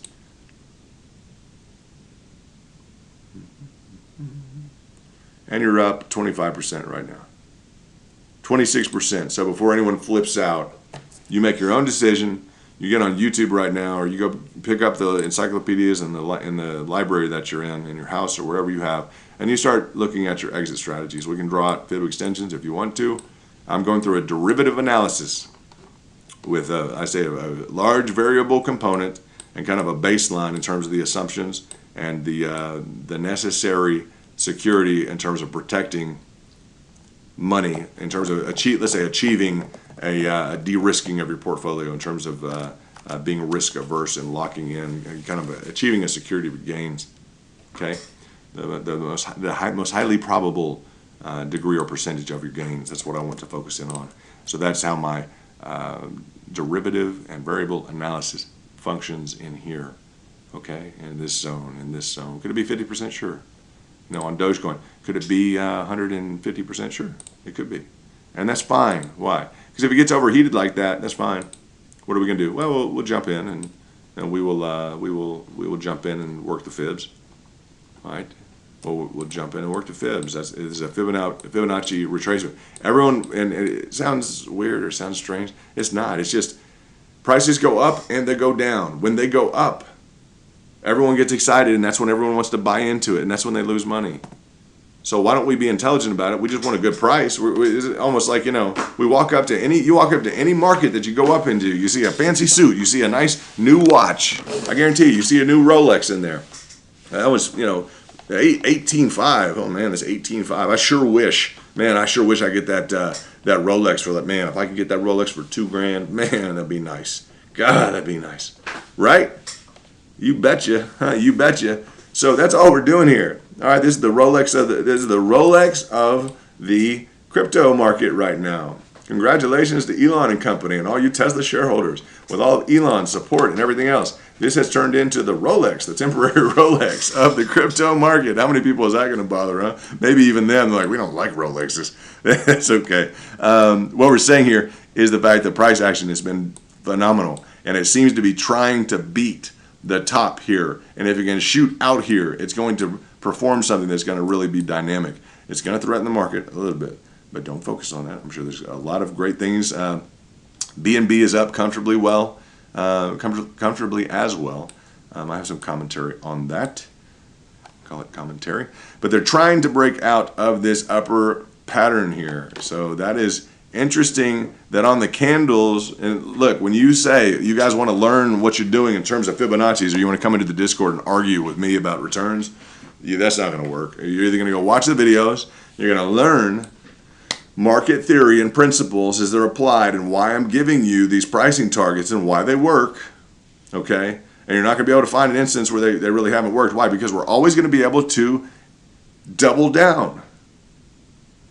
We're always going to be able to double down.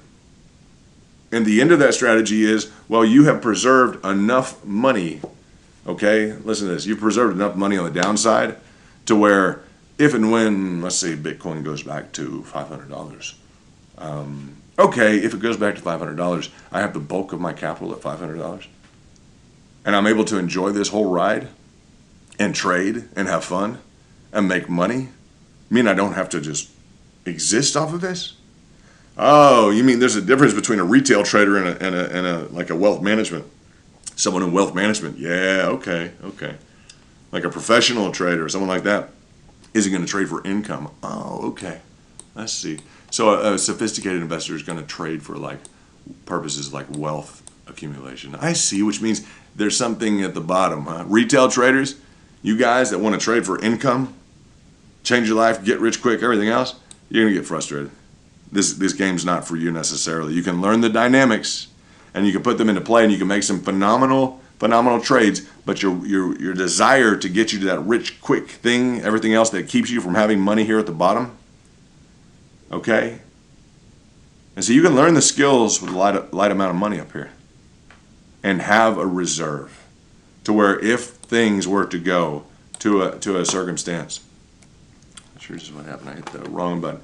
If things were to go to a circumstance, I'm not saying they would at all. What if Bitcoin went down to $500? Who wants some? Me. I got a lot of cash ready for this area. So do a lot of the biggest time investors. Now would it go? I mean, 8,000 at the floor right now. So that'd be almost absurd to think about. Can it happen? Yeah. Right now it seems absurd.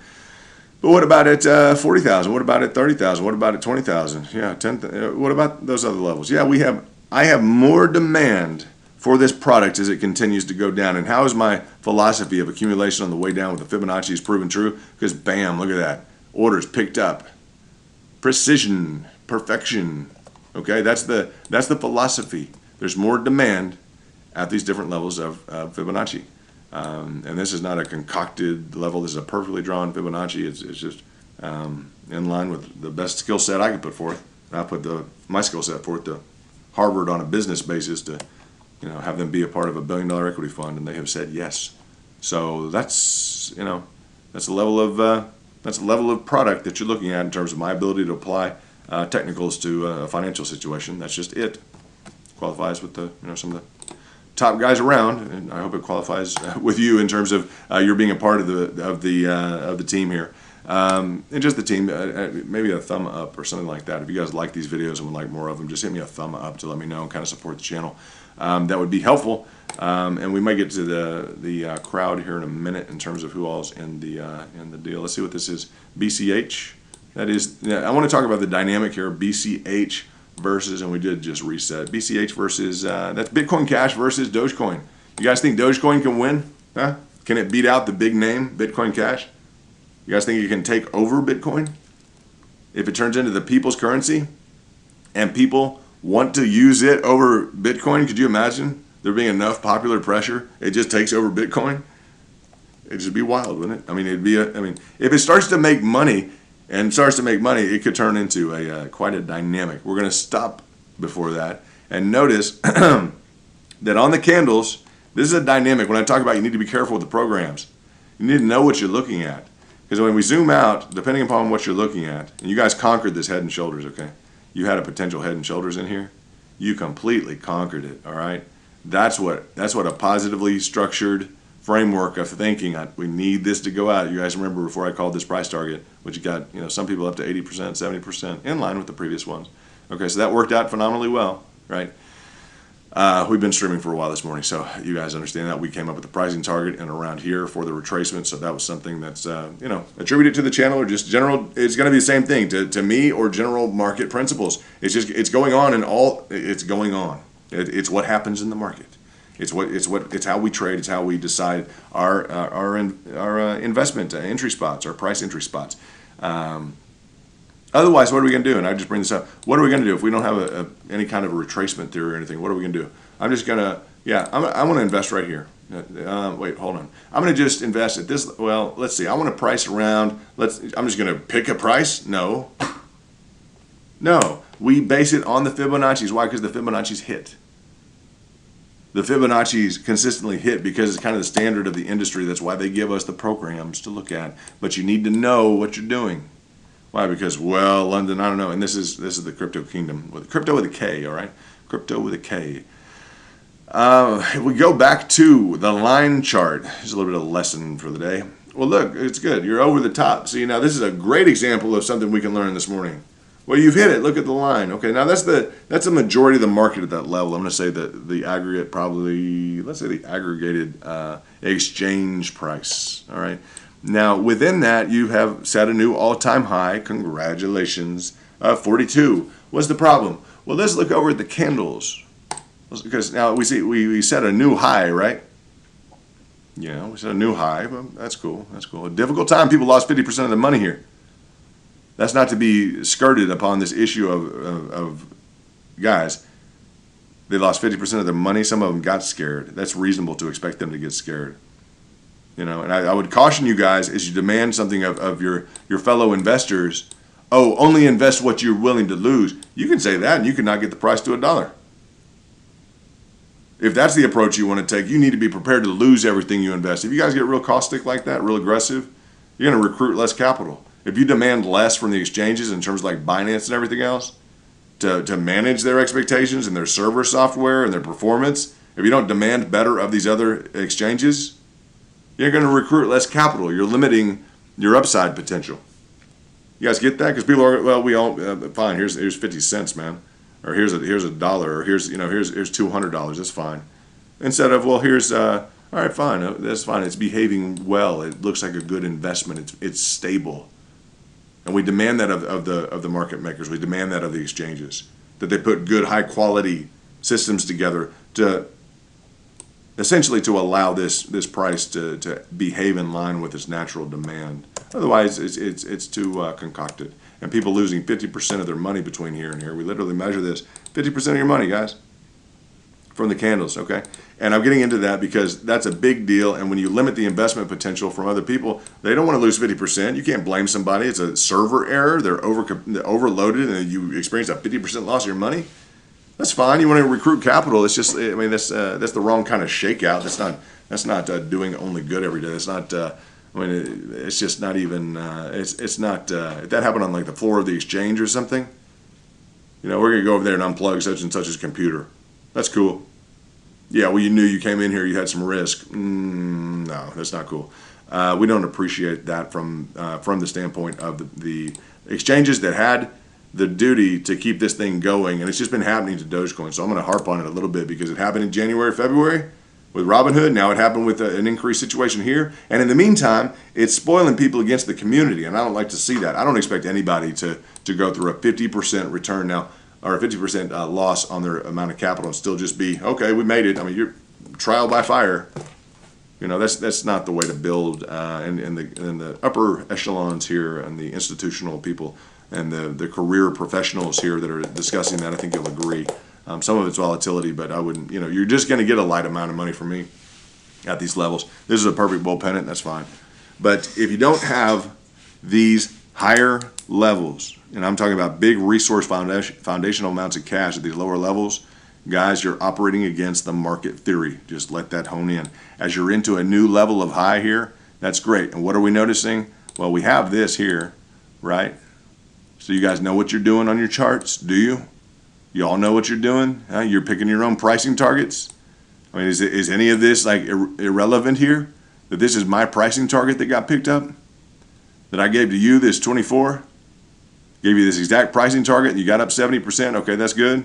And that's good based on my derivative analysis of these two prior pricing events with variable. Count on about 70, that's fine. That's enough. That's enough. It decided to break out of that channel.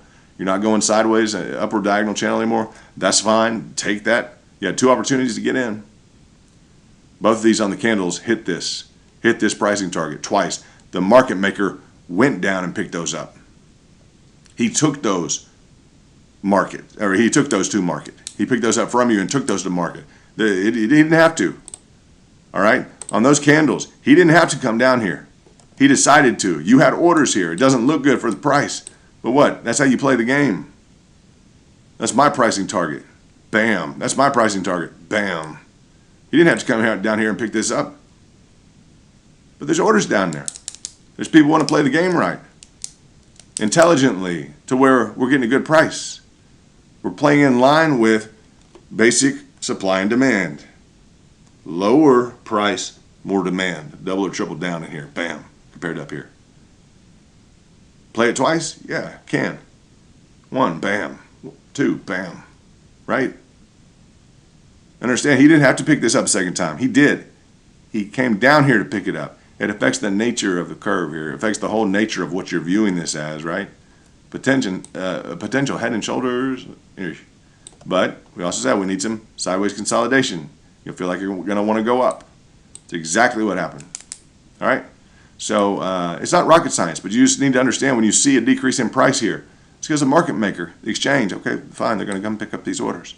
Why do you have them? Because I know you have them because of the Fibonacci's. Tell us that's a pricing event. Okay, that's a percentage of retracement. Otherwise, it wouldn't be on here. It's kind of internationally default. It's the default. Beautifully said, finally. It's the default. How about that? 50% default is the 23.79. Right. So the market maker creates this negative price action. It looks awful. But what is it? It's great because you get picked up here and look at you. What if you don't get picked up? Well, you've invested just a little bit of money. Peppered in lightly at the top here.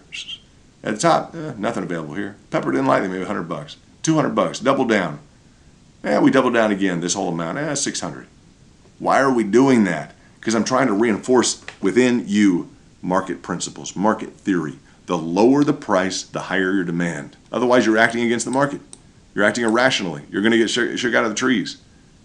You guys have degrees. You have a business, a banking career, etc. You understand this software is delivered for a reason with the default here for a reason, and that you have to be able to, this is the thing that'll get you guys, you have to be able to know the difference of when you should be using the candles, when you should be using the line charts, when you should be using, and I've been using the same thing, and I bring up the candles to show you that these were met, that these orders got picked up right here, because that's my pricing target that I gave to you before it ever even hit the pricing target.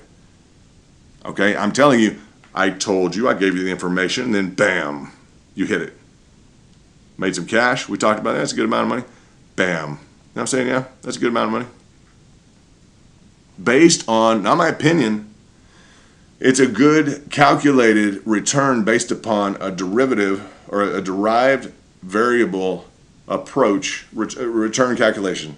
Let's say approach on a return calculation. Let's say it. Approach. I don't know. Approach on achieving. There we go. On achieving a return calculation. Easy for me to say, right? Variable.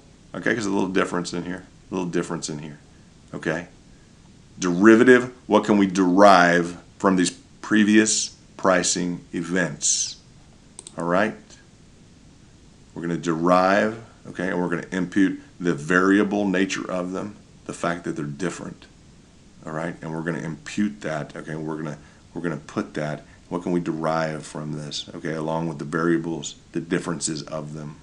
and we're going to put that in with our pricing target right here. And we're going to enter in at a pricing target that makes sense, that's heavier weight as we go down to a cheaper amount, okay, to less expensive, which means we're operating in line with market theory, supply and demand. We're going to enter into, okay, we get 2 shots at this. That's fine. I'll always have money at this level, right? Made some money. I'll have some more money available at this level because it's a market. I'm in the market. If it goes down here, the problem is, what if it goes down there? That's great. I'm going to double or triple down. I'm going to cover all of the upside risk here. All the upside risk I'm going to cover here. And I'm only going to invest on an accumulation basis on something that I'm convinced, and there's a reason I'm having this discussion, on something that I'm convinced I can be involved at, even at the lower levels. And I mean, if the whole floor just flew out from underneath this whole thing, I'm going to go ahead and say, fine, I have reserve capital available at 0.06. All right, fine. I'm going to go ahead and commit. I've decided with this whole deal that I have reserve capital available at 0.006 for Dogecoin. Now, someone is making that determination right now. But when you look at being involved at all on an accumulation basis, yes, it turns into kind of a day trading strategy. Well, we're just going to throw in, I'm going to throw in 5 grand, I'm going to throw in 10, 15, 20 grand. I've got, 50 grand I'm going to throw in here. Okay, you can. Do you have the double down or the triple down? Because the triple down is your insurance. With more volume that you get with that triple down amount of money, you're going to get more volume at a lower price. So any increase, okay, any increase, even a marginal unit of increase in the price, you're going to achieve essentially a greater mitigation of any losses at the higher level. Okay, does that make sense? A greater mitigation of the losses at the higher level. You're going to dispense with any of the losses at the higher level because they're light. First of all, you have that first level, right? The tier 1 is just a light amount of money. It's $100. Second one maybe $200. Play with the figures as you want to. Maybe 300. You may go 900. You may do what you want to do. Do your own calculations. Go ahead and make it your educational market theory approach in your project. Okay, but what that does is we multiply down through these different defaulted levels. It gives us a good market approach. We're operating within the bounds of the market. Okay. So that's important as you look at the supply and demand, as you look at a demand curve. At extremely high prices, there's no demand. And you get into, okay, it's kind of expensive. Yeah, a little bit of demand. Pepper something in up top. In case it decides to go up too. It's been real hot. That's fine. You say, okay, well, in this, maybe a little bit more likelihood. We're going about double down.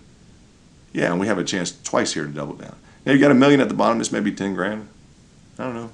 Maybe 10 grand. Maybe this is 20 grand. Maybe get into this. It's, I don't know, it's 60 grand. On $1 million? Whoa, right? So yeah, you got $1 million down below, you're gonna play with $1 million down at the floor? All right, fine. Let's throw 60 grand into it. Are you sure? That's a lot of money into Doge. Well, if it's something you decide you want to be involved in at that level. But then you say, all right, but then I'm only playing with 10 grand here. That's right. You're gonna have 10 grand in while this thing has been chaotically disturbed and it's an extremely risky investment. You'd be like, man, I want that thing to go to $1. You want it to go to $1. Okay, great. What does that mean? If it goes to $1 from 40, what are you going to do? I'm going to double my money. That's not that much, is it? You get to the point that the risk-reward ratio of this, I'd rather trade it and have fun. It's nice for it to go to $1. That's fine. You're going to double your money. Cool. No problem. We hit up trades all the time. I mean, you look at this one right here. This trade right here, if you got picked up on this, it's 70%, man. Just 70% is fine. We're not talking about like, you want to make 100% like, let's see. You want to make, this will kind of start to speak to you. 100% is going to put you in around, what's this? I need to get out of this. Let's show me what is, let's put this in right here. Ballpark. Let's see if I can do this, just to let you know. 100% would put you at 50 cents. All right? And that's right, because the entry price was about 23, right? We could have just calculated that out. So if you had doubled your money there From 23, you mean you could have done that within the last, like 24 hours. Just on one play on the retracement. Now, you could have gotten in at the high. That's why I talk about price entry. That's why it's important in this channel. Your price entry point. Yeah, your entry point right here at 23 cents is critical, crucial instead of up here. You throwing around $1 million and you not even really understand how you're trading. Well, I just want to get into it. I wanted to double my money. Okay, it's at 40 cents. You think it will? Looks high. It's about to be high. You buy low, you sell high. That's the only way you make money in the market. If you buy high to sell low, you're going to lose money every time. Turn your $1 million into $500,000. You literally could have just turned your $1 million into $500,000. We would not be having this discussion unless that were literally the case. 46%. You literally could have bought in $1 million and turned that into $500,000. That's a big loss. So we gauge that risk of that occurrence. We make sure we double and triple down to get your mind in the right framework of understanding that as the price is lower, there's more demand for you from an investment standpoint. It's a market theory. We cover this, I don't know, freshman, sophomore year in college. I got a degree. I got a good financial background in terms of strong, big deals done. Private hedge fund ownership, all these things. I bring those up continually just to let you know, this is just, it's not rocket science. It's pretty simple. But what's the nook in the cranny here? What's the problem here? Well, hold on. Whoa. Look at this line. Because this looks kind of messy to me, right? Look at this. You see this line? Hold on. Now this is something that was conquered. This I almost want to get rid of that, but it's here for a reason. Okay, hold on. Because I want you to look at this line. Look, it's not supposed to do that, huh? Now, how do I know, how do you guys know you're listening to Crypto Kingdom? How do you know London's price entry points are valid? Well, because I gave them to you beforehand and I drew them out and you saw the market maker pick them up twice. Twice. If you want to review, twice picked up. One for a gain I guess people wanted to make. Maybe they decided to sell it. Maybe they held through that and got picked up or doubled down again. I don't know. I just know that it got picked up twice. Anyone who watched it in the meantime got picked up again. We brought it to you about here. It's about a day in between there. Circulated out to about 5,000, 8,000 people. And it's the default level, guys. It's the default price, period. So it's my price target. It's the default price if you know how to work the program. Well, how do you guys know you're working the program right? I'm going to bring this up right now because you're going to draw this. Oh, let's look. This is a big learning move here. I want everybody to pay attention, okay? This right here. You see that little trend line we got? Oh, yeah. Beautiful, right? You betcha, man. Beautiful like how? Well, beautiful like it's giving us the exact, double kind of resistance level that we're now traveling up. It's kind of established a little bit of a trend, at least temporarily. Well, let's do this. Let's go ahead and clone that. Let's put that up here. Because you guys verify right now on your screen. I want you to make sure you know how to draw these and everybody coming up with their own pricing targets. Oh, yeah, sure. No, not like this channel. Not at all. Okay. So we have our trend line drawn. Great. Let's switch on over to the candles like everybody likes to draw on. Oops. Oh. You mean the trend line we just drew upon? Yeah, we have some hits here and here, but hold on. Wait. See, now this is all backwards now. Now we have a big problem. Hold on. So you're supposed to draw the Fibonacci's where? Yeah.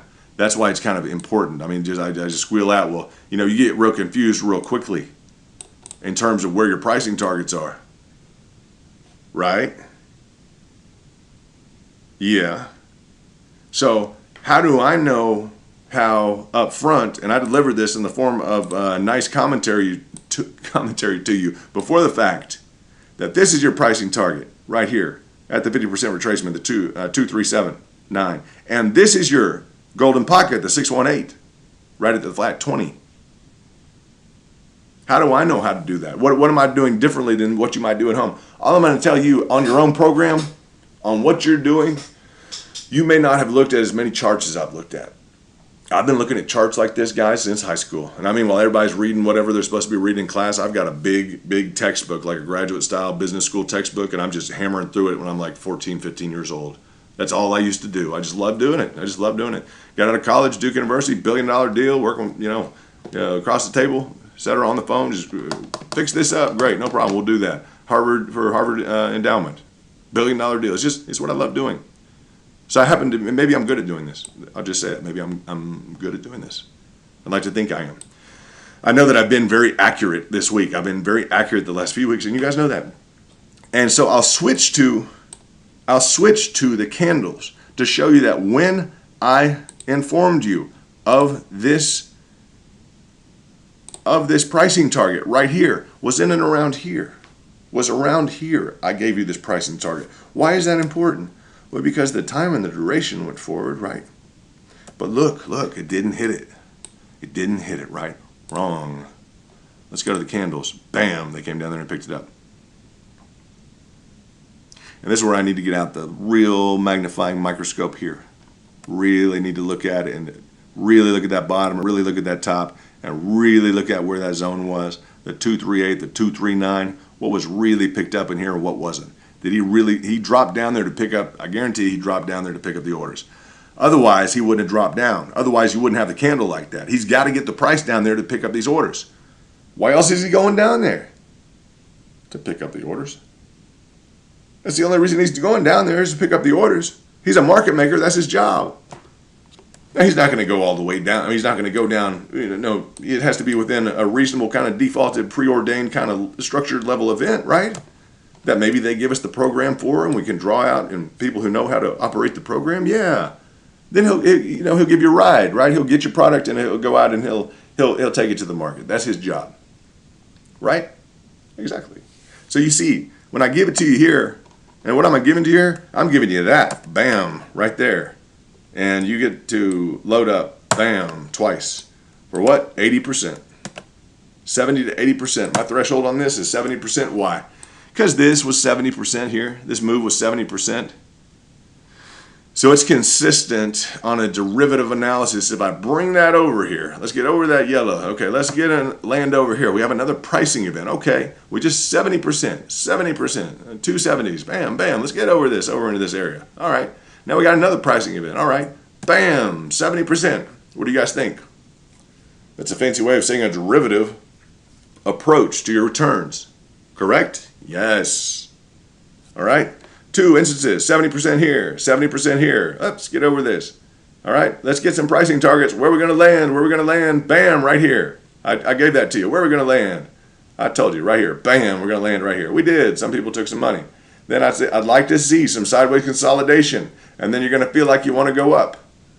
Precisely what we got going on. So, and he even was nice enough, and I got to give him credit. I got to give Binance credit for this in terms of the repairing. Get those computers together. Can't stand bad computers. They mess up your business. So anyway, aside from that, as you look at this, bam, you got picked up again. It re-hit your engagement zone. Now, between who watched what and where of the 8,000 people, we had 8,000 people watch our video. I know there were orders here. Okay? No, I'm not pushing around, one of the hottest investment concerns on the planet. Dogecoin's like a really phenomenal deal. I'm not pushing that around on a technical basis. All I'm doing, okay, 8,000 people is enough. You'd say, okay, that's enough. What, you're going to have some orders there? That's right, you're going to. Why? Because this is the defaulted level of the program that Binance is giving me, that Binance is giving you. Why else would they give it to you? Why else would they give us these figures to gauge and to specify our retracements? You get that? What's our threshold? Well, we're going to have some threshold at the top. It's going to be nothing. I don't want to invest anything at the top of this threshold. It's too expensive. When it comes down a little bit, I'll pepper in a little bit of money. Comes down a little bit, I'll pepper in a little more. I'll probably double it. Well, I'll go ahead and I'm going to triple down here. Just to get it a little bit more reasonable, I'm going to triple down in here. Yeah.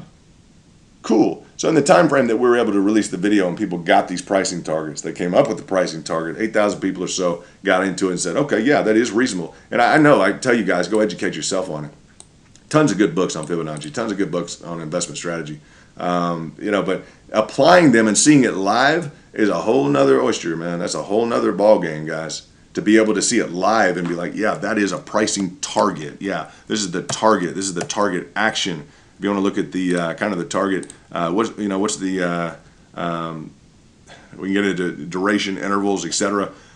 If we get into the kind of the target action, well, it's going to be on the upside. That's our goal, on the upside. If it doesn't hit, well, we came down to here. What's cool? Well, we're able to double or triple down when we get into here at this golden pocket.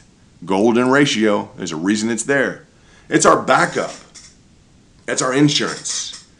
That's how, if it crashes, we're not worried at all. We have money. We have cash put aside. Can you imagine that? You have cash put aside to pick up Dogecoin at 0.007 cents. It's already been there one time. I'm not saying it's ever going to go there again, but I do have cash on the side in whatever I invest in, whatever I decide to invest in. I have cash put aside at a level that's a double, triple down, all the way down to where I'm at a real foundational level of investments at the bottom level. Because it's already done this 2-3 times. It's already had its cycle of going up. It's going to go up again. The guys making tons of money, they're capable at this level. I just say they are very capable. If they liquidate, that's their choice. If they've made money up on top with this routine, that's their choice. They want to liquidate. But they're capable at this level of saying, yeah, that's going to be ours. How much of it and at what price? That's what you start saying. How much of it and at what price? Because they've already seen and realized an incredible amount of returns here. Huge amounts of returns. And it's fun. You get to trade along the way. I mean, that's what it's all about. You get to trade. Yeah, that's fun. Right? So I'm London. This is a Crypto Kingdom. I bring you these pricing targets, right? You were in the money 70%. If you hit the pricing targets and you're just waking up, we're trying to hit a new all-time high. It's a little bit crossways because we didn't on the candles, right? Look at the price action on the candles. That's why I'm saying you guys need to be careful what you're looking at. But we did on the line chart. Now we drew fib on the line chart that picked up our specified price target, which we have to go to the candles to prove that it got picked up twice. After we put in our video, market maker goes down and he picks up your orders. So congratulations to those of you who got your orders picked up. You are extremely happy. Very well done. You have allowed the market maker to see your bargain action, okay, in line with the defaults. All we did was put the defaults up here, right? And then that lets you work with the market maker and him to work with you, and you went ahead up after the consolidation, which we called for. And you just kind of feel like going up, and I guess he did. He just felt like going up. So, bingo. Very happy for you guys that got in. For those of you who watched the video, I'm very happy for you guys. Good job. You're behaving as if you're respecting market theory. Okay? Because you have more available, you have some money available as it becomes less expensive. That's all it means. As the price goes down, there will be more demand. So I talk of double, triple down, this and that. Here's your target. It's just, these are the default numbers, guys. I'm going to draw the line correctly. I'm going to use the program correctly. I'm going to come up with the precise entry point. If it's off, the market maker has someone else who maybe a big timer who I don't know what he's doing. He's an outlier. He's on the fringe. If you're on the fringe, I'm not going to probably hit you. I'm not into the fringe. I'm into the concrete. And you guys, when you pay attention to this channel, you will see this. I'm into the concrete levels of within a variable of 2%, etc. Some people may want to dip around. Fringe here, fringe there. Nah, we're good. We're good. We're precise on this. All right. So you got picked up. I know you did, or else he wouldn't have come down there and picked you up. So good job. You have to be able to deal with limit orders. Limit orders are crucial in terms of your ability to schedule out and program trades. Now, a limit order is the specified amount that you want to purchase of something at a specified price. That's you saying ahead of time, I'll pay you, hey, market, I need you to execute these orders. I need such and such quantity at such and such price, and that's all I'm ever going to pay. You see, that's all I'm ever going to pay. All right. So that's where we come in on the ability or the capacity of you to function in this market and to be able to execute these pattern or these default entry points. Okay, they're not my defaults. They're the program's defaults, and I'm bringing it to you. I've run the guy. I'm not going to get into my private hedge fund. I'm not going to talk about that. When you deal with the top traders, and I've found them, and I won't talk about all the details, but they'll still ask you questions, guys. The guys in the exchanges here working the figures, working this stuff, they've come to me before and asked me questions. If you hire them, they'll ask you questions, I promise. There's nothing wrong with that. Ability to bounce ideas off of each other, ability to come up with what's the different game plan? What do you think about this? What's your sentiment? A lot of that is. And now when you get into precision like this from a technical standpoint, I'm just going to tell you, it's like, what is such and such doing? Why? Because we're having a phenomenal amount of success and it's in a market which arguably, I'll just say a little bit, arguably isn't as sophisticated technically. So bravo to everybody, because we're maybe a little bit more sophisticated technically due to my background. So this might be the type of channel and the type of information that's received well, maybe even by some of the kind of the market structuralists. And I'll say some of the market structuralists who are involved at the kind of institutional exchange level. Some of you might be involved in that. If I harp on you, it's because the people I'm around, the people that I teach, typically I demand excellence. That's it. And I typically tell people it's a very high standard, but I want excellence. I want perfection. And I always encourage people, demand perfection of yourself in your trading, etc. Demand perfection of yourself, knowing that you probably won't be able to deliver perfection, but in demanding perfection, you'll get as close to perfection as possible. And if you don't demand the perfection, you're probably not going to get anywhere near it. So that's why I am so precise. I try and demand perfection from myself at these levels. Bam, bam. Given to you at this yellow indicator about there, right? Heavier level of investment. So those of you who watched, phenomenal, right? Beautiful. We could not have drawn it out or scripted it out any better from the video that we gave you. So bravo, bravo, good job, amazing job. Now you're coming down a little bit, right? Okay, doesn't mean you're done with the positive price action. But again, in line with our variable, right? Derivative, right? Analysis, right? You understand that we've done real good. Bravo, round of applause, right? Yeah. So that's what we do here. We don't undercut at all the holders who are in here. In fact, we're providing price action along the way. And this is a beautiful little time and day for Bitcoin right now, okay? Because you're seeing something kind of reasonable start to occur for a second here. And I think for Elon, this needs to be reasonable. And as much as everybody wants this to go to $1, I'm going to go on record just saying the following, that I know that Elon has a personal interest in Dogecoin, okay, with his family, etc. However you want to define that. Institutional, very much. When big boys play with the big cash, okay, you hire desks, okay? There are desks working on this for Elon, okay? Whether it be this or Bitcoin, etc., he's got his program traders out. I know how, let me just say, I know how those are built, okay? I have put people in them for me, okay? So I know how that functions, and it's great. I don't like to see you guys work too hard, all right? That worries me. That's the one part I don't like, is that you work too hard. You guys who are trading all the time, you have these expectations. I've seen you guys wither up, and I don't like that. And I hope if you guys have questions, that you ask me the questions, okay? Because I've had a very good track record of delivering the right types of answers.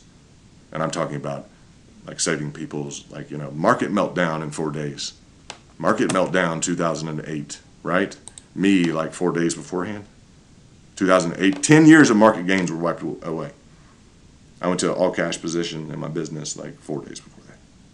All right, and specifically because of the market. I'm like, nope, we're doing this. They were like, we're doing this. I'm like, they're like, okay, we're doing this. I'm like, yes, we're doing this. 4 days, bam, the hammer hits the market. I couldn't find a guy anywhere. Everyone wanted to manage my money. Everybody. And I couldn't find one person who got it right. And I'm talking, you'll hear the guys on TV and everything else, oh, we got it right. I couldn't find anybody. The thing about that is you'll know if that person is telling the truth, because that person should probably tell you And the crazy thing about it is I couldn't find anybody else who got it right.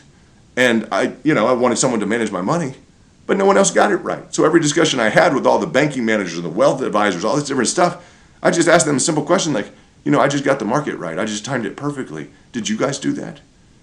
And, I'm a young kid in business at the time, and they're looking at me like, no, we didn't do that, sir. And I'm like, well, how am I? You're the nicest bank in Texas, or you're the best bank in wherever. I'm like, how am I supposed to trust you with my money? I just got it right. You didn't. Like, well, and they give me the whole song and dance over the 10-year time frame and this and that. So it's I know who gets things right, and who doesn't. And the guy who got the market right or this and that right, he's going to be in the position. No, I tell you about it. The whole story is like, and I couldn't find anyone who had gotten it right that was managing money. So I couldn't find anyone else. I guess I'm managing my own money at that point, but I couldn't find anyone to manage my money. That's the hook, line, and sinker. You understand? Yeah, he really did. He got it right. He had interviews with people to have a manager. Like, he couldn't find anybody to manage your money just because they had all gotten it wrong. But you get so caught up in different theories, and that's why it helps me not to be behind an institutional desk with Morgan Stanley or whoever else. And I got friends there. It was a nice. Anyway. Not to get into anything involved with anyone. I have no formal affiliation with any department, agency, bureau, nor military division, domestic or abroad, or any institutional, investment banking or brokerage house, period.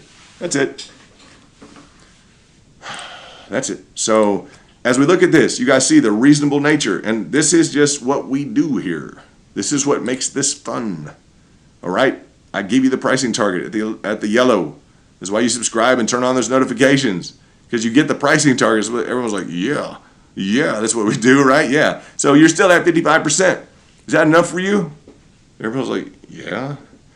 Yeah, that's enough. In a day and 10 hours, that's okay, man. I tell you, the threshold of the 70% based upon our derivative analysis, right? That threshold has been accomplished. Okay? You've met your threshold. You've already gone up into a clear 70 on the strength of the wicks, right? You've gone up to 76, in excess of 75. You've met your threshold. Okay? That's good. Now, somebody walked up your price here and decided to allow you to exit your trade. That would be the market maker managing your orders and managing your inventory for you. When you decide, and this is where I will be very favorable about the market maker. Hello? If those of you who are listening, who are in those shoes, the individuals who came and picked you up, I talked about the best way that we can make use of them, or the best role that they can fulfill for us. That's the best way to say it, not to make use of them. But the best role that they can fulfill for us and the best role that we can fulfill for them in order of the normal participation in line with market theory, standard and reasonable market theory, is that we give our bargain price, which we predefine perfectly, right? And we predefine that,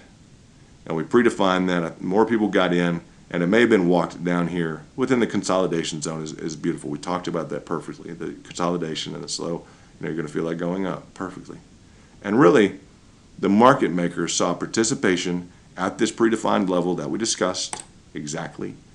He gets in, and someone was walking this thing up, right?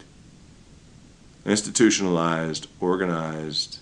Okay, we need to walk this up for the investors. The guys who got in and decided they're playing the game right. We'll dip down. It doesn't look great. It's still in it within a consolidation, right? We're going to dip down. We're going to give them a trip up here. Now that is a beautiful role for the market maker to play. That's him saying, okay, you guys done your frequency analysis. You've done your kind of variable frequency derivative analysis on your expected gains. Beautiful. I'm going to pick you up. I'm going to give you a little ride. It's not like a little club, but you understand this is how the market works. Okay? Get into the right price. You got to know how to draw your lines. You got to know who's getting picked up, what exchange you're on. You have to understand that this looks like it didn't get picked up. You have to know which exchanges to be on. You have to know the ins and outs of who and why gets picked up where. And you have to, if you're not happy with your exchange, you have to be prepared to move your limit orders and your buy order. Let's say from the buys, the buy end to the sell end, you have to be prepared whether or not you're going to buy it or sell it. Or you have to be prepared that if you're on the wrong exchange and you're floating on 2 or 3% off or 1% off, that's not where you need to be. You need to be able to make that move. And that may not be convenient for you. If you want to play the market the right way, that may be necessary, period. Or else this whole game changes and you can't play it the right way. It may look to everybody else in the world differently here than what you know. That's okay, because you know you got picked up. After you watch the video, you got picked up. Maybe not everybody. You say, well, no, on my exchange, it didn't execute. All right, why don't you get into the community and figure out, get into our Discord. Why don't you go over to Twitter and find out, type in the Kingdom. That's us. Now, this is the Crypto Kingdom. I'm London. Type in the Kingdom, real easy. The Kingdom, and go down to go to the Kingdom. You have to scroll down through all the people. Go to the Kingdom to find us. Click on follow. Click on follow. All right. And in here, you'll also see a Discord. Crypto Kingdom. You'll see a link to the YouTube channel. Crypto Kingdom with a K. Crypto with a K. All right.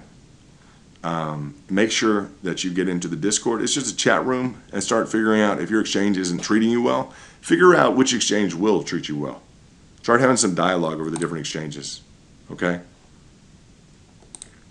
Some people may be getting picked up. Some people may not be getting picked up. So, just by the market maker. So that's nice. That's a nice story that we get to discuss. Now, the action may not be over. It may not be completely over. To the extent that it's over, I just talk about on the immediate trade. Okay, this is a trade, right? This is a price action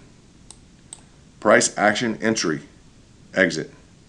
75% completed in line with the previous sections. You're still at 50%. It's still a healthy gain, guys. That's beautiful. 56%. That's beautiful. 50% on your money. You put in 10 grand. Walk with 5 grand, 5 G's. You stop by. You say hello. You want to hang out with those guys. You go into our Twitter. It's 5 grand on 10 G's. With the pricing target you only found here, nobody gave you the pricing target. Nobody on the internet at all. Period. Nobody that I know of at all gave you a pricing target. We did, right here. I'm not harping on that, but I want you to realize the importance of the community and getting into the Discord, getting into the Twitter. Okay? It's not a light group. It's not we're gonna shill coins, talk about crud all day long, and mess around. No, it's a serious group. People that don't take it seriously, they're gone. People who want to get in and debate whether or not a Fibonacci works, you got to be out of your mind. Honestly, if anyone wants to get in my group and talk about whether or not a Fibonacci, a predetermined default level of the program which the exchange gives us, whether or not that's good enough for them or anybody else. Yeah, there's like the highway. Hit the highway, all right? We ain't playing this when we see the kind of continual. And I'm going to replay this for you on Dogecoin. Bam, all right? Multiple, bam, bam. Right? On Harmony 1, we're doing the same thing. The same exact thing. And I want to show you, like, down to the precision nature of, now what's the low Doge? Now I got 3 Doge. Doge is taking over my computer screen. Let's look at Harmony 1. Now, Harmony 1, as we look in Harmony 1, now this one, guys, was beautiful. And I'm talking beautiful, beautiful, right? This level, I'm going to draw the line literally where my pricing target was. And guys, I'll handle any concern, but I have to make sure I'm willing to double down all the way down into it, that I like it enough, and that speaks volumes about Harmony 1. And honestly speaks volumes about my trust in Elon. I'll just say that. As you look at this line, this little, I don't know. Excuse me. As we look at this exact nature, and we can put that little dot right there if we can. the exact nature of this pricing target, guys, I had the golden pocket laid out here for a week. I mean a week before. Now what started to happen? I came out with that, and I will say, everybody, at least in my group, got excited about 10. They just got excited about 10. All right, you can. That's cool. What did we really have in the meantime? We didn't have any blockbuster news, right? And we had a sell-off. I got to say, it's just convenient. We had a sell-off here. I'm not going to talk about too much else, anything. We had kind of a big drop in Bitcoin. Kind of fell off the roof, huh? Yeah, it went down. So this 10 we were talking about, and literally, you want to talk about precision. That's why I say I don't talk about whether or not something works. If someone wants to debate me on whether or not this works, you're not going to get this level of precision. Hello, guys. You're not going to get this level of precision, bam, up between whatever, 50 and 70%. I think it's a beautiful time to exit the trade. I'm happy right now exiting the trade. Even if I didn't maximize at the 70%, I'm happy. I'm so satisfied. Now, what's the difference? Well, we wanted to channel trade it. All these guys with the charts. I want to make sure, huh? Because all these guys with the fancy charts. Now, a classic bull pennant becomes difficult for me not to trade. I had to. In the midst of the, excuse me. All right, excuse me. In the heat of the thrall of the bull, run up here. Now, note with what amount of money? With a light little peppering in of money. Why? Because I still have the foundational resource money underneath. So here. Now we hit another one, this here, or this here, whichever one if you watch the video afterwards. Market maker, literally after you watch the video, some of you may have set that, and literally, isn't that nice of him? Isn't that nice? So they have some server issues. I unloaded on them earlier. You guys edit that out if you'd like to out of my video. But anyway, I'm sure they can take it. They're tough guys. These are tough guys. They're like, Wall Street types, real tough guys. Now, so you saw this. This is why I don't debate this in my investment days here that I have in my community that I invite you guys to come follow us at Twitter and enter. We have giveaways for all kinds of stuff, man. It's cool stuff. We have a great group. Shout out to Yoski. Shout out to Red Raider. Shout out to my brothers out there. Shout out to everybody good. Some other guys will say shout out to at some point. But you see this exact line? Bam. And when did I talk about that? You want to know? You guys want to know when that happened? Huh? Well, first of all, I'm going to talk about the other one. Right? Some people got a little flustered on this one. Went a little deep into it, right? So the first one, horizontal line, we want to do a vertical line. This is what is going to get you, is here,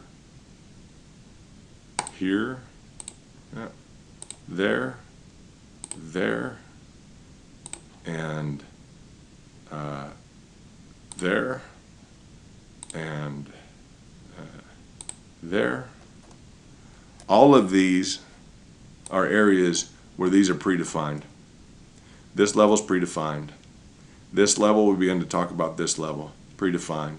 Hit twice for about 10%. Not much, 10%, small, peppering in the money. Nothing. Just to support this level and to create a positive dynamic, to create, okay, kind of a sideways channeling of this, just to support some bullish activity. Just peppering in to create some bullish activity. Okay, while we're waiting on big news, some big break in the action, some management team, not just hype. I'm not hyping up anything. I'm not going to contravene market theory. Not me. I'm not going to do that. As we look into here, let's go to the line. There you go. The 13. All right, the 13. Bam. Perfect. We talked about that in and around this area and around this area. We talked about it. Beautiful. 30 to 50%. Beautiful. 30% was expected. It's reasonable based on the calculations on the derivative variable analysis. Okay, 30%, easy. Now the next one, easy, right? This one doesn't look like much, huh? No, it's just 30%. See, that's 30%. That's 30%. So that's fine. So exiting the trade there at 30%, that's fine. That's beautiful. If you're still in the trade, now my group has known. See, now you're getting into 11%, 10% of something that was a very highly sought after position. Okay, you see why I do the variable analysis? Excuse me. You see why I do this, guys? You see why I get up early and I talk to people and I'm on here and the guys who are paying attention are making the most money?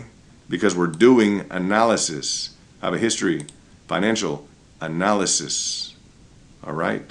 Graduate level, intelligence studies, very highly technical kind of stuff. You know, I love this kind of stuff. So yeah, now you're at this was 9%. It bottomed out at 9%. You're still in at 10%, even if you gut it out. Now you may do more on the upside. Maybe it wants to go up, but I know the threshold is in around 30%. It's already hit that. Where it's at now? Where is it at now? Where it's at now? Where is it at now? About 12%. So you're up 10% of your money with what? With heavier amounts of cash. Why? Because at the top levels, top level, we don't have any money available. I bring this up to reinforce market theory and your positioning in terms of where you want to enter on your trades. Always remember, nothing on the very top. Pepper in lightly and below. Then we're going to double down. You got it. Triple down. Well, here we're going to double, triple down. Bam. You see what I'm talking about in the purple? Yeah, you're getting into the purple here. And you got to get into, that's about, like if you started 100, you work into 100, well 200, well 600. Now you into like 1,800. That's when it gets interesting. That's why I talk about if you got $1 million in the bank, whatever you're doing with your money, how much you got. Maybe, you know, you say, well, that's just too much money. You can still do the principles. Still operate within the framework of market theory. Do not contravene market theory or the market will contravene you. It will kick you out. If you do not obey the principles of market theory, it will kick you out. You say, well, I want more demand at higher levels. It will kick you out. The market makers will kick you out. Okay, the guys in charge of the buyers and the sellers and negotiating the contracts, over all of that, when they see you, they will kick you out. Period. You will not be around to partake in the market action for very long. You will get kicked out. If you have an endless kitty and just a supply of cash, you can keep coming on back. And they'll keep taking your money till they kick you out again. And you can start with $1 million and you can wind up with $2. They'll take 10%, 10%, 10%, 10%, and you stop out here, you stop out there, this doesn't work, that doesn't work, they'll take it all. Because you're contravening market principles. That's why we don't invest on top when it's high. We get into about $100 in the first tier, maybe $200 in the second, maybe $600 here, maybe $1,800 in here, maybe $5,400 in the bottom. Heavyweight, okay? Heavyweight double down approach. Why? Because that reinforces market theory to you. You understand the cash belongs. I have to get it through somehow to you. The cash belongs at the lower level when it's less expensive and you can acquire more coins. And it just so happens under that theory that you're prepared for an absolute complete loss in the price. And you have to make sure that you plan for that contingency, reduce your risk and maximize your gains. And you're seeing within that principle in Harmony 1, and now Harmony 1 got stopped and around here. It still has huge potential. People are still entering into positions here. I know people right now who are literally looking at Harmony 1 and literally at the 0.078. I know people with orders right now at 0.078. Okay? We know people that just made 70% based on our videos, in line with our videos, ahead of time, on Dogecoin. Phenomenal job. Hitting exactly our price target. Precisely our price target. In and around this 0.237, 0.238 with limit orders, taking a beautiful ride, a beautiful little trajectory of a ride for an interim. I'm happy with 70% on that. The 84 starts to push the limits on the derivative analysis. Okay, what we derive from these previous pricing events. We're going to extrapolate. We want to peel those values off, this 70% here, and we want to apply them here. All right, we want to take these values off. I want to just unpeel this like a sticker. Take that off, and I want to stick this right on here. What's that mean that's going to happen? I'm going to get right into my 70%. But I just unpeel the sticker, derivative. What does that mean? I unpeel the sticker right here, and I just stick it on right here. Perfect. Now this sticker is a little different right here. just a little different here. All right, so I have a few different stickers. All right, so I'm going to do something kind of like a, what would we call this? If we wanted to call it, if I explain a derivative, okay? If I explain a derivative variable analysis, okay? So it's like a sticker, huh? Yeah, it's kind of like a sticker. All right. I'm going to peel this off, and I'm going to put this sticker right over here. All right. And he says like a sticker, huh? Yeah, like a sticker. I'm going to peel this off, and I'm going to put this right over here. Let's peel this sticker right over here. And then the problem that you're going to run into is you're going to get into the growth analysis of this, and we're going to get into some advanced kind of techniques you don't necessarily have to know. Because you know this is a bigger percentage at a smaller number, right? Absolutely. Nonetheless, it's still an indicator. All right. And I'm going to bring up that indicator because it does also line up with one of the other pricing events that we have. Okay. So in the context of us having a derivative, we have derived these overall pricing function values aside from the percentage gains. We have peeled these off like stickers. It's just funny the things I talk about, but you guys get that? We have, that's right. Okay, on the low end of the gain here, within the first variable portion of the analysis, huh? Within the first portion of the analysis, you have something along the lines of that's going to, bring an equivalent in terms of the overall pricing function. Now you're going to get into the percentages here. You're going to get into the percentages, and you're going to want to, you're going to want to play with this a little bit. I don't want to play with it, but you're really going to want to spend time. Make sure you probably capture that whole amount. Within that, you're going to see the kind of variable nature of this. If you just do percentages, you can get tied in with that as well. This is one approach. Kind of peel this off. Kind of peel this off. Kind of peel this off. These are your possibilities. Which one do you want? Well, I don't know, but I'll tell you one thing. What do you think? We kind of think when we look at that way, that's a different way to look at it than a basic percentage. Okay, a basic percentage, extrapolation, or a basic an application of the basic percentages. This is a different way to look at this, and I don't mind it, to tell you the truth. I wouldn't normally just apply this, but I don't mind it. Why? Because whatever we know about this, we know this whole derivative variable kind of action here kind of seems like whatever we kind of feel like, yeah. You see why we got kind of like, yeah. We just peeled it off straight from over here. Isn't that cool? You guys see that? When I talk about a variable, yeah. Because, what do we got? Oh, okay. That has it's a variable. There's a variety of these, right? Yeah. These are variations of previous pricing events. And each one of them hit. Each one of them became kind of a factor in here.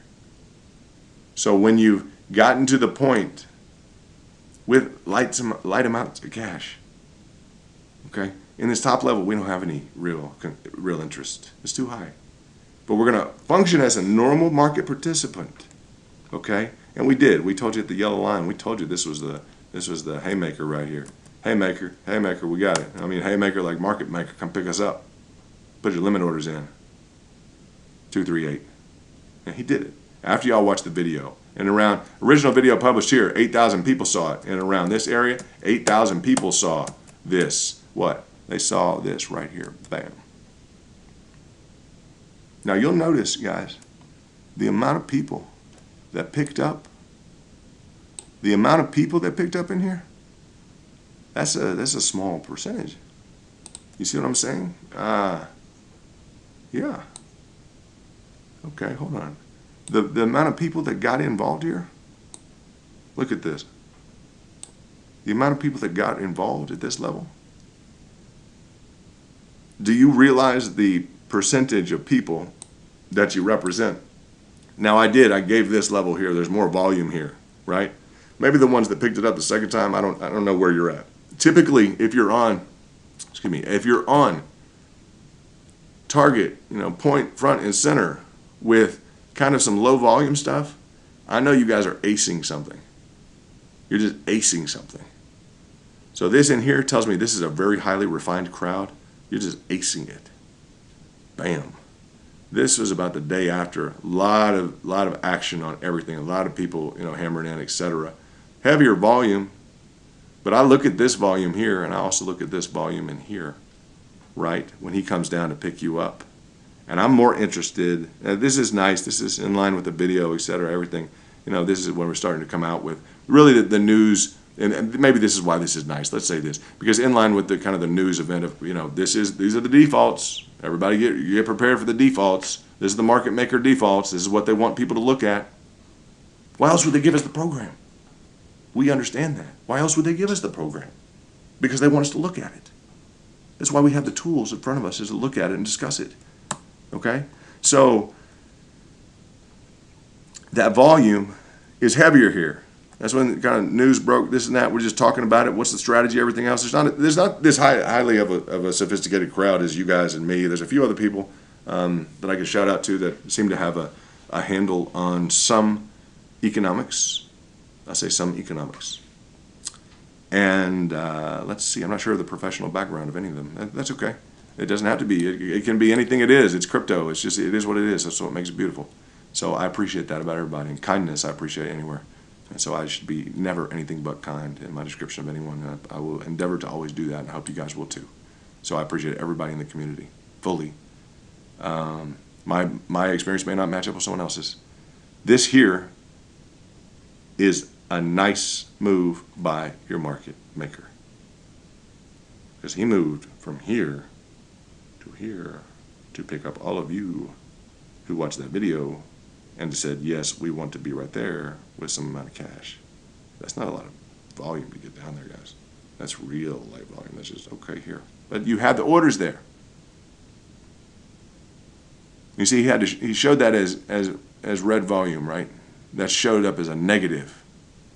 You'll understand volume a little differently now. True. Well, what? You were waiting right here with your purchase contracts, with your limit orders, right? Yeah.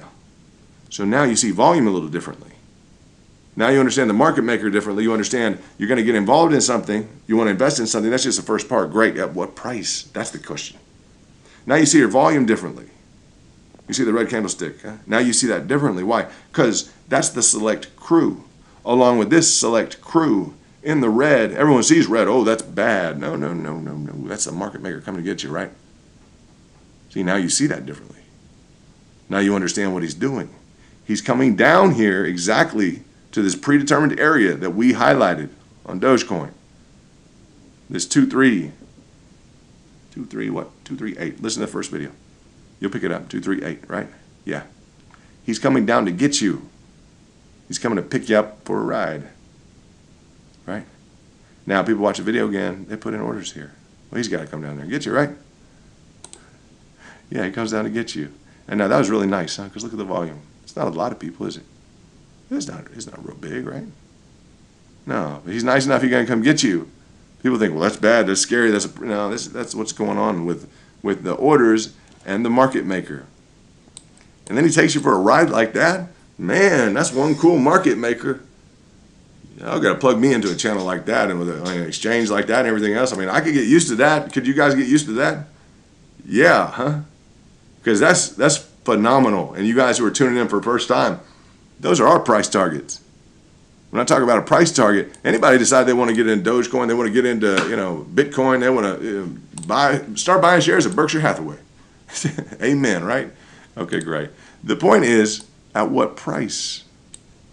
Always at what price? Specified, exacted, beautiful, beautiful. Called out here on this yellow line.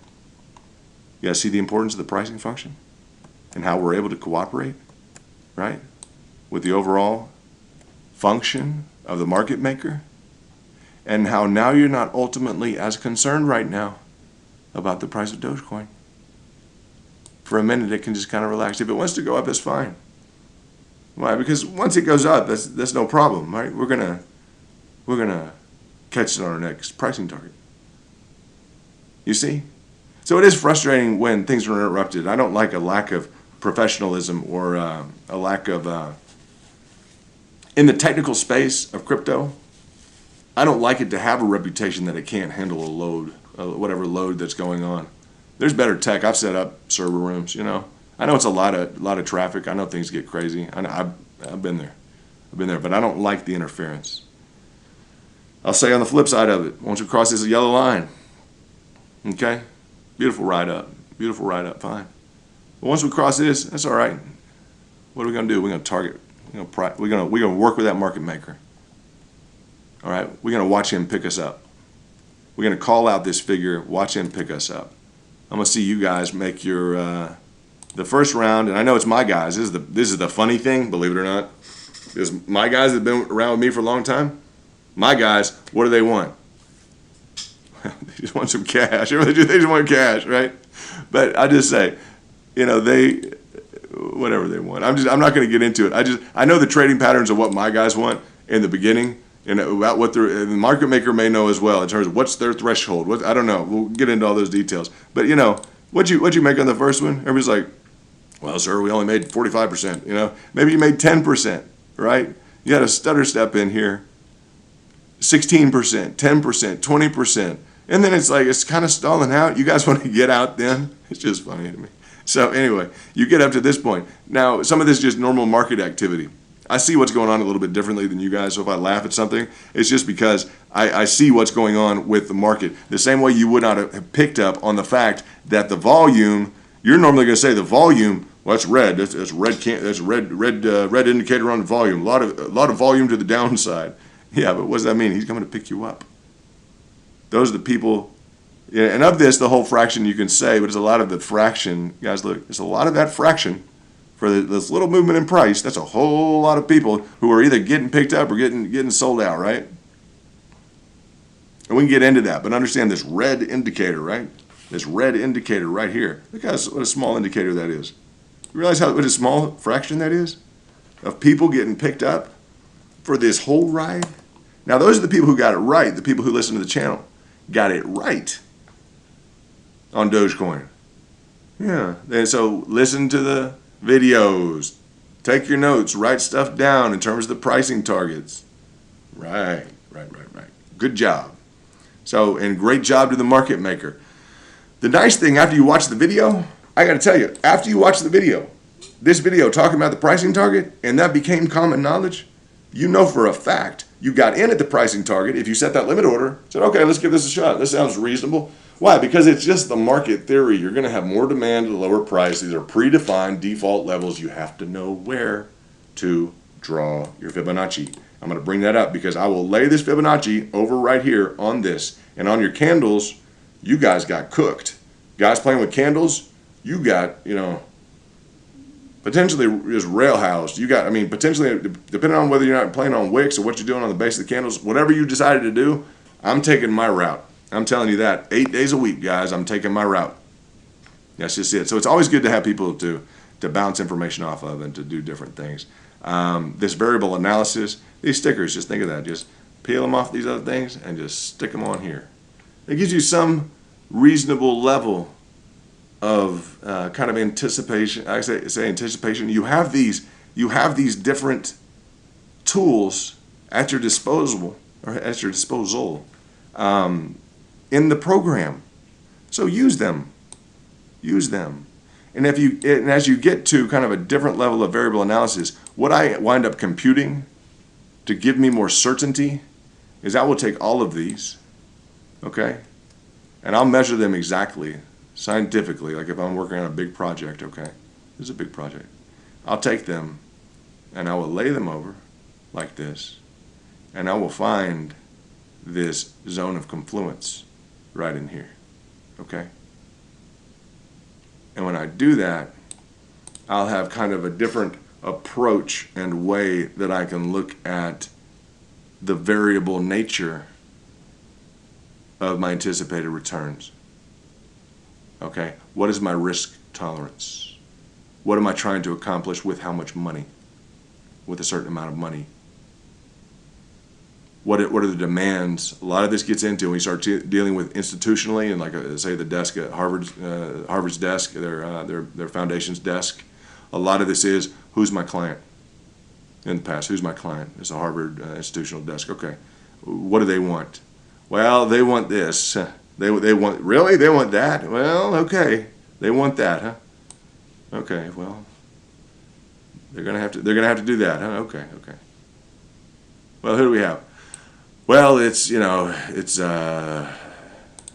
the such and such family, the heiress to such and such. They're very conservative, and they're very, very such and such, and they're just fine with this. Every year they've just had this for the last 100 years. Essentially, that's what you get into, right? It's your risk. It's your risk. It's what the expectations are of you. You're your client right now. You're not my client, right? You're your client. You're deciding where your risk is. I'm showing you, kind of on a variable basis here, what kind of made sense on this and how, so that you can work that into. Everyone wants to know, well, what's my, what are our exits? Where are we supposed to get out of this? You're talking about variables. You're not giving anyone anything concrete in terms of an exit. That is not true. I have given multiple exits today. Okay, now they can both turn around. That's fine. I know I'm happy with 70%. That's it. I know I'm still happy with, I'm going to just tell you, I'm still happy with 55%. Not even 55, 57%. Maxing that out. I'm happy right now. And wait for a retracement. Beautiful. Now, when you look at 50% here and you think of the retracements I discussed in the previous video, if you guys go up 200%, I want to go up 400 or 500%. Now you literally start to definitely see, absolutely, this type of an event, this type of a trading strategy, when I'm literally, when we're being dictated to tell you the truth, by the default parameters. You have to know what to draw, when, where, and how. You have to know which time frame you're on, when it changes, depending upon just how we did this analysis. Please pay attention to this. Just how we did this analysis in terms of the variable nature. There's a big deal right here, what I'm about to say. Just the variable derivative nature of the returns, right? Okay. You have a variable derivative application of the components of the software. Okay? That means you need to know what stance you're in, not only here in terms of your return expectations, but the time frame, the durations, what mode you're in. What mode you're in. Are you long? Are you day trading? How aggressive are you on the, I'm talking guys, on the retracements? How much it gets into, you start to consider some variables, and just like the, I'll just tell you, just like this, just like the, what are we getting into? Yeah, just like the volume. Yeah, just like the volume, and you guys not quite understanding, okay? Some of you may understand it better than me. Great. Hit me up in the chat room, the Discord. That's phenomenal. I can't wait to learn from you. Okay? But just like this red candle turns into the biggest opportunity of the day, that's what we want to see. That's what we needed to be a part of. Yes, right? Now you understand why. And this one, we got a second chance. Everybody got picked up who watched the video. That is beautiful. That's kind of like, Elon watching out for us somehow. Somebody up there is doing something good. At Robinhood or Binance, somebody did something good. They made sure we all got picked up at what? At the optimal price? Why is that such a big difference? Because that's our price target. Target means the best price. That's where we maximize our gains. We minimize our risk. That's beautiful. So yeah, we want to be a part of this one. Everyone wants to say, look at this. Look at the volume on the bottom. What do you want to be a part of? You see? Now you see what I'm talking about. What do you want to be a part of?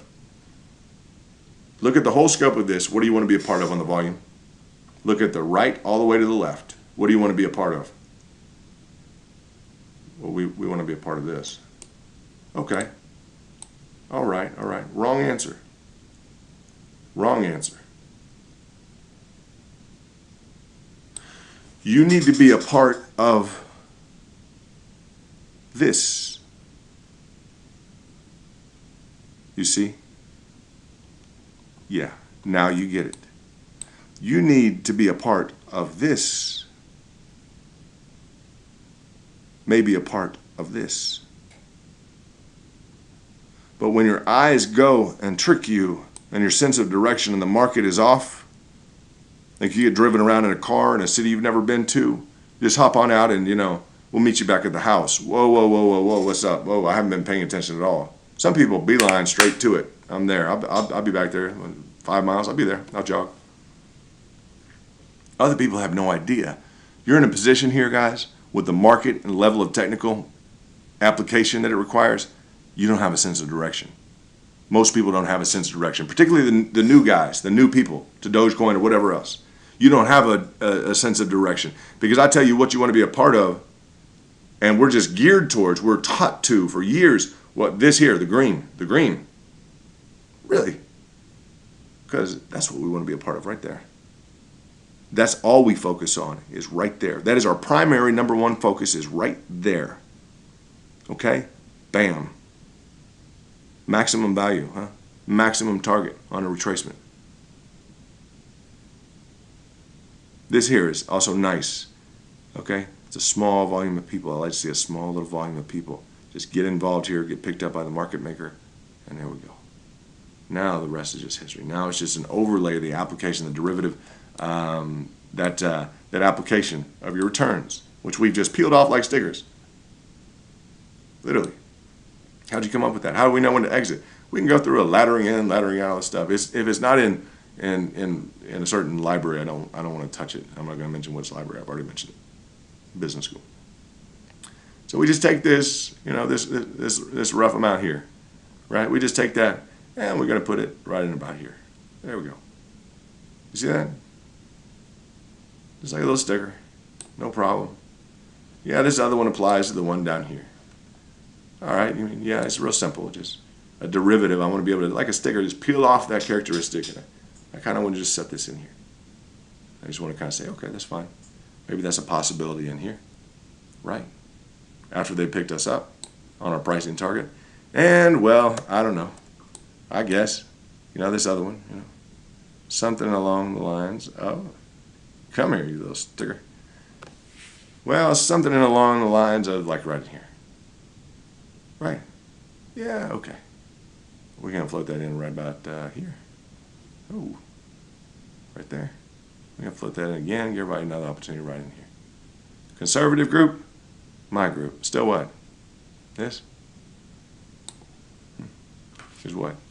And around the first target that was hit. First target hit, 4. Ballpark excess of 40, right? Beautiful.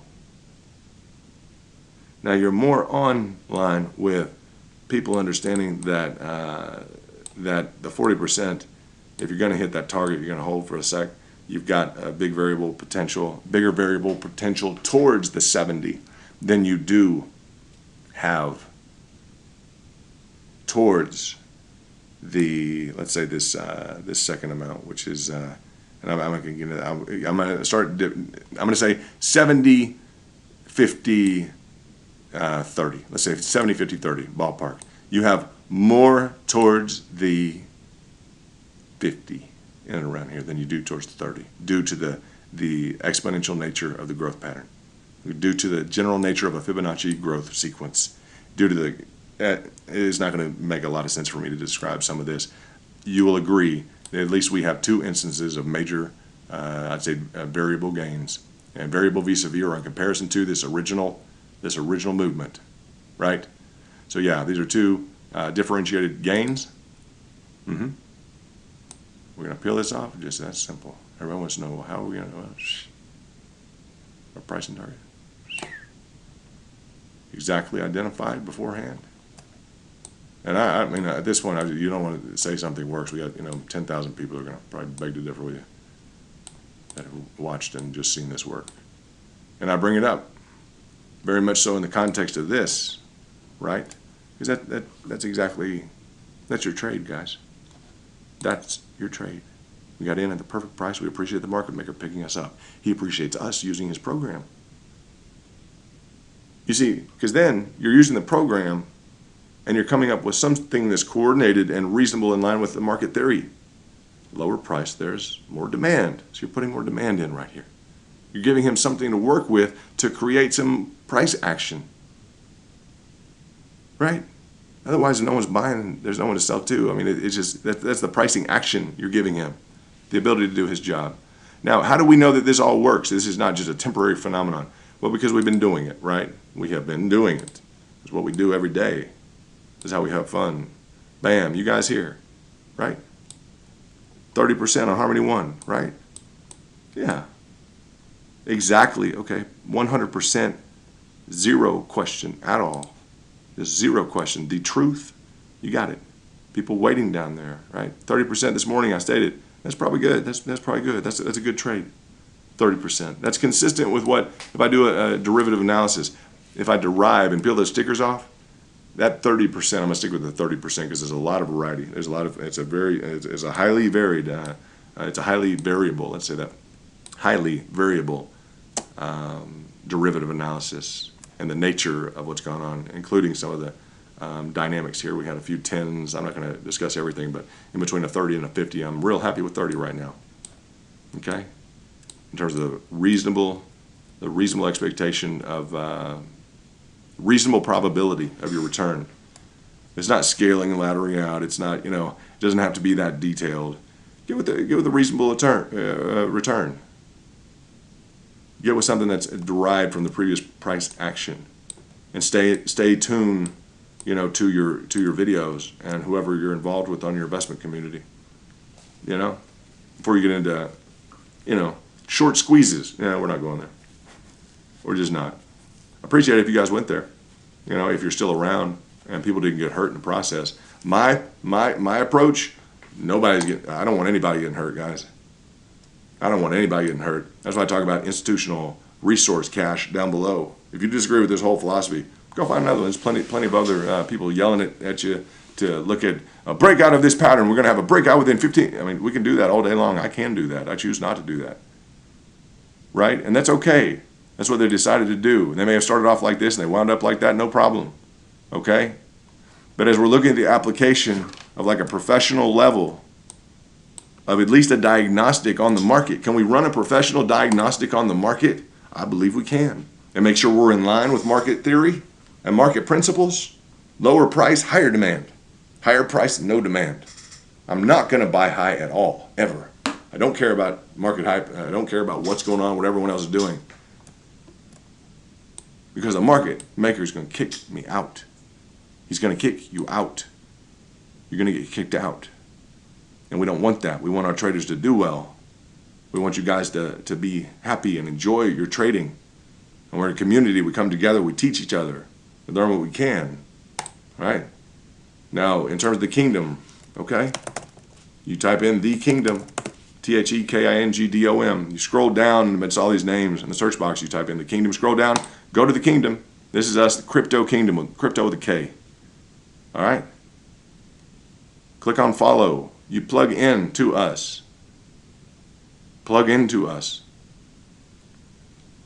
Discord right here. Just messages. Opportunity for sessions if you guys want to talk, if you want to do something.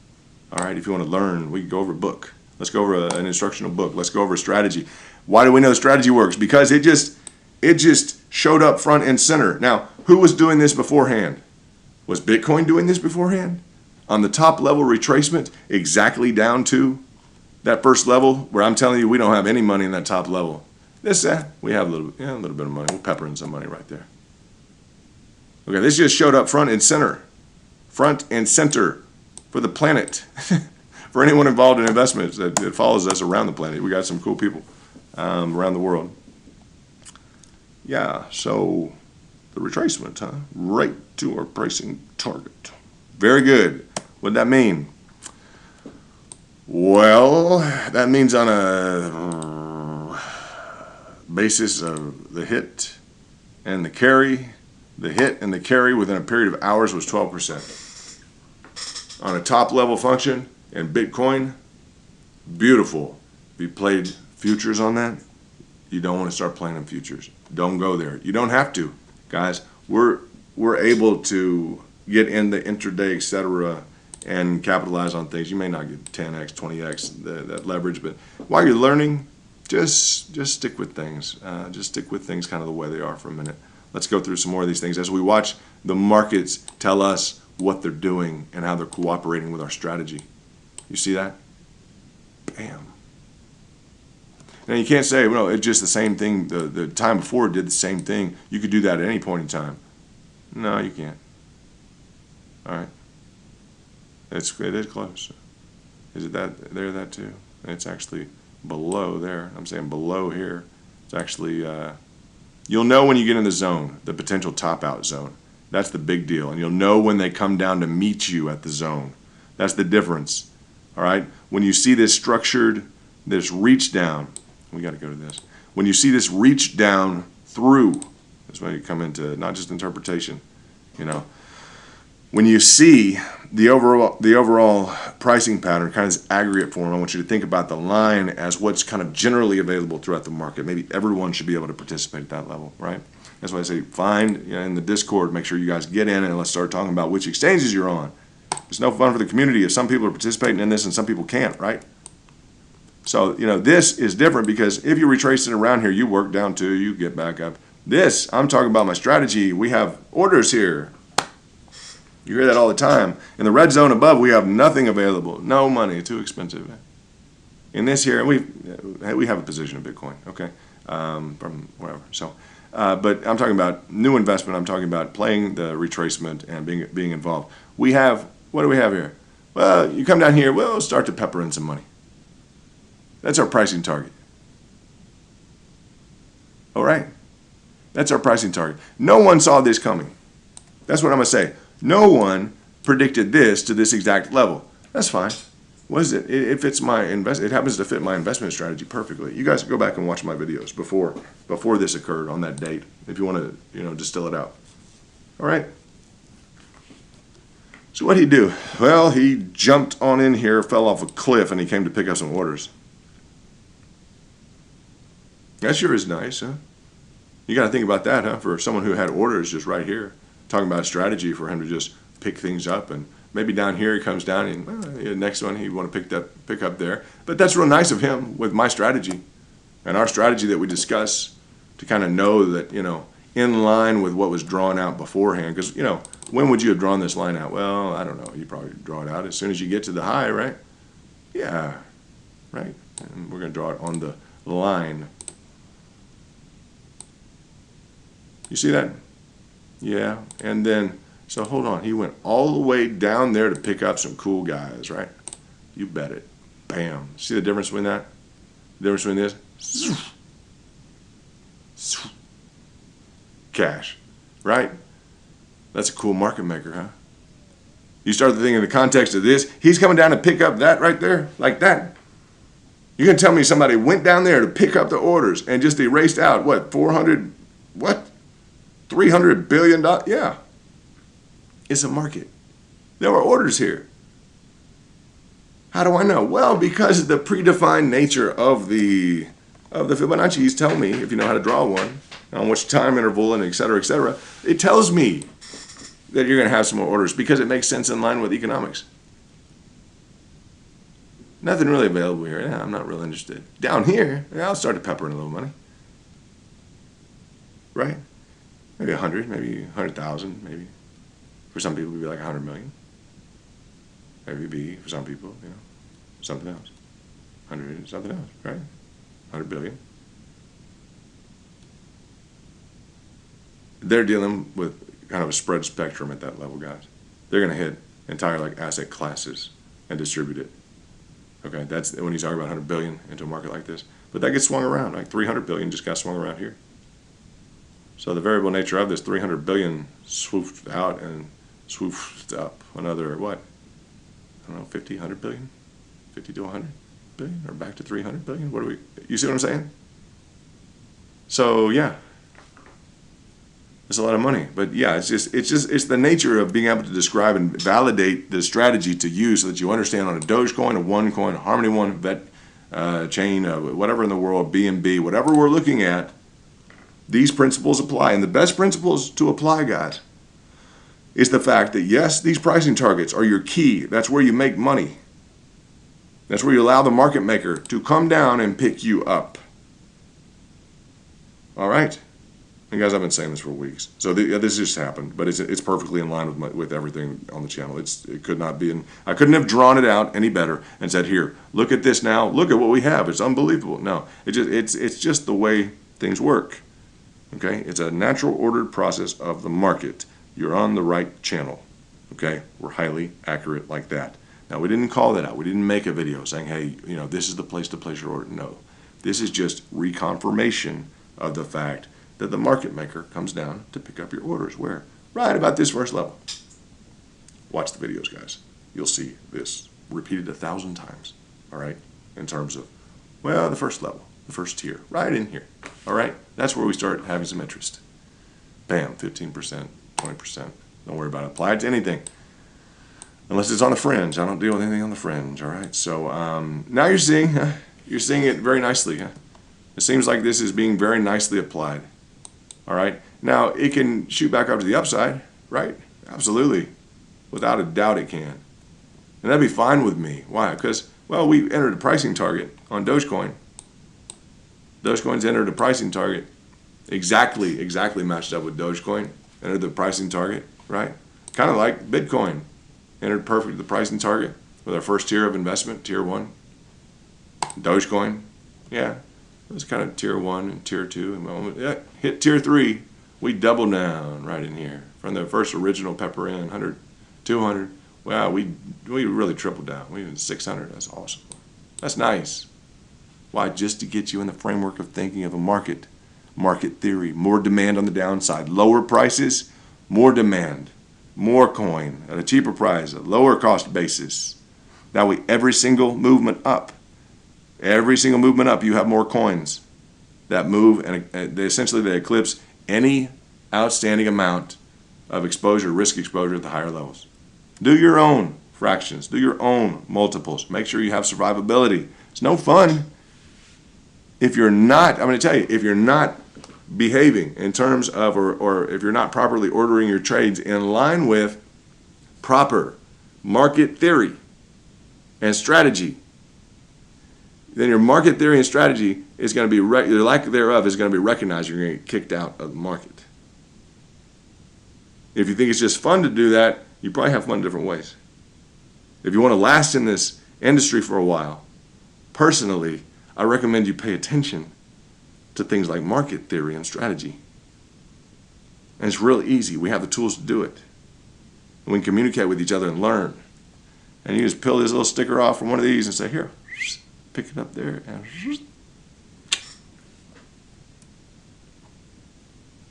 well, how do you know that? You just did that now. I've been live since 3 a.m. Okay, I have been live since 3 a.m. I know none of you don't go back and watch everything. You don't have to, right? But I have been live since 3 a.m. I saw the velocity on Dogecoin, and I'm like, let's get up, let's do this. All right, I just woke up, 6 cents, and I'm like, let's do this. I went to bed early because there was no price action. Like, I'm going to wake up, something's going to be going through the roof, and I just had a feeling. I was like, I'm going to go to sleep, I'm going to wake up, and something's going to be happening. Woke up, look at the monitor, and it just wants to take off. I'm like, you get legs, let's roll. We already met the pricing target that I gave you a few days ago. Put the video in here about the yellow line. Had some trades executed around here. Nice 70%. Beautiful. This got a little corrupt, kind of like a corrupt kind of virus, kind of like viraled out, too much steam in the market. This is nice because it's rebuilding kind of smoothly. This was a lot of pressure on Doge, and the whole market was kind of flipping sideways or whatever it was. So little green candle just pop up. Nice to see. Guess what? If you guys double this, if you guys doubled it like this, you know, I'm going to have to tell you congratulations. I'm going to catch you on the flip side, right? Y'all get this up to 55, get it up to 75, and now you know. You guys just know. It doesn't matter at all, does it? If it gets to $1, I don't care at all if it gets to $1. That's phenomenal. That's great. I think it's a moral compass everybody wants to get to. While no one is appreciating the U.S. dollar, this is the worst part of all of this. Please listen, guys. Like you haven't listened to anything. While no one appreciates the U.S. dollar at all, and we're all trying to get away from it, we are all focused on getting this thing to $1. It's like that's the end all be all goal. You understand that? It's awful. It's like partially I just can't stand it. It's like it's great if it goes to what the price, the desired price target, but dang it, do you have to reinforce what we're trying to conquer this entire time? It's like everyone with Bitcoin is like, well, it's going to go $100,000. It's going to go $1 million. I mean, like, dude, you're trying to get rid of the dollar, and all you're sitting there is reinforcing how valuable the dollar is through your price target. I'm like, please stop. Just trade it. Have fun. Accumulate more at the lower levels. I wish we had an innocuous form. It's just funny to me because everyone wants to go away from the common currency and everything else, and now we're trying to achieve, I guess we're achieving parity with a less desirable, we'll go there. We're achieving parity with a less desirable currency within a specific audience that wants to make use, that wants to create a use for that. So that's nice. To the extent that you're doing that, that's phenomenal. You do have to admit it's kind of funny though, and I understand it's a psychological level for everyone to get to. You can see with the way that we run things down to the exact price targets here. Bam, bam, right?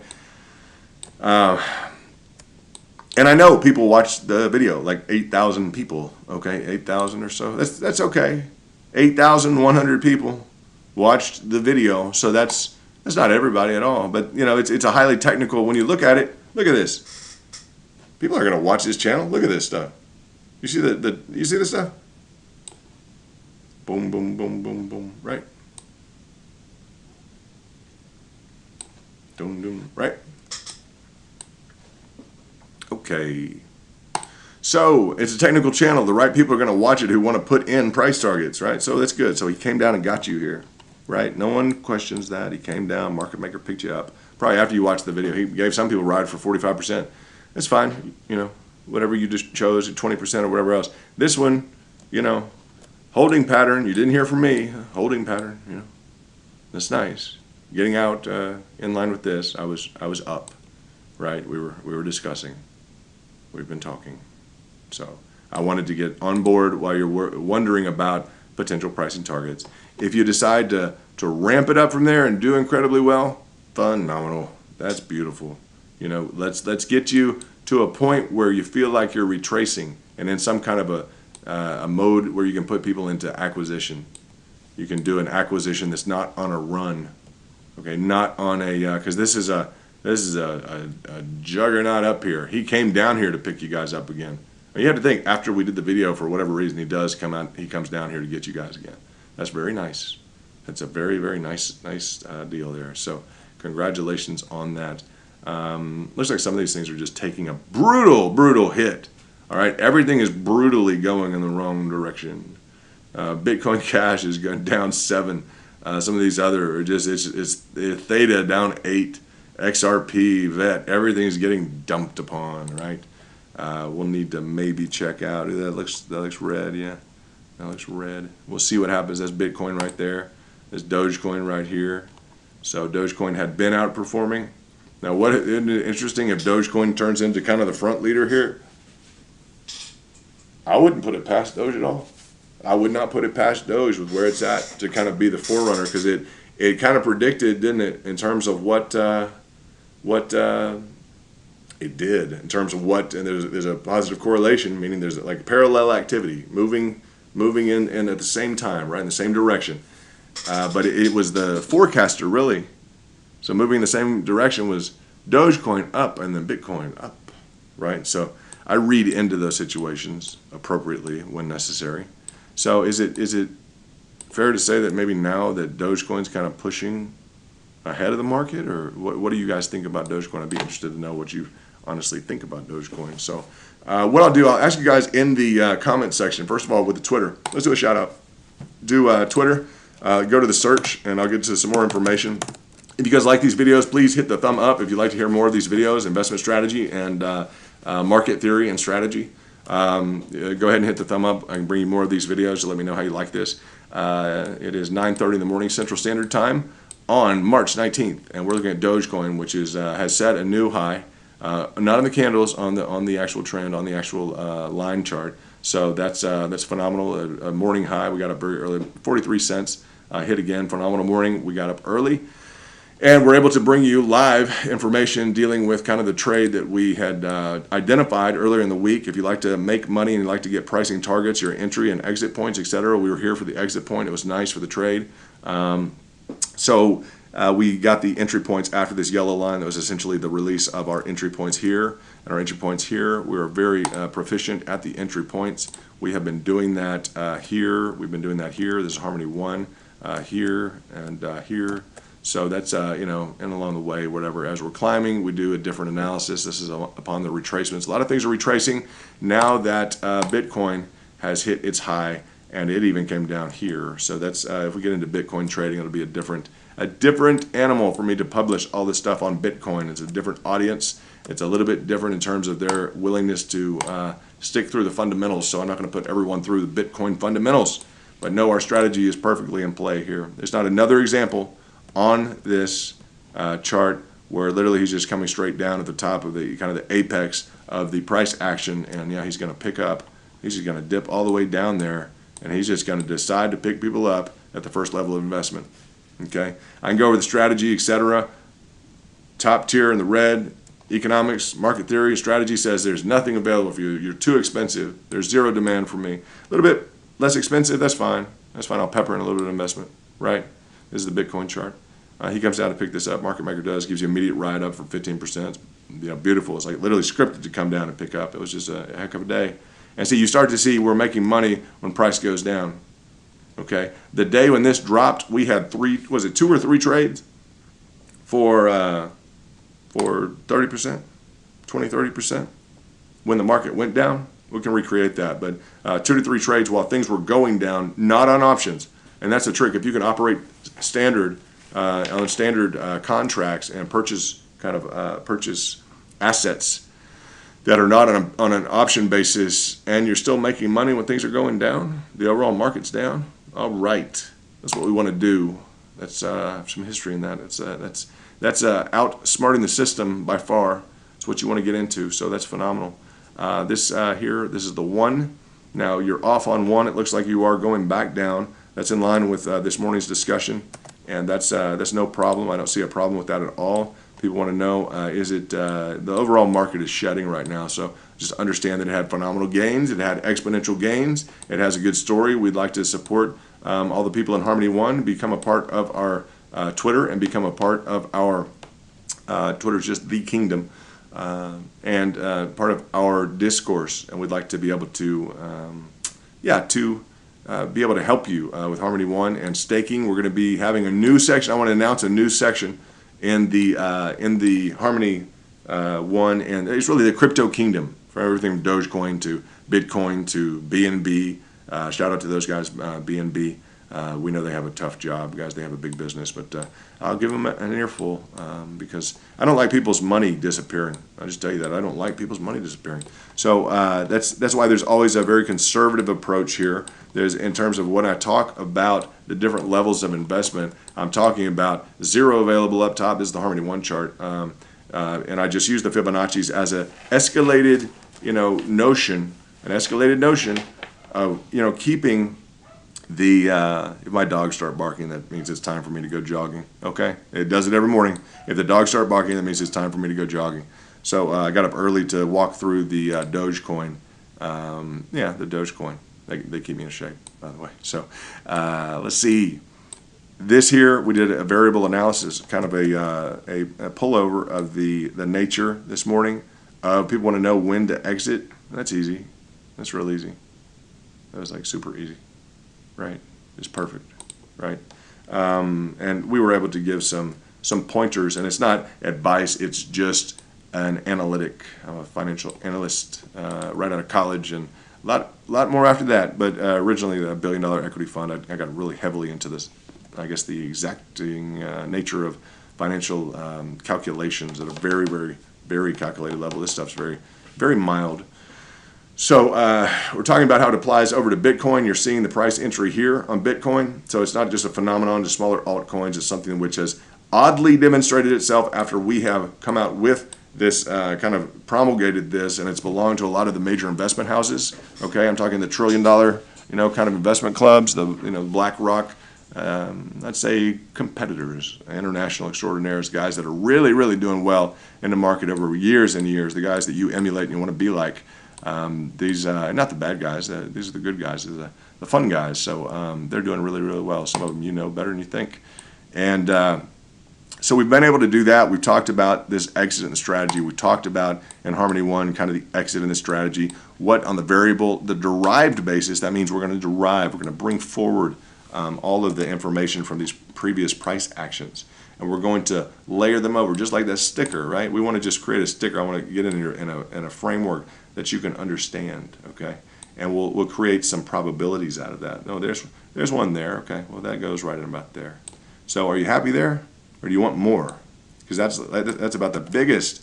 That's about the biggest example you have. This is on the Dogecoin chart, right? Now let's peel this sticker off from this price action. Well, let's stick it right in here. All right, that's fine. And then there's one more over here. Yeah, there's one more little price action in here. Let's take that and let's stick that like right in here. All right. So you have multiple options. These all worked very well in terms of your ability to see the variable kind of derivative, or what you derive out of the previous price actions. And the variable, you have this option, this option, this option. So you have the opportunity to exit during here, during this portion of the action. All right? No one's forcing you after you meet our pricing targets, which we gave you around the yellow line. Okay, we gave it to about 10,000 people. All right, that's good. It's a good number of people for the market maker to probably say, yeah, we'll go down and pick you up right here again. Gave that to you beforehand here. Exactly, you hit it perfectly. Good job. You're exercising market theory and strategy. That's all I can say. You have more money available as it goes down. You engage upon a predefined default level given to us by the exchange. We're going to cooperate with the market maker. We're going to allow him to take our cash, deliver us a product digitally, and we're going to allow him to go shop that out. Right? Very easy. He's going to go bring that to the market. He's going to go create a market for us. That's his job, is to do that. We facilitate that, and we allow him to serve his ideal role once he has picked us up, where precisely at the point that we said we wanted to get picked up at. So he's being, very kind. He's doing his job. Bam, get in here. Okay. If you got picked up here and you decided just to ride that up, 40%. All right.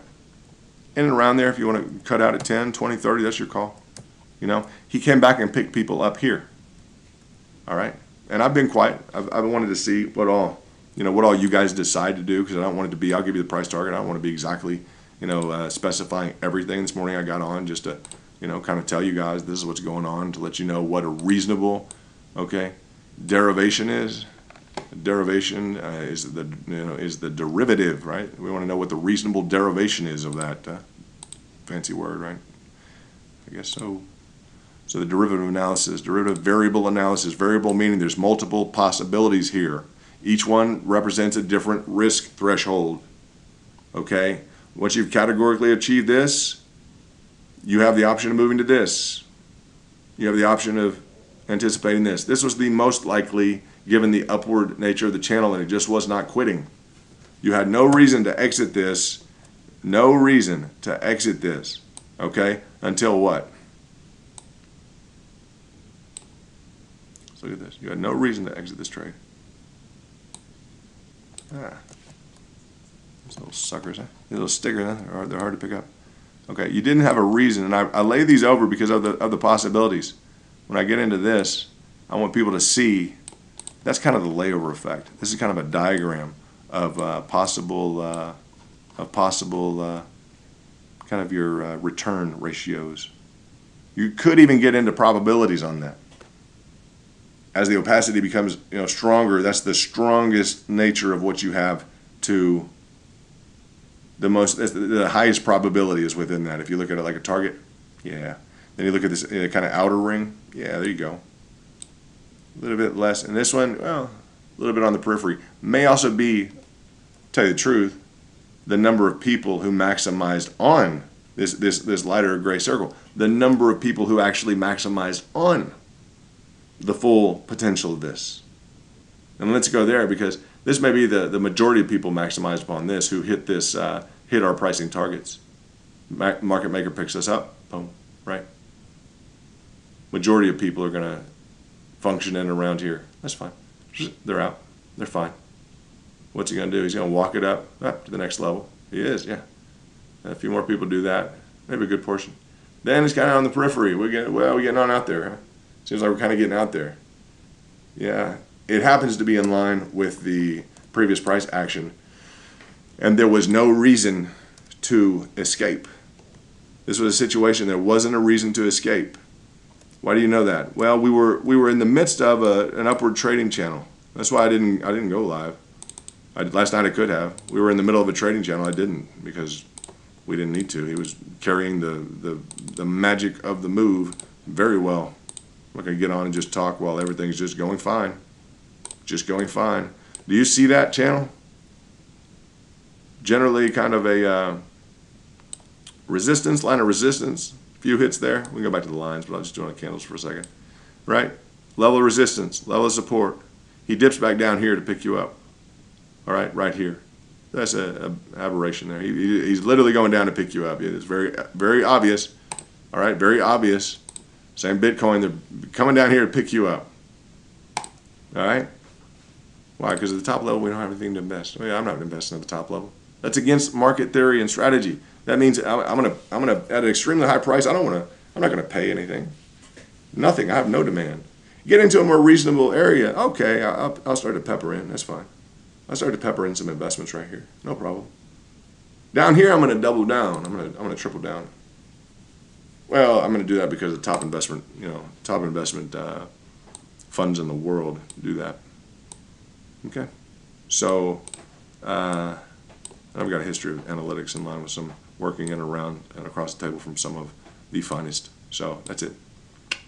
With this, you had no reason to leave this trade, except maybe to maximize your gains if you want to be in and around the probability of the kind of the central circle, maybe even the smaller circle. So it's your risk tolerance. But once you get up in here, this second group, you guys had a great time on Doge. Anybody who's looking at it, hey guys, this is a chart. Look at it, the chart beyond the culture, anything. Look at what the chart's teaching us. What can it teach us about Harmony One, where we're at? What can it teach us about anything that's hot or not? What can it teach us? Well, the market maker comes to get us. Then we have an appreciation in value, right? Some people did. Some people said, okay, that's fine. 40%. Booyah. Thank you, Crypto Kingdom. We appreciate you, brother. Cool. Now what happens too? You bounce back to what? Now you bounce back to 20. So you go from a 40 to a 20. But you're still up there, huh? And that's a pretty good shot up, right? Now, how would you have known? This is kind of your quit to time. If you wanted to play this up, you're going to play quit to right here. We're going to do this. We're going to quit. What are we going to do? I mean, if you start bouncing back into here and you compromise 15, look like you're collapsing back in down to the zone, you may wish to exit. You may just keep it and not worry about it. Why? Because down here, what are you going to do? Well, you're going to double down. 100, 200, 600, maybe 100,000, maybe 200,000, 600,000, maybe for some people, a different market, 100 million. Okay? Add a zero, take it away. Just a multiple function to keep you in line with standard supply and demand. As price goes down, you have more demand. I don't know any other way to communicate it other than giving you levels and multiples, and that's what the big boys talk about. All right, that's discussed, period, on sophisticated investments, that we have the ability and the desire to double down at the appropriate levels, right, to cover, right, ourselves with some insurance on this deal. And we've looked at it enough to where we're comfortable doing that. So if this were to return to 0.007, we're comfortable. It's going to do all this again, and we're fine with holding. No problem. You see that? So we're always prepared at the lower levels. Not that that's going to occur at all, but we're prepared with reserve cash. Some people say don't invest more than you can lose. No. Don't invest unless you get the right price. And if you get the right price, don't worry if it goes down, because you need to be prepared to double down at a lower level. Don't invest unless you get the right price. Because the don't lose crowd, the don't lose crowd just got into here at the top of this. I'll leave that there because that's when we released the video with the price targets exactly. Okay? The don't lose crowd and you lost, etc., Yeah, that don't lose crowd went down 50% on people's money. You're not going to find those people watching my videos and listening to my video and saying, yeah, we're going to get in now. You're not going to find the people when it's already gone up. You're just not going to have this, guys. It looks high. Like, that's what you heard. It's high, right? From the price target on up.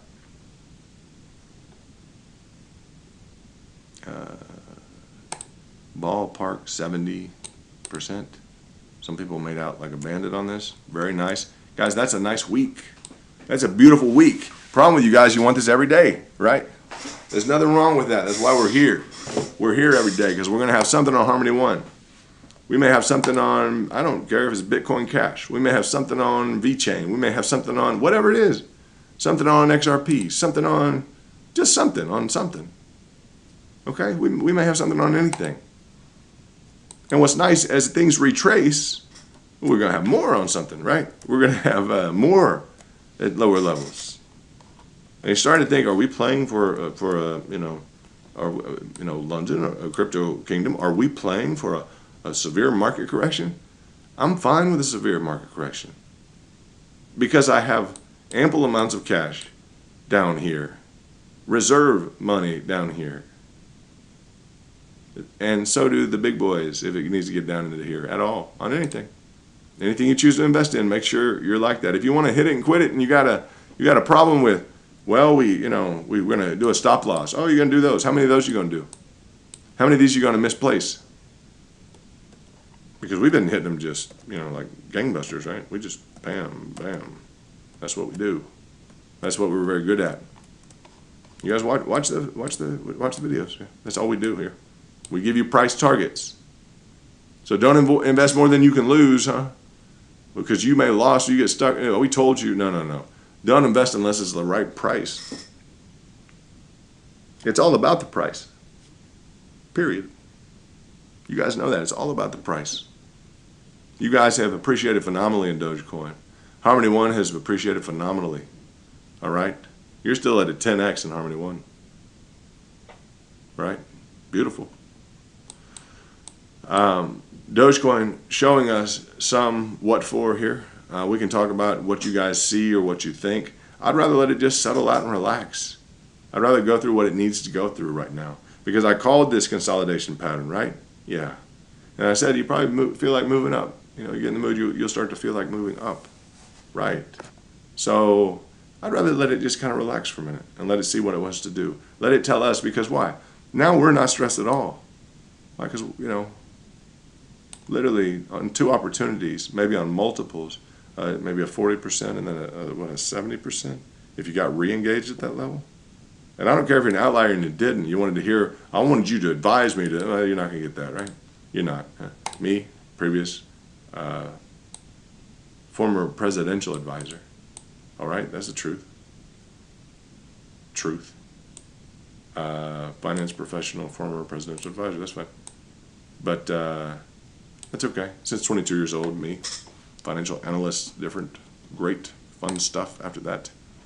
$1 billion deals and fun stuff. You guys too. I know a lot of you have worked on $1 billion financial concerns and different things. And these are, this is a $1 trillion deal. You guys are working on Bitcoin versus the altcoins, all this different stuff. You may not be in charge of it, like maybe I was with an investment package or the lead analyst on the $1 billion investment deal where we dealt with Harvard Direct. And but they've looked at my numbers. They're fine.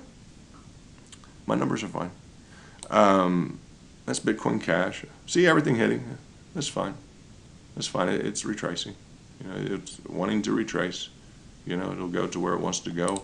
And I just bring up different things because we have trades scheduled on anything, on everything. But try and limit yourself to what you're involved in, and you want to be available, or you want to have cash available at lower levels.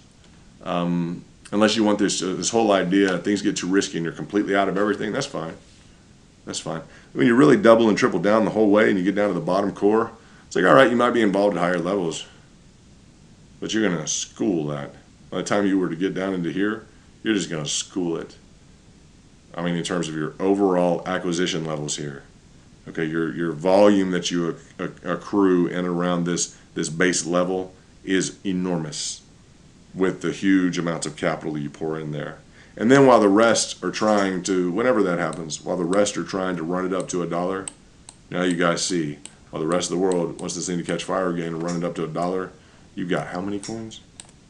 Yeah. But you're only going to have that if you approach things wisely now. So, and I'm not saying this run is over at all, but I give you that idea because unless it's at the right price, only if you lose everything. It's not you only live once. We like to trade. We're going to be trading for a long time. All right, if the market's at, if Dogecoin's at $50, I don't know if it can, you burn some stuff up, but $50, all right, $5, whatever.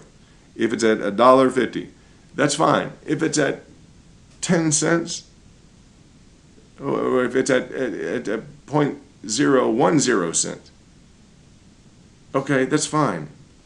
We're locked in. We're willing to trade. We want to trade. We enjoy trading. All right. We enjoy an accumulation strategy which rewards us through increased gains, maximizes our gains, and decreases our risk. All right. And how do we do that? By having reserve capital. Okay. And how do we do it with a strategy that just got plastered on the front screen of every single person, international, literally, who's been watching this channel? I mean, like a hawk. Some people with investments are watching our strategy like, you got to be kidding me. You got it. Market maker, come and pick us up. Boom. You guys still in the trade? Huh? We got picked up for what? Strategy got picked up for 15%. I'll say the strategy got picked up because I use we, collective, me, individual, we, the strategists. The strategists got picked up for 12%, 15%, immediate. I'm talking within, don't even look at the variable nature of this candle with 15%, just bam, within an hour or two. Here, come on, have a good ride. Psst. On Bitcoin, it's a big cash. It's a nice day. You know, Mr. Such and Such, we're going to manage your portfolio with a hypothetical is, yeah, we'd like a 1% to a 5% maybe exposure on your on Bitcoin. Oh, great, you're going to be able to trade that? You betcha, you betcha. As soon as it gets a new high, I'm in. As soon as it gets a new high, you betcha. As soon as it gets a new high, we'll start working it. I'm not going to buy it high. Oh, no, we're going to work it on the way down. We're going to find a bargain. You know. So you get into that. There's a difference in the approach, and we can talk about because who wanted to be involved in this, guys? Again, we're back to the volume. We went through this earlier on, real quickly on Dogecoin. Look at this. Now, no one knows this. After we had 8,000 people, right? About 8,000 people, is that right? Watch the video. We had 8,100 people watch the video, right? That's a decent amount, yeah. People who understand technicals and want to learn, right? So as you look at, we got to look at Dogecoin. Watch this. Watch this on the volume. If I can remember what I was going to refer back to after this. But watch this on the volume, because these are our pricing targets right in here. Now, the second chance that you got after however many thousands of people watch the video, look at this small little volume. Look at this. That's it. Right there. That's your pricing target. You betcha. That's my pricing target. I told you all about that. Had you watch a video all through this saying, hey, right here, bam, bam, bam. All right? Exactly. Down to the last little cent. Fraction of a cent. Bam. Look at this. Little bitty volume. You mean to tell me? I mean to tell you the smallest little amount of this little volume right here. This little red candle that nobody wants to be a part of. And everyone was like, that was the worst. That's just it's just nothing. It's just negligible. But what do you get into here? The biggest red volume? No, that was the worst. Huh? That was just the worst. Huh? No, really? Huh? We hit my pricing target. We got picked up by the market maker. People are scared. Huh? All right, let's pick them up. This one here, the small one, huh? Amidst all this indecision and inability to even understand the noise of what's going on, everybody think they understand the market. No, the good guys got in right here. Right here. Good guys, what? Because you guys on the channel, you got in right here. Look at that little bitty, look at that little thing, huh? That little volume, you want to be a part of that little red volume? Absolutely. Absolutely. Look at that coincide. Bam, right in there. Right there. You got it. That's my pricing target. Delivered here at the yellow line. Where are we going, guys? Siren. We're going right here, right? That's our pricing target. You guys will see that. Pricing targets. Levels of investment. Now, people worry, well, why would you put money in up here? Why would you do that? You're not going to. What'd you do? Both times you cleared it. I've said that so many times. Both times you cleared it. It's literally like something I could just, like, I don't know. It's almost like a tagline now. But both times you cleared it, it's just the truth. So when you get in here, the small little red volume. Look at that. Small little red volume. Bam. Now you saw the derivative analysis. You saw the stickers, right? I even pulled out stickers for you guys because I wanted you to know. I mean, I woke up. I gave you guys time. Enjoy your trade. You diamond handers, everything else. That's fine. No reason to talk to you. In the channel. Doing beautifully well. You got picked up by the market maker again. Beautiful. First of you guys made about maybe up to 45%. That's your call. It's funny, you're going to have 1 out of 1,000 people who just are convinced this is just wrong. I'm like, man, do you even know how to, can you turn your computer on? It's like, anyway, I just had to ask some people. Now look, we got the stickers. The stickers, we're going to make a variable analysis here. I'm going to bring up a variable analysis. You see that? That's about, this is an elliptical formation that represents a rough, okay, a rough estimate, as in here, okay, a rough estimate. And I bring that in through it's a nice one because it fits within that. That's just nice, isn't it? That's just beautiful. It just sits right in there. Isn't that nice? It's like a sticker. We just pull that off. And we put that up right in here. Okay. Settles in right at the base of our price action, our pricing target. The next one, I'm going to bring this up again. Why? Because how do we decide when we want to sell? I mean, some people made more money than us. Isn't that nice to be in a crowd where everyone's just a little upset? Well, maybe some people made more money than us. Yeah, there you go. Welcome to the channel. There you go. We're going to take this one off. This sticker, that's fine. We're going to put this one in. Where's this settling? Right about here. Then we're going to take in this one. All right. And this one is down and around about here. We're going about to the base over here. See that? About the base over here up to here. That's fine. So I'm trying to put together a variable analysis. I'm trying to derive a derivation, derivative analysis, derivative and variable analysis of where it should be expected based upon your risk potential, your risk appetite. Now, all of these got hit. You didn't have a reason to get out of this. You just didn't. It might have been a little unsettling in here. You got picked up. People got picked up after they watched. And after you watched, you probably, people put in orders here. Why? Because the fundamentals, the program that TradingView uses told us that these are the levels. And under market principles, a market theory and strategy, as you go down, you have more. I'm so glad we get through it. Double and triple down as you go down. Why? Because that keeps you in line with market strategy and principles, market theory. Supply demand. At high levels, there's nothing. Too expensive, there's no investment. Here, okay, pepper in about $100. This one, maybe $100,000. This one, okay, maybe $200,000. But if you put the 100 or 100,000, you have the 200 or the 200,000. And then you have the sum total of that down here. You have the 600 or the 600,000. And I'll say if it's 100 million, you got the 200 million and the 600 million, or else you don't play this game. It's a risk coverage. It's a maximization, profit maximization, risk coverage principle at very high levels. Institutional levels becomes like this. When you have enough cash to swing around, it's like, well, you got to have money to make money. Now you understand that. You have to have money to make money, right? Yeah. But you can do it with smaller amounts of money and exercise discipline. You can get in on these specific trades, but you have to have the double down. So you have to be disciplined enough. And you start to look at, well, heck, I mean, this is 70%, right? So what's wrong with 70%? Nothing's wrong with 70%. You can float $1,000 into that, or you can float 500 or 2,000 or whatever. You can float the cash into that and make that work. But you can't float it in if you have a problem down here, because you can't double down and cover yourself. Because you're going to stop out of enough of these, and it's going to be, well, I lost 10% here, 10% there, 10%, well, just 10%. Then I have exchange fee, well, this and that. You don't need that. No, you need nice logical flow, derivative analysis, variable derivative analysis. You need to be plugged into a good channel to where you understand what's going on, where things are, coming to you at the right time. We discuss exactly what's going on, kind of the nature of things. Well, hey, that seems like a pretty good return. While this is occurring, I think that's real fair. Don't y'all think? After the price target that we provided, I think this 60%, this 70% is real fair. That's where we're at, right? 3 in the morning got up, talked to you guys. 3 or 4 in the morning, right? Because I want you to know, it's a new crowd, it's a big crowd, and I want you to know these are the pricing targets. That's the level of dedication I have, guys. All right, it's just the truth. You want to be a part of it, if you're not a part of, and just bear with me. Go into Twitter, type on the kingdom. All right, you'll see finance professional and former presidential advisor. All right, type in the kingdom here. All right, in the search box, the kingdom. And what happens? You're gonna have to scroll down. You're gonna have to click on go to the kingdom because we're not real front and center. That's okay. I like that. Crypto Kingdom with a K. Cool. Click on follow. Let's see if we got a quick shout out.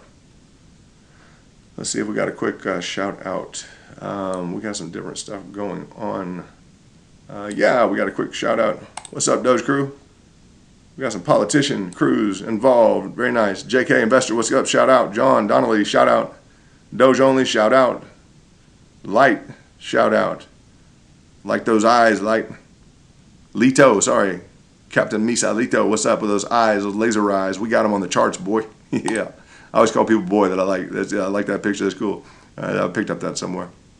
Maybe on the streets instead of in the office. Anyway, as we look at this, you know, laser eyes, bam. You always wonder, what are laser eyes? I don't know what they're doing with those laser eyes. Y'all get the picture and everything else like he's talking about that right there. You bet it. You bet it. Laser eyes like this. Y'all know laser eyes now. Like, yeah, this dude's serious about his laser eyes. Yeah, my strategy is what? Come down here and pick me up. Where? Exactly right there. You see it exactly right there. We'll have orders waiting for you. Why? Because that's the first level I want to get involved in. Yeah, you know, pepper in a little money, maybe 100, maybe 100,000. Collect it, maybe 100 million. You know, different markets might be 100 billion, depending on what you're doing. At that point, you're probably, you know, it's diffused out. It's a spread spectrum investment. I'll say that. Okay. Or a lot of different asset classes. I've handled big money, big deals with big people, and so a lot of you have too. It's nice to have you here. We gather around the same theories. I know that. Vince Hurley, shout out. What you doing in a suit and tie, Vince? What's up? What's up? Look at that, having fun just smashing into the wall. I love that, man. I had to check out the suits. What's up with the suits? Love that. Let me get back into this. Got excited. I saw someone in a suit. That's nice. Let's see who else we need to shout out to. Let me see. We got a lot going on this Twitter. So good job, guys. Good job. And let me see if, well, shoot. Where's the follow? Huh? I guess we lost all our followers. Huh? Not literally, but we lost them on. Here we go. And we got, she looks like Sade. Well, Secto Girl. I zoomed in, not as much like Sade. My eyes aren't getting great. This reminded me of an old Sade cover. Secto Girl. Hey, Secto Girl, how are you? Let's go back on to after the suits. Just a shout out. You guys get to know your community, all right? Alonzo, Saya, Atlas Guy, Chris Thompson, military, loud and proud. Look like a Marine right there. Everybody salute your fellow servicemen. We are big time supporters of servicemen and women. Congratulations for all your hard work in service of the country. We appreciate you very much, more than you can imagine. Everybody has a family history in military, etc. Your fathers, your forefathers, etc. You will feel right at home in our Discord. I promise you. Nothing but respect. I studied military intelligence at a very high level, graduate master's level. Did very, very well. So top of the class, like 40,000 people. So anyway, this is the school. So anyway, I work very hard. I'm not the smartest guy in the block, just smart enough to work harder than everybody else on the block. So that's what I'm bringing to you on the Crypto Kingdom. V-Law, we appreciate that. Vesh, Ritesh, The Truth, and I think the gaming room, all this different stuff. Sean Diggins, The Truth, this and that. Scott, back to the Steelers. Doing well. You guys, I appreciate all of your inclusion. Now, what are we doing? Bringing pricing targets. Bam.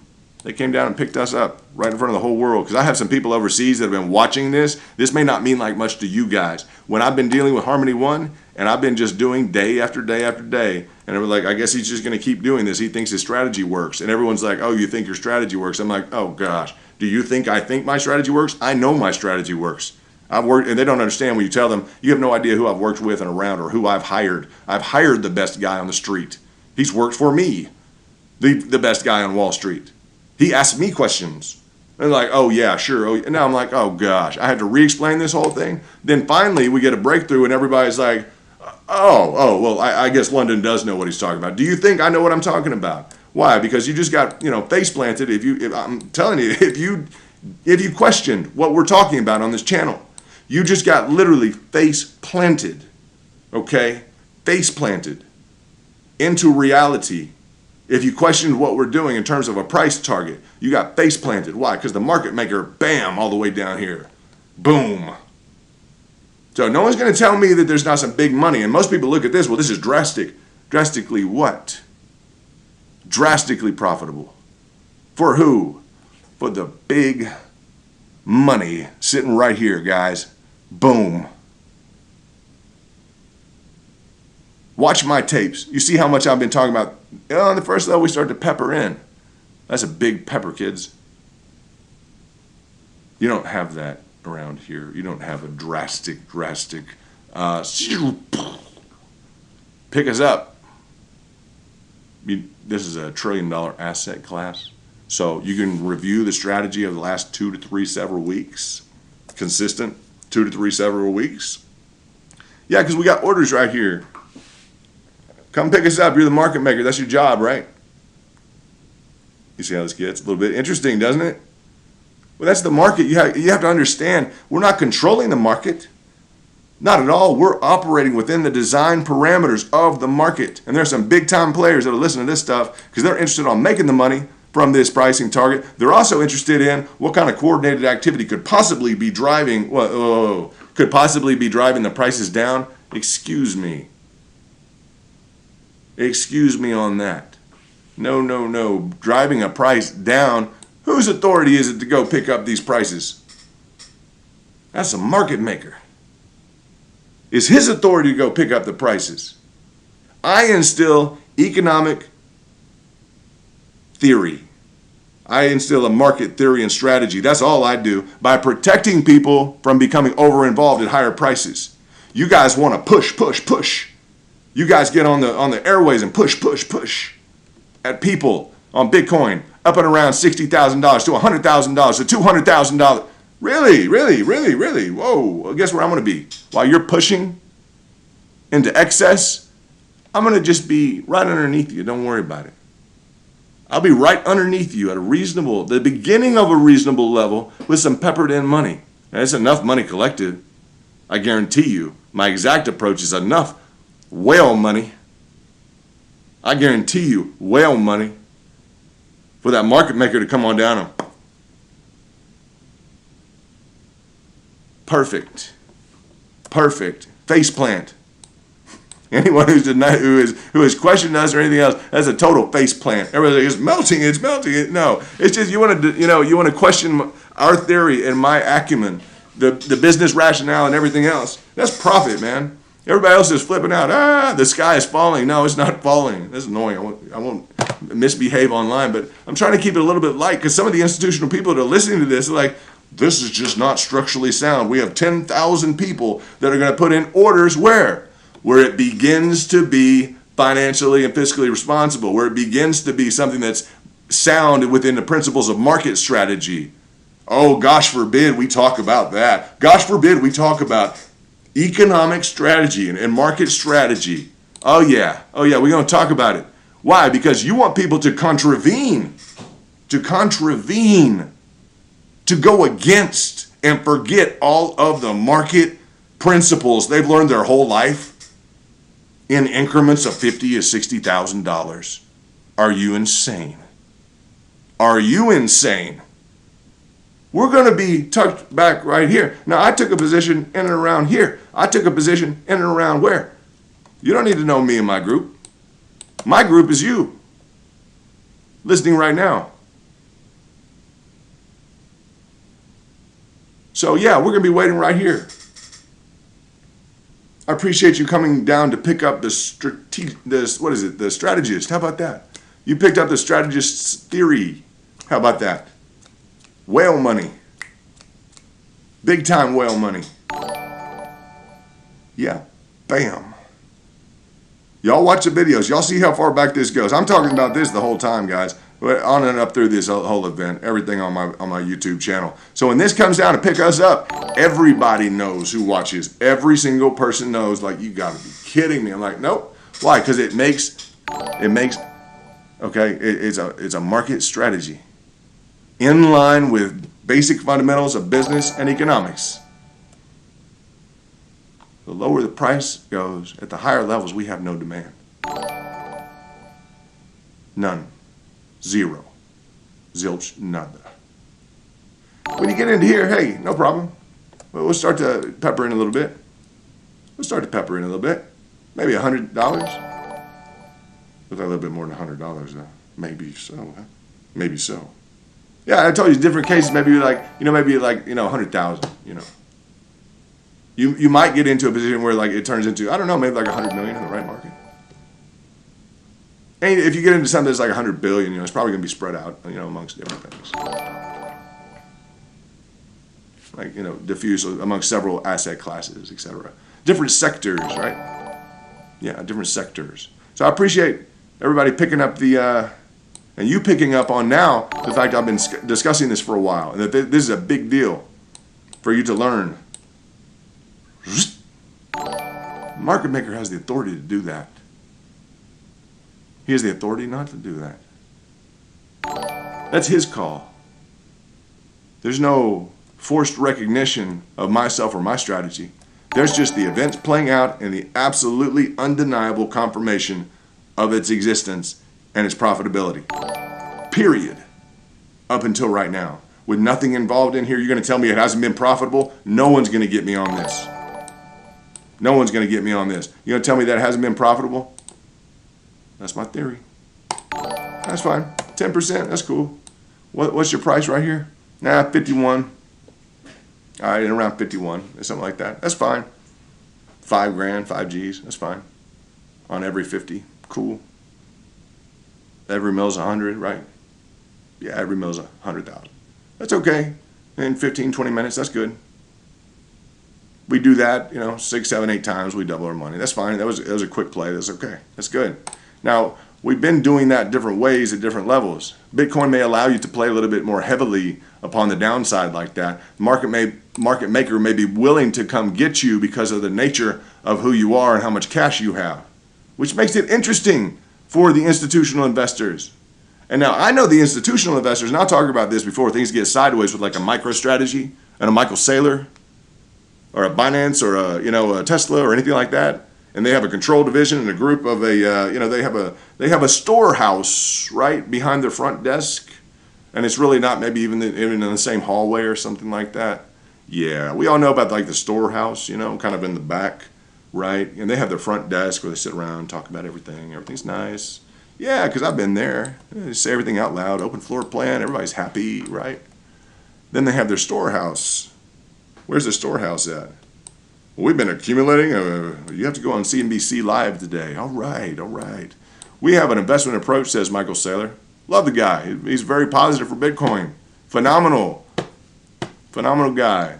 He's got the vernacular down. I appreciate being able to listen to someone that's educated and convincing. I love that. Just continue to be convincing. I love that. You'll hear me be as convincing that while you're pumping in cash up here, Mr. Saylor, I appreciate it. Where am I going to be?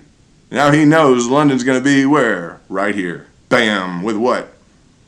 Maybe his storehouse kind of money. Maybe the back hallway over there, this and that, and somehow through a different, what do they call those? Subsidiaries? Oh, I see. Oh, what do they call, like a hedge? Okay, or a different desk, or however you want to call this on, yeah?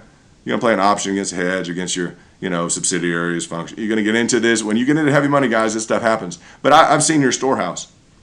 Not yours particularly, whoever you are, but I've worked your storehouse. All right? And I'm just going to call it a storehouse. The ones who are involved, you know what that is. That's it. That's it. So anyway, I've seen how this doesn't burn you. I've seen why this happens. And I've seen why it makes perfect sense for me to have that finger right there. Bam. Face plant. I'm just trying to keep something light because some of this is very institutionalized, a framework, and we're dealing with a meme coin, right? We're dealing with something fun, joking, everybody having a good time. You're having a good time until you crank down 70%. Right? Yeah.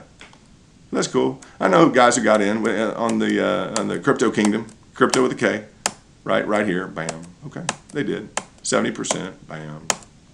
That's an easy peel off sticker, percentage basis, very nice run. So this is your variable analysis here. This is your derivative variable analysis, which allows us to capitalize on the different kind of your risk function and maybe even achieve multiple gains within the overall paradigm of something that you know is extraordinarily bullish. Extraordinarily bullish and has the potential, due to the individuals involved, of getting legs. We kind of say, well, get legs, you know. We say that all the time. Get legs, come on. It means run down the, you know, military guys, get legs, come on, hit it. It means run, huh? It's funny, in investments, these are legs. Leg up, very common, very common. You guys know my deal, right? I'm going to go ahead and tell you the story that I have, okay? This is the story that I have. It's about a little dog, and it's going to help you guys with your investments, okay, as we talk about market theory, all right? You need to imagine this little thing is a dog, all right? The front of the arrow is a dog. I go over this every single lesson, right? Yeah. This little front of this thing is the dog. That's the front of the dog, all right? Now, we always call these legs. I tell people this is a leg, all right? Because it is. It's a leg to the upside, right? Cool. Now, within this is the head of the dog. What does the dog have on it? It has a tail. Yes, it has a tail. All right? So you put this, you line this up within the kind of the remnant here. You always see, can I find a tail? Anytime you find a tail, listen, we don't buy anything with a tail on it. Okay? You ever see that tail? You just think of that dog this way. Don't ever buy anything with a tail on it. All right? That's in Dogecoin. Great job on the trades, guys. I'm excited because, hey, you got, you know, it's not like a, you know, this fantastical idea of a great new investment with good technology and it should be this price within 6 months. I mean, guys, you listen to that all day long? Are you crazy? I mean, I don't know. I feel crazy sometimes when I watch them, right? It's just too much. Like my brain is in overcycle like mode. I have to relax and unplug. You know, it's just all this hype. It's like, man, it's like a, you know, it's like a thriller action movie and nothing's happening in my own real life except a computer and a phone. It's like, this should be more exciting. Something's going on. But what do we know, huh? We're really making like serious kind of cash here on a calculated kind of event with exact, precise entry points that nobody else is doing, okay? And you can try and do them. If you guys want to pick up and try this strategy and apply it to your channel and everything, you can try. You can do that. And I bet you I beat you. I beat a lot of other people on the way, guys. I won't tell you all the details of my life, but there's a reason I got an opportunity to, I would imagine, be a presidential advisor and some other stuff. I've done okay. I've had a good little run. I've performed well in some different things, and I'm very thankful to everybody around me, because that means that they were performing well around me as well. So are you guys, I assume. Pricing targets, bam, bam, right? We talked about the volume. What did I want to pick up on? The big hit. And this is the kitty, because you know these guys understand this stuff, I guess. The Sailor crew, the guys who are they're running the market, guys. They're running the market, right? The Teslas, the Dojo factory, everything. They're running the market, right? The Bitcoins, yeah. All right, so they're running it, and what are we doing here? Didn't sound real convincing, but listen, what do we have here? Well, we already talked about in Dogecoin, right? What's the most beautiful thing? I love this. When you get into your volume, it's like, look, you know, what's the most beautiful part of any volume stick you can be a part of? Well, originally you kind of want to be a part of this one, right? Yeah, that's nice, huh? Then you watch my video. Why? Because this hit our strike price. This was our target price of acquisition. Right. Target price of acquisition. Strike price, target price. Right? We hit it perfectly when I give it to you. Back here, right? And I said, not just $100. And we pepper in a little bit. $200. Oh, that's fine. Well, we're going to double down there. And now we're really going to triple down in here. Boom. 600, maybe 600,000. Maybe 6,000. We're going to add some zeros, take them away. I just want you to understand the market principles, the economic principles, market strategy. I need you to understand as the price goes lower, you have more demand that will force you to get a better price, that will lower your cost basis, that will increase your profitability. You will stay away from anything with a tail on it, right? You get into this zone here, right? Yeah, you'll get into the zone of retracement. You'll understand market principles, strategy, theory, okay? You can't have people, and I say me, a market maker cannot have people who are defying the market principles and buying high it throws things out of whack. You're not going to be around. He's going to kick you out. You're going to lose your money. You're going to blow up your account. Here, is precise. This is the technology given to us by the exchange, by Binance. They're going to provide us with TradingView. This is a pro edition. I think the pro version of TradingView. You look up the pro or the premium or whatever I think this is the pro. You just watch mine. That's fine. I know how to work it. I know when to draw on the lines or the candles or what all is going on. I know how to, get onto Bitcoin and this, get picked up and, everybody like, yeah, that's a good strategy. Yeah, bam. It's nice. It's just a small play. Small play. So when we look at this, we looked at that volume, right? Because that's the strategy right here. Bam. We gave it to you at the yellow line. Here, acquisition, confirmed, and up to 40% on that trade. Acquisition, reacquisition after people watch the video again. Beautiful work of the market maker. He decides, I'm going to go pick those kids up. They got some orders in. Bam. Why? Was that my idea? No, it's literally just the program. I turn the program on, I boot it up, and I click one button, two buttons, and there. Are we allowed to do that and talk about it? Yes, we're allowed to open up the program, click one or two buttons, and say there. And remind you about market theory and strategy. The lower the price, the higher the demand. Okay? I was previously a mentor in intelligence matters, etc. Don't worry about all that. Just graduate master's level, etc. So yeah, I like to teach. So I'm teaching you about the program, teaching you about the fundamentals, the defaults, market strategy, market theory. So bam, we have that next level. And what do we have? We have that beautiful little red candle that is so indistinguishable from anything that anyone would want to be a part of. It's just nothing, right? This was like a big red candle. It's like, oh, that's just bad. Oh, we don't like that. You're geared towards being a part of, well, this one over here, the green. Well, we like the green here. Sure you do. But those come. But where's your entry? Entry's right in here. It's just innocuous. Huh? When you look at the Bitcoin, now we'll remember this. You guys will remember this in the strategy forever. You guys, look at this. Look at that one. Where'd you guys make money? Huh? You see where this goes? How you're going to start looking at the market differently? Where'd you make money? On here, where'd you make money? Well, maybe you made it in here on the way up. Maybe you got in, and around. Huh? Maybe around. Huh? Possible, yeah. Kind of a problem there. Looks like a problem, right? These red, these little, I like these innocuous ones. I'll get into the innocuous ones. This dug down a little bit here. But this one is a hallmark moment because you've been watching the program. You've been watching the program. You know this is my strategy. You know this is where I hang out. I'm waiting right here. And I didn't redraw this or anything. This is literally the Fibonacci, guys. I'm not going to show you all this stuff on my computer. All right? This is the strategy. This is what the big boys play. Now I think, maybe the big boys are playing it. Yeah, the big boys playing this. Welcome to market strategy. So this is where we hang out. Look at this thing. Look at this red candle. This is not a red candle. That's a big red candle up there. Look at the red volume here. Look at the size of what a problem that seems to represent. So you all with the channel, when did this make money? Right here. When did this trade make money? Right here. Are you serious? You got it.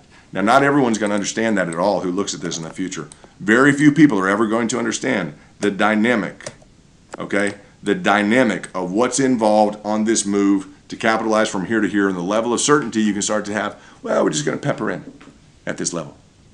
And we're going to be willing to double down. And if it goes any further south, well, we'll be willing to double down again. Now, we can play individual ranges within this, of course. We can re-strategize in and around here and play our Fibonacci's, play our retracement levels, the built-in fundamentals, the defaults. Some people change them. I do not. But I know when to draw them on a candle versus when to draw them on a line. I know what exactly is the basis of the incipiency of my pricing trend. Absolutely. I know whether or not to include the prior price action or not, the highs to the mid to the low. I tell you where we're at, why, on which time frame, day, month, week, 30-minute, 15, I mean, wherever you're at, or year. I'll tell you, depending upon the thrust of what we're into and the kind of the trading, let's say you can say the strategy, but the whatever type of form our attack is, whatever type of form of attack we have. I mean, I want a target price.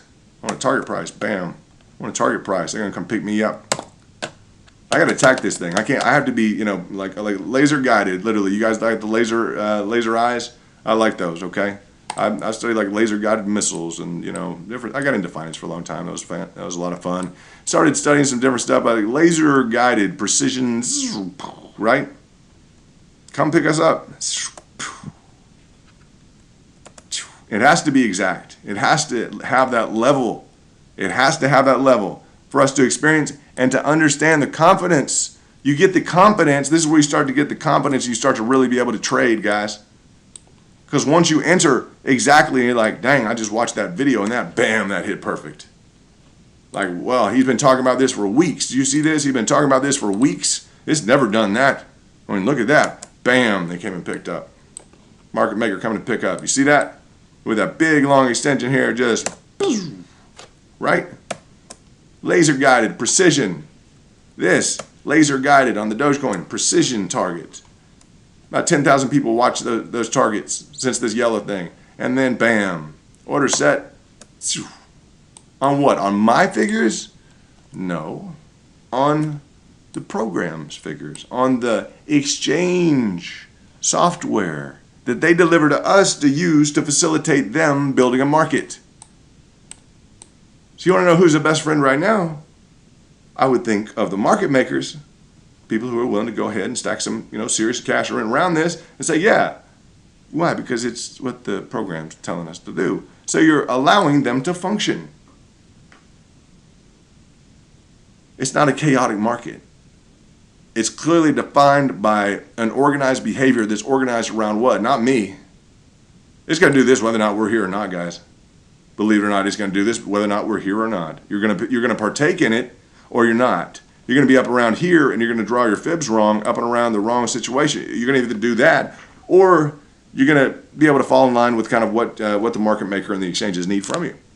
So that's just the truth. It's going to behave rationally. These figures are not particularly just the market. They do regulate and they figure into the pricing mechanism and the growth structure of things, down to the sustainability of them, how long the price can continue at certain levels, the growth dynamics. Fibonacci's are a great thing. They're just ratios.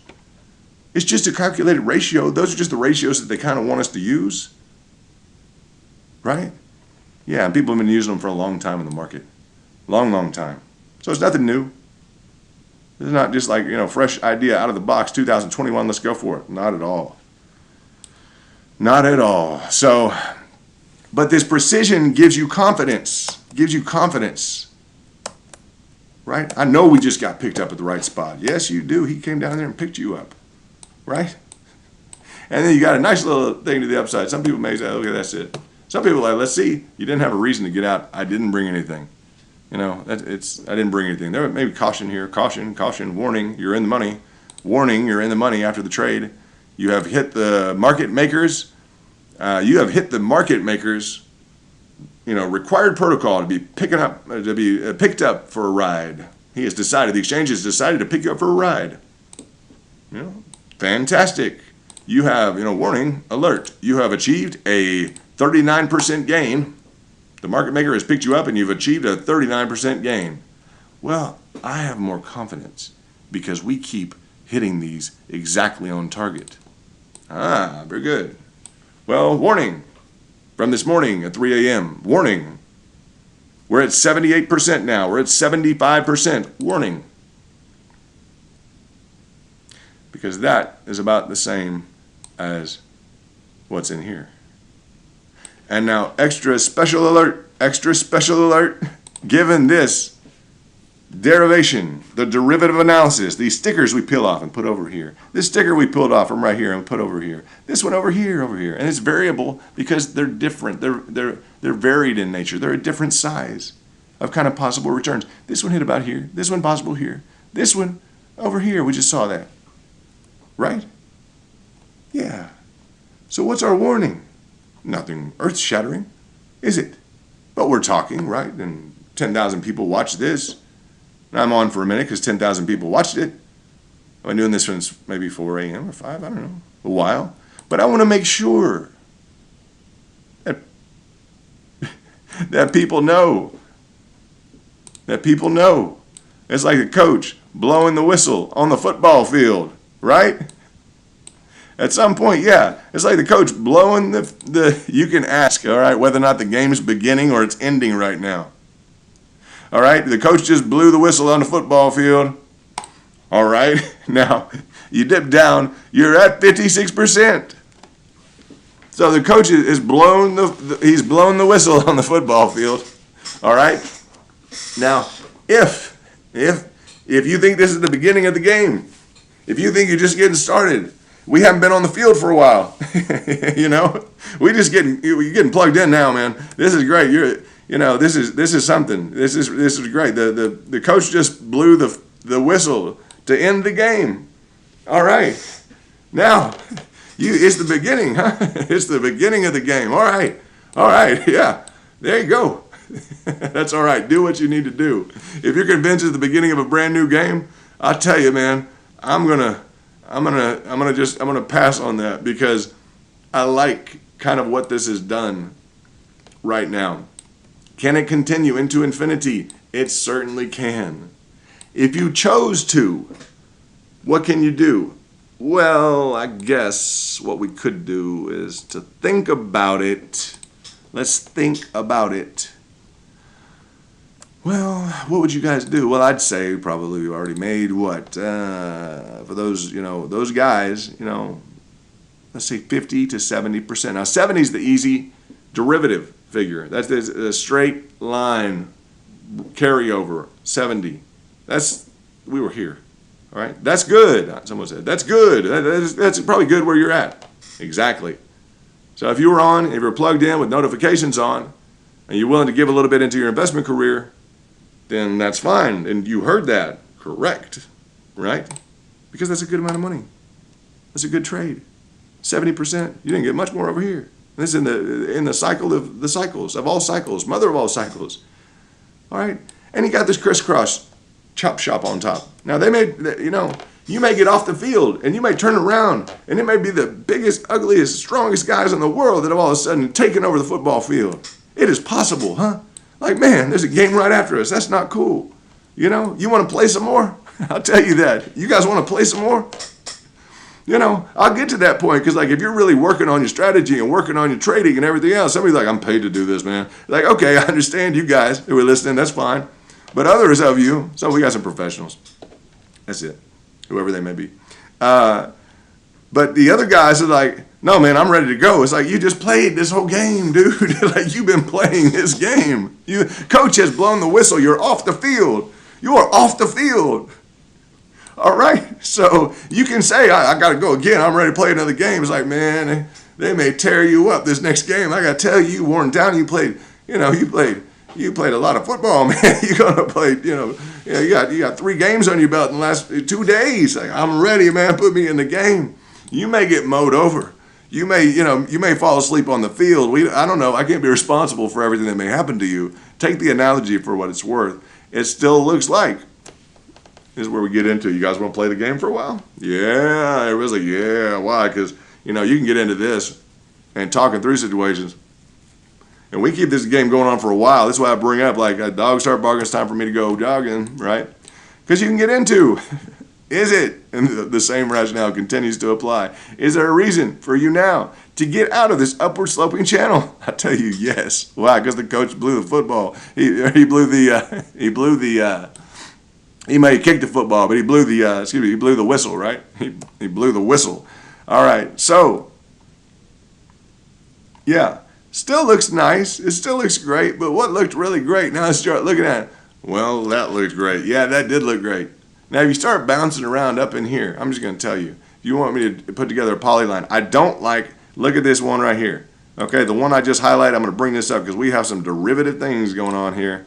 And I'm just going to tell you, right? This, the line that I just solidified up in here, that one touches the top, these top 2 of the wicks on the candle, right? Correct. That's your high, right? But this one, the other one sloping here to here, happens to be on your line, right? This here, okay, if I move this one up, you see that one? Now that's on your line. Okay, so we have some funky stuff going on right now. That's why I'm just kind of like, it's going to do what it's going to do. In terms of predictability, Do you see the problem with this, gentlemen? Because you have a cross indication, kind of a temporary potential cross indicator. You understand what that is? Yes, now you do. This is a cross indication on your market. It's a great, phenomenal thing. Even you guys heavily into Bitcoin, anything else, you heavily into Harmony One. Let's check in with Harmony One real quickly, then we're going to go into cross indicators. Hey, did we make the right call? You betcha we did. You betcha we did. Why? Because we discussed, and the guys who were there with alerts on, they got out at 30% on their trade. Bam, perfect.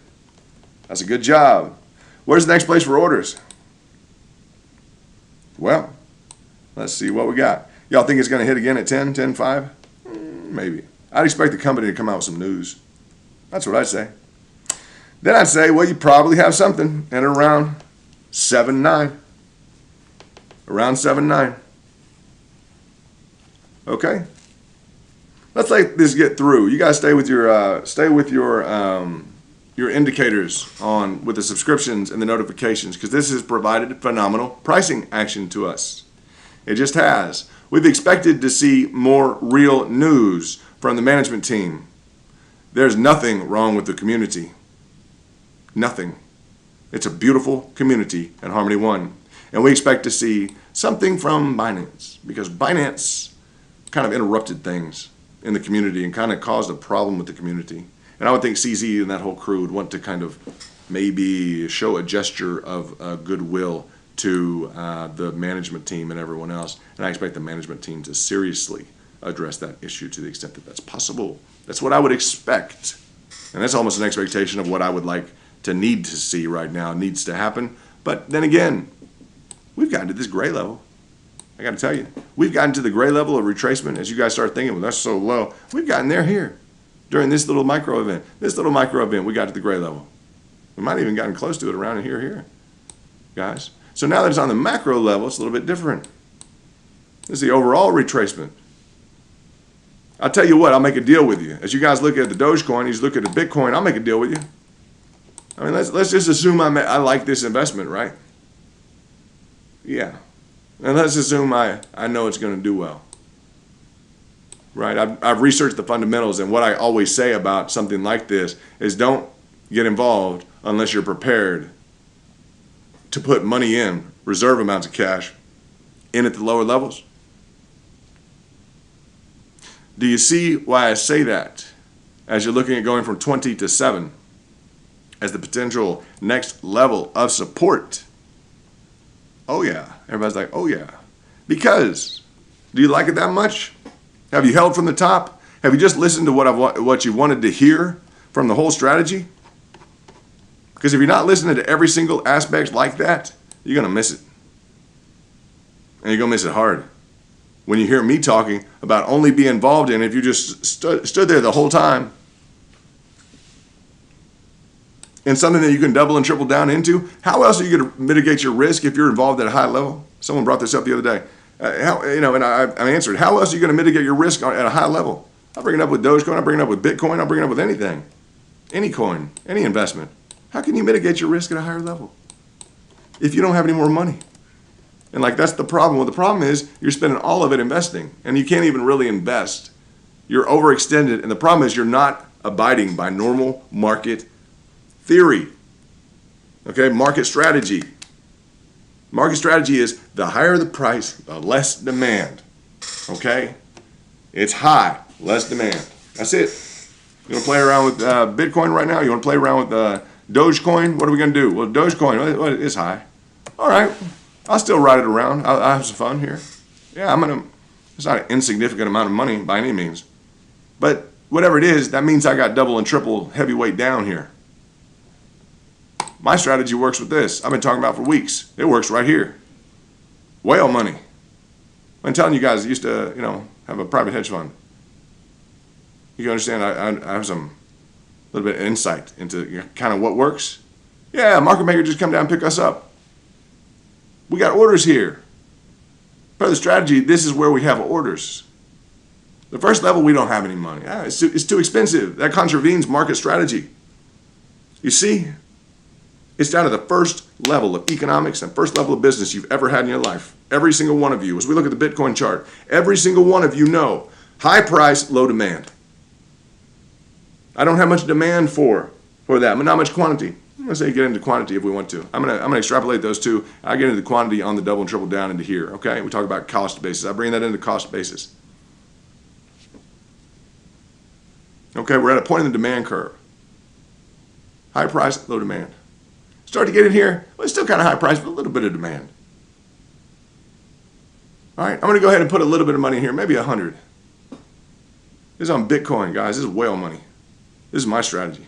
This is a market maker looking right at you guys saying, yeah, we're going to go pick him and his buddies who use that strategy, at least the people using that strategy, which y'all don't know anybody else using this strategy. We're going to go pick all them up. Boom.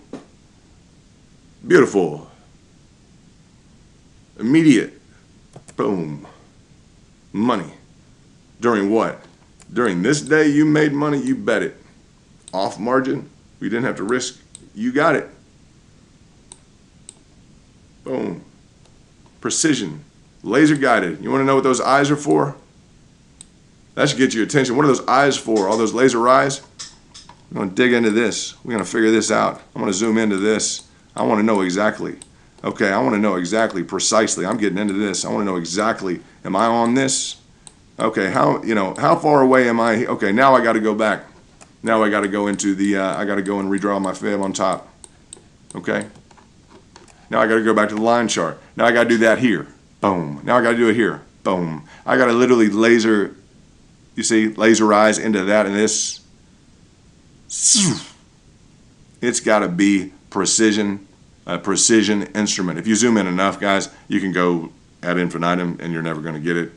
All right, period. So in terms of that, but I go back to this, and this is how I rebuild. These all got, you guys know, they got to register or not. It doesn't matter. Maybe he almost got to a good level of maybe the market maker almost got to a good level. I don't think so. See what do we got here? Well, right in here. That just make the difference? I think so. Now we're gonna have to zoom in here, all the way into here. Now we're gonna have to pull this back. You see, guys, you're gonna get into an extraordinary level of detail with this, and I mean. The snap to function is going to work, right? The snap to function works. This horseshoe, stay away from it if you can. It'll cause you problems on your charts. The magnetism, it'll cause you problems.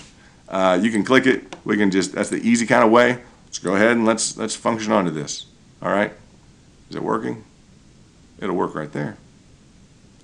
If I want to bring it over, it's going to hop off. So it gives you kind of a false sense of security as you're working into here. That's why you need those laser eyes. All right? See, it'll hop around on your magnetism.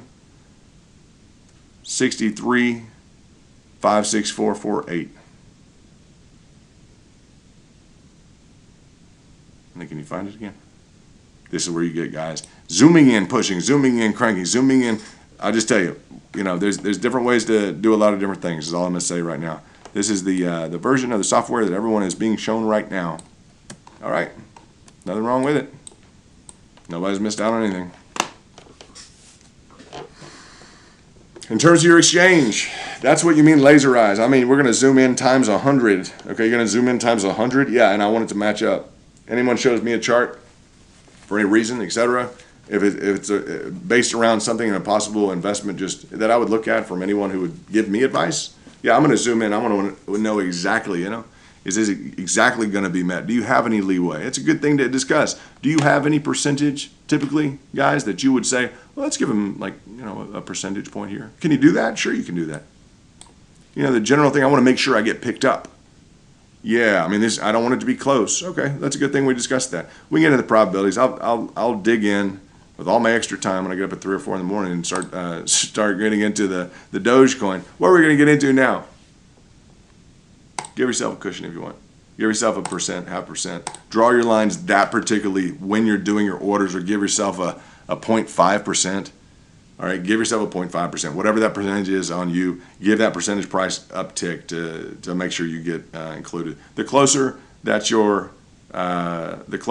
the bigger that your percentage is, the less time you have to spend doing that, because you can spend hours extra a week doing that. You don't necessarily want to do that. Zooming in all the way, control scroll functions, I mean, it just gets, it becomes a lot. So you can give yourself a generalized area like this. Go in, draw your fibs on, say, Bitcoin, whatever else you want to put orders in here. Now you can give yourself 0.5. You understand, okay, fine, this is good enough. That's 0.5. That difference in there at 10x, okay, at 10 times the magnification, that's going to be maybe a 0.5. I've done this long enough, I know this is a 0.5 difference. I'll put in a 0.5 difference, put it in, bam, we're good. Right? Fair enough? Fair enough. Glad we covered it? Glad we covered it. Now, this cross differential, the thing that we covered on here, this is the Dogecoin. This is one thing right now. All right. Now, do you see this line here? Yes. You want to label that A? I'm going to show you the A and the B. And I'm not going to be sorry I did this. You guys need to see this, I think. Let's do A and let's do 24. There's A. All right. Right there. And then let's do B. All right. Cross differential. So we'll do a cross differential analytic on the projection. That's why I talk about how long y'all want to play football. You want to keep going? We do this all day long. It might just wind up where we say it, or maybe not, or where it might go. So we have A, right? We have line A, which touches. Okay, that's right on the base of line A, which touches the line chart. Okay, which crosses here and shows the resistance level of the line chart, giving us an upward slope. Correct. Yes. Now we have line B, which represents your candles. Your line B is represented by the candle function here, which is sloping slightly downward. So you have a cross differential. The difference, you have a cross differential, across a counter, what do you want to say? It's like a counter sign, a counter variable. We could say a counter variable, or we have a cross differential. Let's say a cross differential component to our analysis now. Okay, that's a mouthful. That's not as easy as saying, well, we have a new strike target, right? I like to know as one of the components in how I draw and the lines I draw and exactly the Fibonacci, and this can pull me off a project. Believe it or not, this can pull me off a project. Something like cross differential analysis, something that's ambiguous, and now it can run up. I'll tell you, it can just run up, or it can do what it wants to do. But there's one of the components that can pull me off of something. Okay, you say, well, what about Harmony One or something else? Well, the management team needs to step in with Harmony One with CZ. I didn't hear much about publicly released, just like with Robinhood and what was that with the Dogecoin and everything else. You know, on Dogecoin now, you see the B level, right? That's the top of those candles. I assume you guys know when I'm doing that, but you can see the Dogecoin. We're back on Doge. The A, I assume that a lot, but the A is the line chart, is the one going up, and the B is are the candles going down. So are we recovered? Are we bear? Are we bull? Well, I don't know. Let's just do this.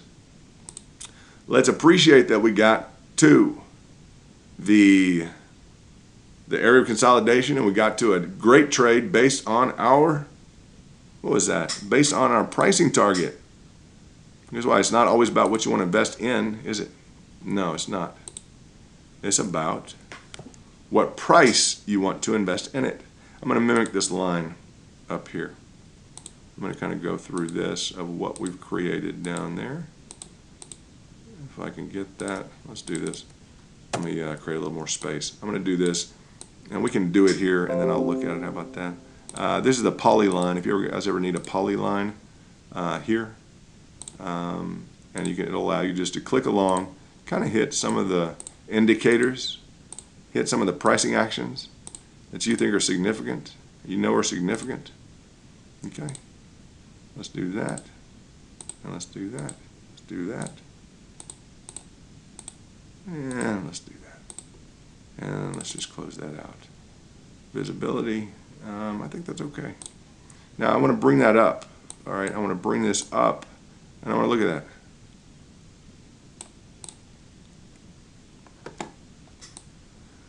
All right, let's look at this for a second. This is the action on.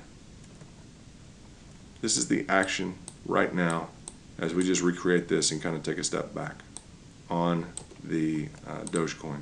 That's what this looks like. What does that look like to you? Possible double top. Possible.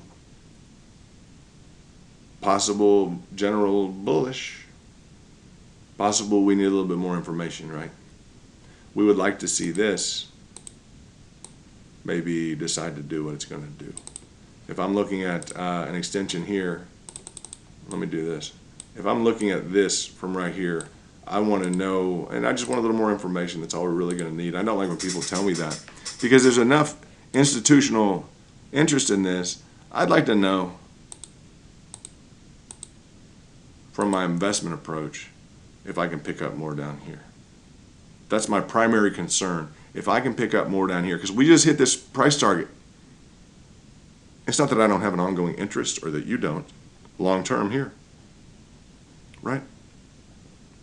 But as it goes up and down, and as it oscillates here, and I can make 40% and 70 or 80%, right? Just like here, 70, 80%, I can make 20%, I can make 40% based on price targets. It's one thing if I say, oh, you can make it, it's hypothetical. Man, you got the price targets. You got all that from back there. If you're not watching the show, you're not watching the show, you're missing it. So price targets exactly, bam, bam, profit, bam. People watch that video, 10,000 people watched it. Another round, bam, market maker went and picked them up. Took them on up. We were here, live streaming this morning for that 70%, okay, for the exit of that trade, just based on derivative analysis, based upon technicals. My first job, financial analyst, lead analyst over $1 billion deal, working across the table with Harvard. Oh, excuse me, Harvard, right?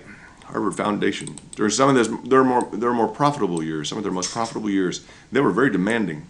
Very demanding people. You don't know what that's like. Very demanding people in terms of the overall calculations they require, the returns that they expect. Very strong. They expect very, very strong numbers. Well calculated, and I'm telling you, you want to know how to make returns? Why don't you get into the show with Harvard Foundation? Big time. Like, how do you know how to put together returns any better than us? Well, I put together figures for Harvard Foundation. They're strict. They want to see a return, guys. So let's see here. That's just when I cut my teeth on business in age 22. So that's maybe how you learn. What do we got here? So I want to know if it's going to do this, right? Everyone wants to know. That's great. Maybe it pops up from here. It's fine. I also want to know if I can pick up anything down here. Because if it breaks, it's not that I want it to break at all. But if it breaks, the key for me is going to be to find that retracement. That's real easy. Now, it's not that I only play retracements, okay? Because we just kind of discussed, kind of like the variable analysis, maybe 0.05, maybe 0.5, maybe some little percentage. Give yourself a little cushion. Make sure you get picked up. That's fine. Depending on, you guys are going to know, you're going to make that calculation. I don't even need to say it. If your exchange is more expensive, okay? If your exchange is more expensive, typically, you'll throw up the Fibonacci, you'll already account for that. And whatever your figure is, you'll already count marginally 1% up. I'm always a 1.5% up or whatever it is. You'll get into that. And you may actually appreciate in value and stick above longer. Your order books may kind of run behind. That's why it's crucial you guys get in tune with the Discord. Get in tune with the Discord. Okay? Get in tune with that Discord. The link is on the you guys know that it's on with our profile, okay, in Twitter. It's just important as we talk about Doge, talk about these other things. This Discord's here. And guys, we don't hype coins, we don't push or shill, we don't do any of that. We're not shillers. We're very technical. So you guys get involved in the Discord. We have a professional environment. We do have some fun. We have a sense of humor. But we have a very professional nature to us, just due to the nature of what we've been involved in. And I like filling this space with that degree of professionalism. So I am happy to be able to do that, and I hope you guys are happy to be a part of it. That is what you will get in terms of, there's a lot of action here, a lot of good people doing a lot of good things, looks like. And let's see, if we have any additional ones, I do want you guys to know, just go to the search box, and I always do this just in case anyone new comes into the room. The Kingdom. Type that into your search box. You guys have heard this. Programming. The Kingdom. TheKingdom. In the search box on Twitter, click on that on the search box. And then you'll click on the Discord. After you click on follow, and I introduce you guys so that you get to know the other individuals in the group. So that's what we do. That's great. That's how we function. So Yeah, so we got picked up on this. Beautiful. All right, variable degree here and there in terms of the overall price execution and function. Give yourself that 0.5% as you're looking at your price, at your price entry points. I can give them to you all day long. You're the one that has to be right. You're the one holding the bag of goodies. You're holding the portfolio. You're holding your cash. I'm not holding it. I mean, I'm not holding it all. That's another distinguishing. It's not financial advice. Financial advice, like you go somewhere, like I'm typically going to give them my money. I'll give them my money. They're going to handle it. They're going to give me financial advice. That's fine. I'm not covering the liabilities. I'm not covering any of this stuff. The important legal requirements or state and federal laws, international anti-money laundering, Patriot Act, none of that stuff am I covering. On purpose. It's not financial advice at all. I'm not covering any of the full spectrum of what needs to be covered legally. So you guys, you go find your own financial advice. In terms of price targets, I will let you know a strategy based upon economic or market theory and market strategy. Okay, let's look at let's kind of zoom in and see kind of where we're at here. It looks like this is continuing on the upside. If you guys wanted to take out a portion of your trade and want to see where this develops and kind of coast on the upside to see maybe this trend will continue, do you have any reason to get out now? Again, the coach blew the whistle. I said that because we have, we've brought over all of these. We've brought over all these. Now, can it outperform? You betcha. Is it possible? Absolutely. What's happening to the market? It's bleeding. You guys know that? It is bleeding, right? It's bad. So that's okay. That's okay. That's part of the game here. Now, everything may calm down completely.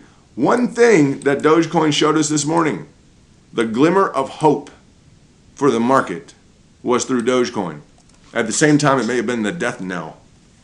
I want you guys to focus. However many we've gotten here. Thumbs up if you want more of these videos. This, I think, is one of the more educational and professionally based videos you'll get. It's a crucial time in the market, which is why I'm pushing through today a little bit, because this is some crucial stuff that's going on, okay? In terms of your ability to navigate the waters whatever your level is, it may be kind of crucial right now, okay? You guys understand that? Now, I talked about 2018 XRP. There was a certain little thing called Ripple. It popped up and started to walk up just like this and did this to Dogecoin. Or not to Dogecoin, to Bitcoin. This is Dogecoin you're looking at here. Ripple decided to do that in 2018. Just walking up its little steps. Just building its own little top 10 little profile, right? Ripple's a little powerhouse, huh?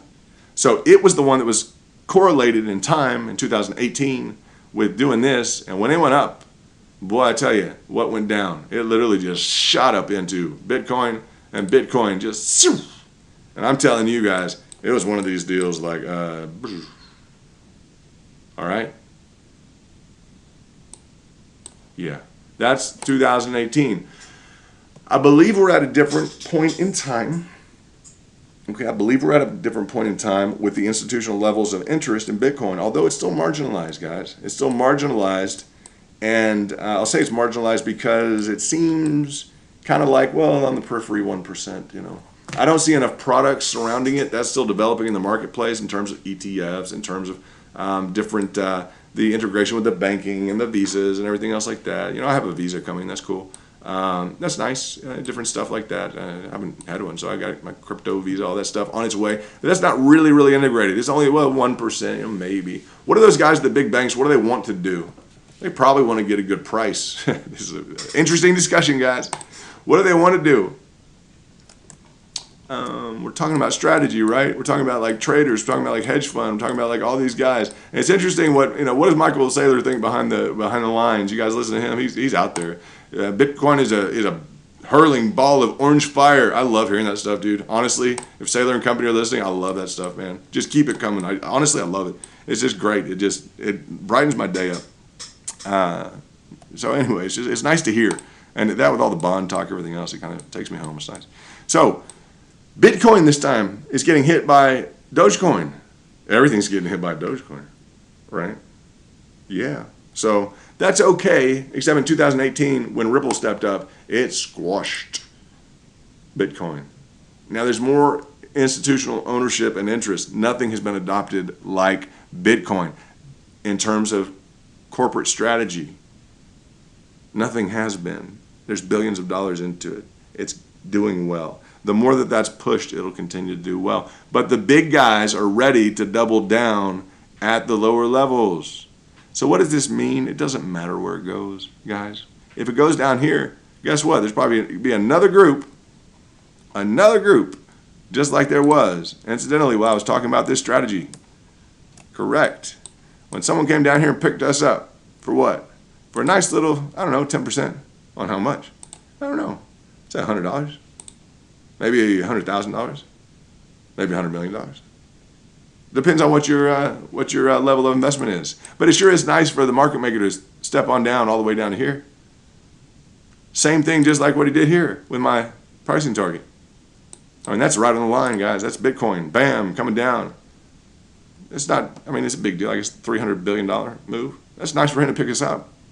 Must have been some money down here, huh? I bet so. I bet this strategy is used by a lot of people. I bet it is. And it's in line with basic economic and market strategy and theory. The lower the price, the higher the demand. The more the demand. We peppered in $100, $100,000, $100 million, something along those lines. Probably spread out amongst multiple classes, multiple assets. Kind of a spectrum, at I'd say the 100 billion and around there. You're looking at kind of a spectrum application, cross asset, kind of a spectrum approach, multi-spectrum. We'll talk about that later if we need to. We don't need to. So as we look at this, what's stepped up is this year it's Dogecoin, right? Now there are plans for Dogecoin. Are we sure? With Elon, I'd like to think so. We've achieved a lot with Dogecoin. It's kind of like the reins were just kind of cut off of it, and someone decided to start cranking a lot of money into it. Someone is eating up all those extra tokens on Dogecoin, while the biggest problem with the supply that everyone has to go ahead and talk poorly about is what? Well, there's too many tokens. They keep printing those tokens. Well, who's picking them up, guys? Oh, you mean someone? Oh, that problem's been solved?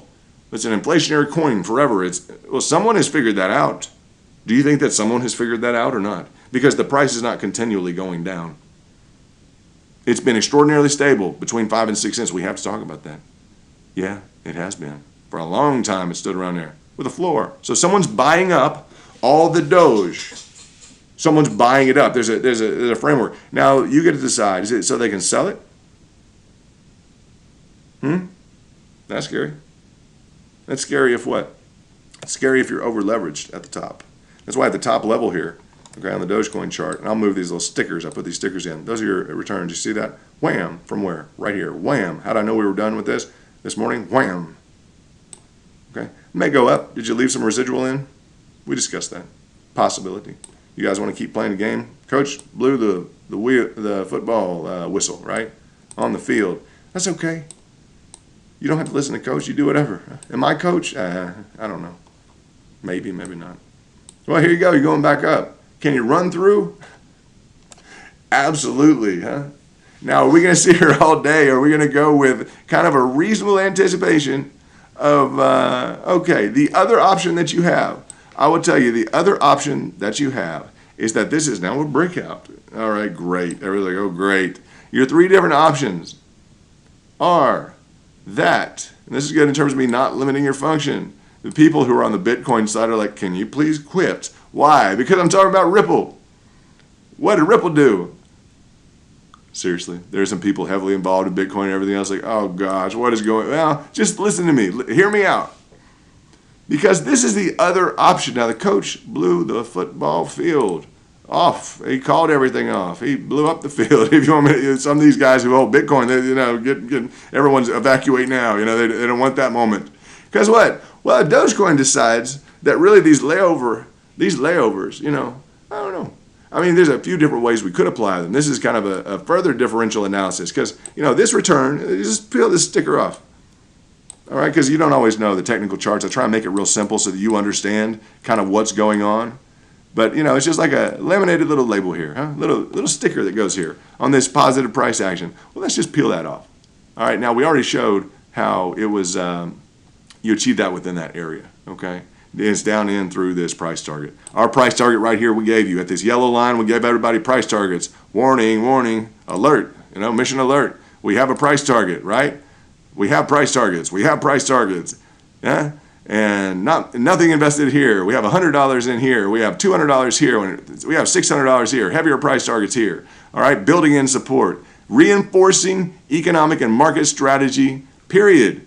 Heavier, double down, triple down. Why? To make you realize you need more money on the bottom levels. Why? Because that's economics. That's market theory. That's market strategy. You have more money available on the lower levels during a retracement. You're not going to pay more. I mean, you can't buy more at higher prices. The market maker's going to kick you out. Instead, he's coming in to pick us up. Exactly at my pricing targets. You guys know that's my target. Exactly. People listen to this. They put in orders after, I guess, they saw it. Maybe they informed themselves, did the research, and they did it on their own computer. Said, yes, that is a pricing target. Phenomenal. So you put your orders in. You followed essentially the instructions. If you watch the instructional videos on TradingView, they gave you the program. You followed that, and look what happened. Bam. All right. Beautiful. So good job. So now the other option, as you look at this was from the point of, let's get into this, from the point of the pricing target and around here. Now 70% was kind of enough, all right? 70% was enough. Blow the whistle. That's fine. That's what you made here. That was a beautiful, beautiful move. But it wasn't immediate. You wanted more. I mean, you want more velocity right now? If you want more velocity right now, you're getting into some different discussions with people. I'll tell you, guys, different discussions with people who just saw this move.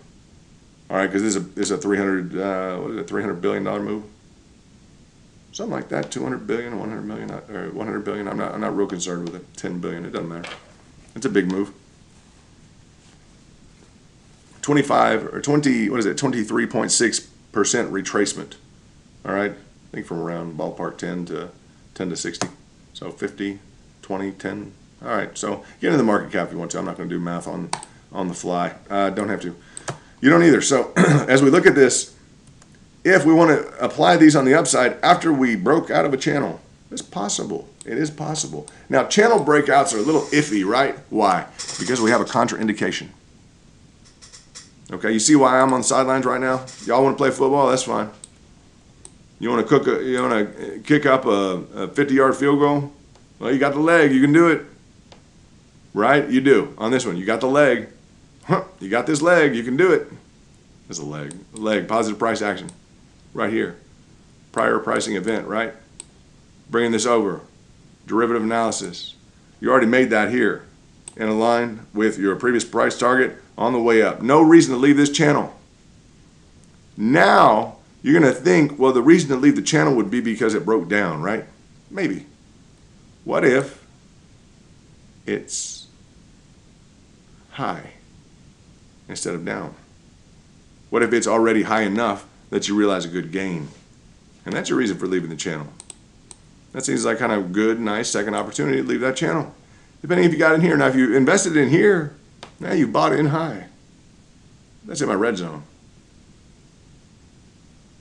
You see? And I can't redraw these very well because we really didn't even set a new chart. Okay, a new chart high. Yeah, we did. You want to get into this? These are your candles. You'll start messing with your charts. This is your cross indication. This is where you're going to pull this up now. Do you want to pull this up? You want to do this? You guys want to play this? Because why? Because we have a cross indication. You see the problem? Knowing whether or not.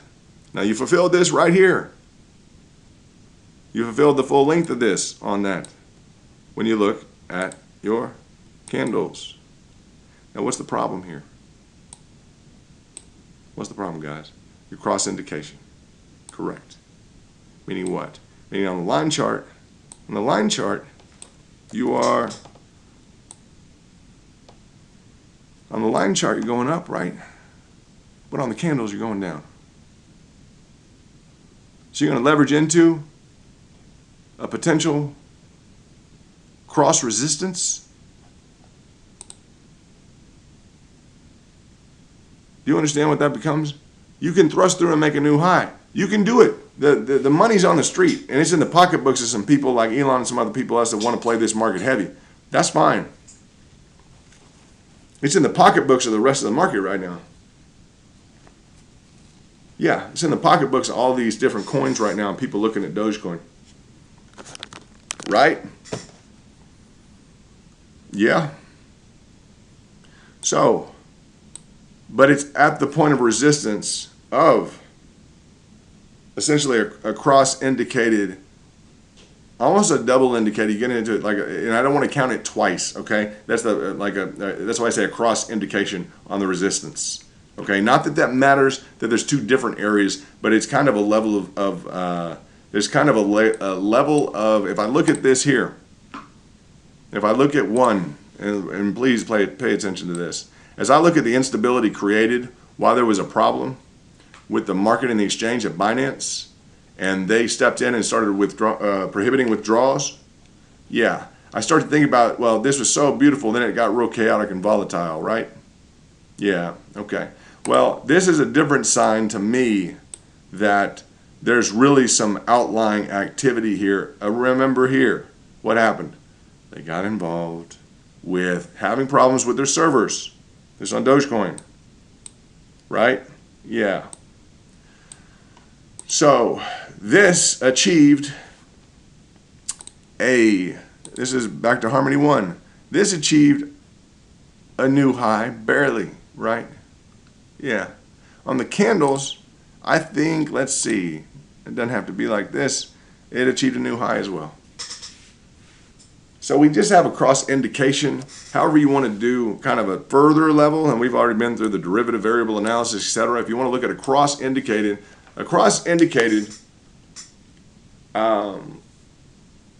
resistance cost benefit analysis, like scaling, let's say cost benefit scaling profit function. Mouthful, you understand that?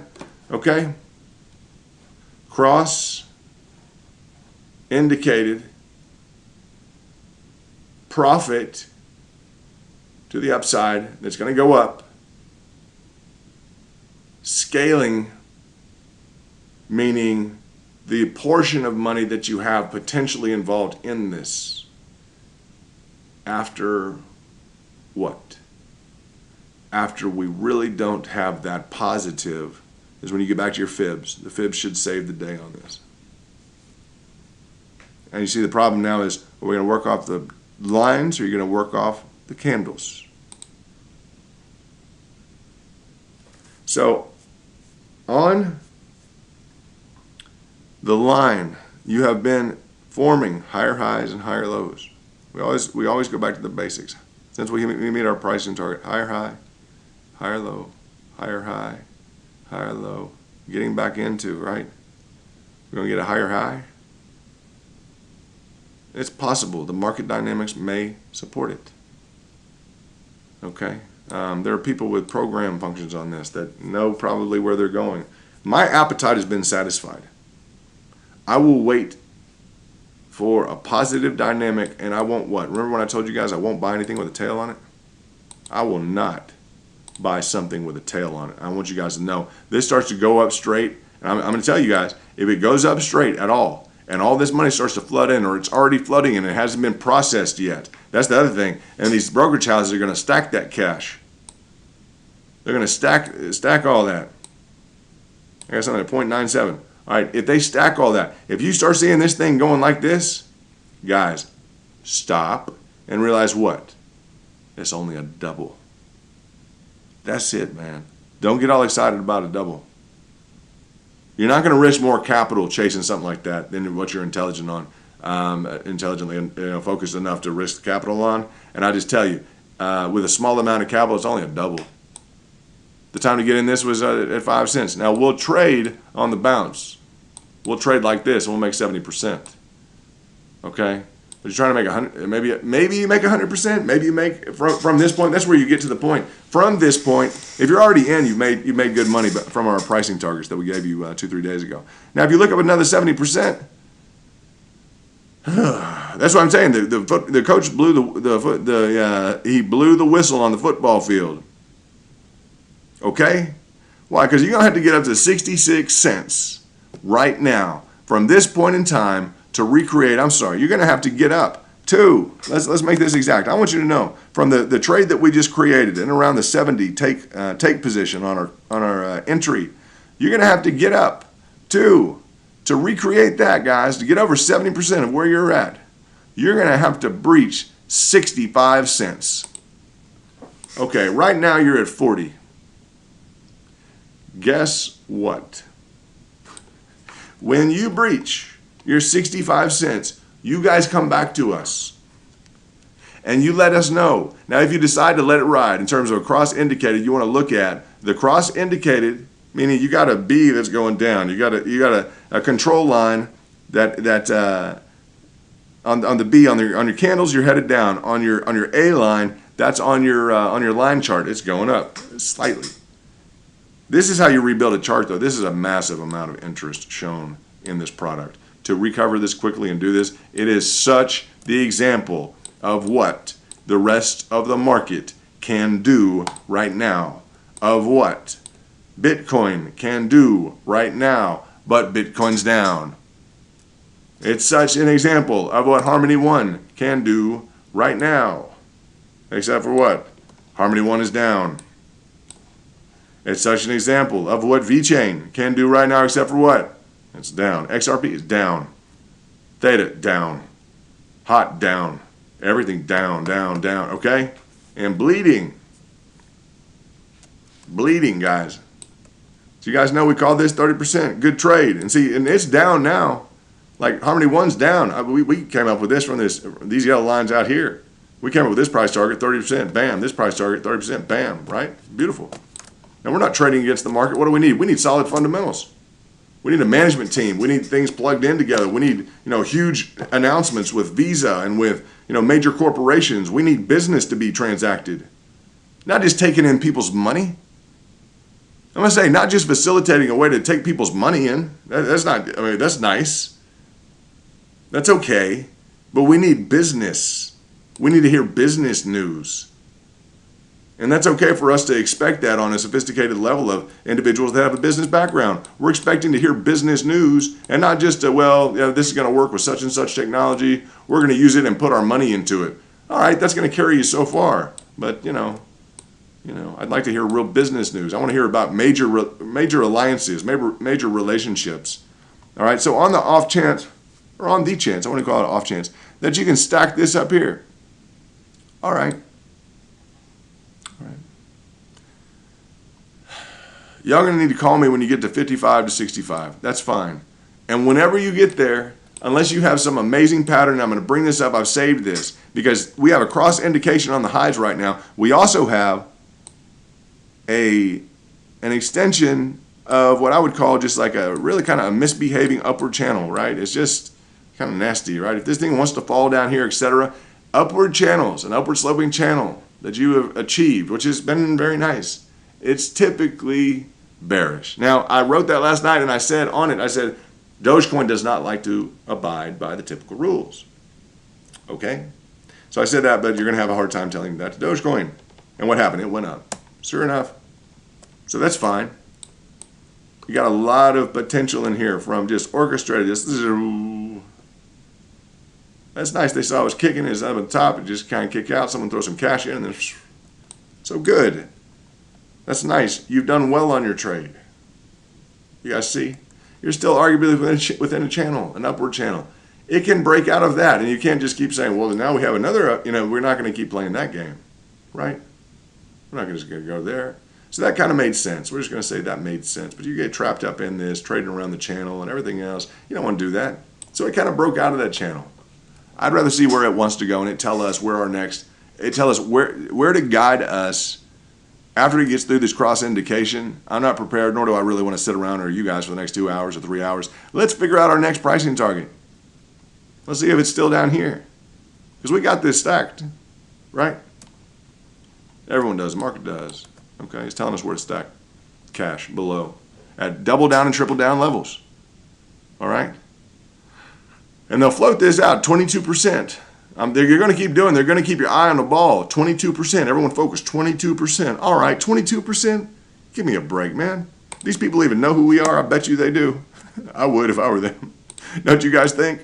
I would definitely know who I was if I were them, for whatever that's worth. Why? Because we exactly called these levels, right? Let's get into a line chart. All right. Let's get into, now we moved this up. This is where we get into. Be careful.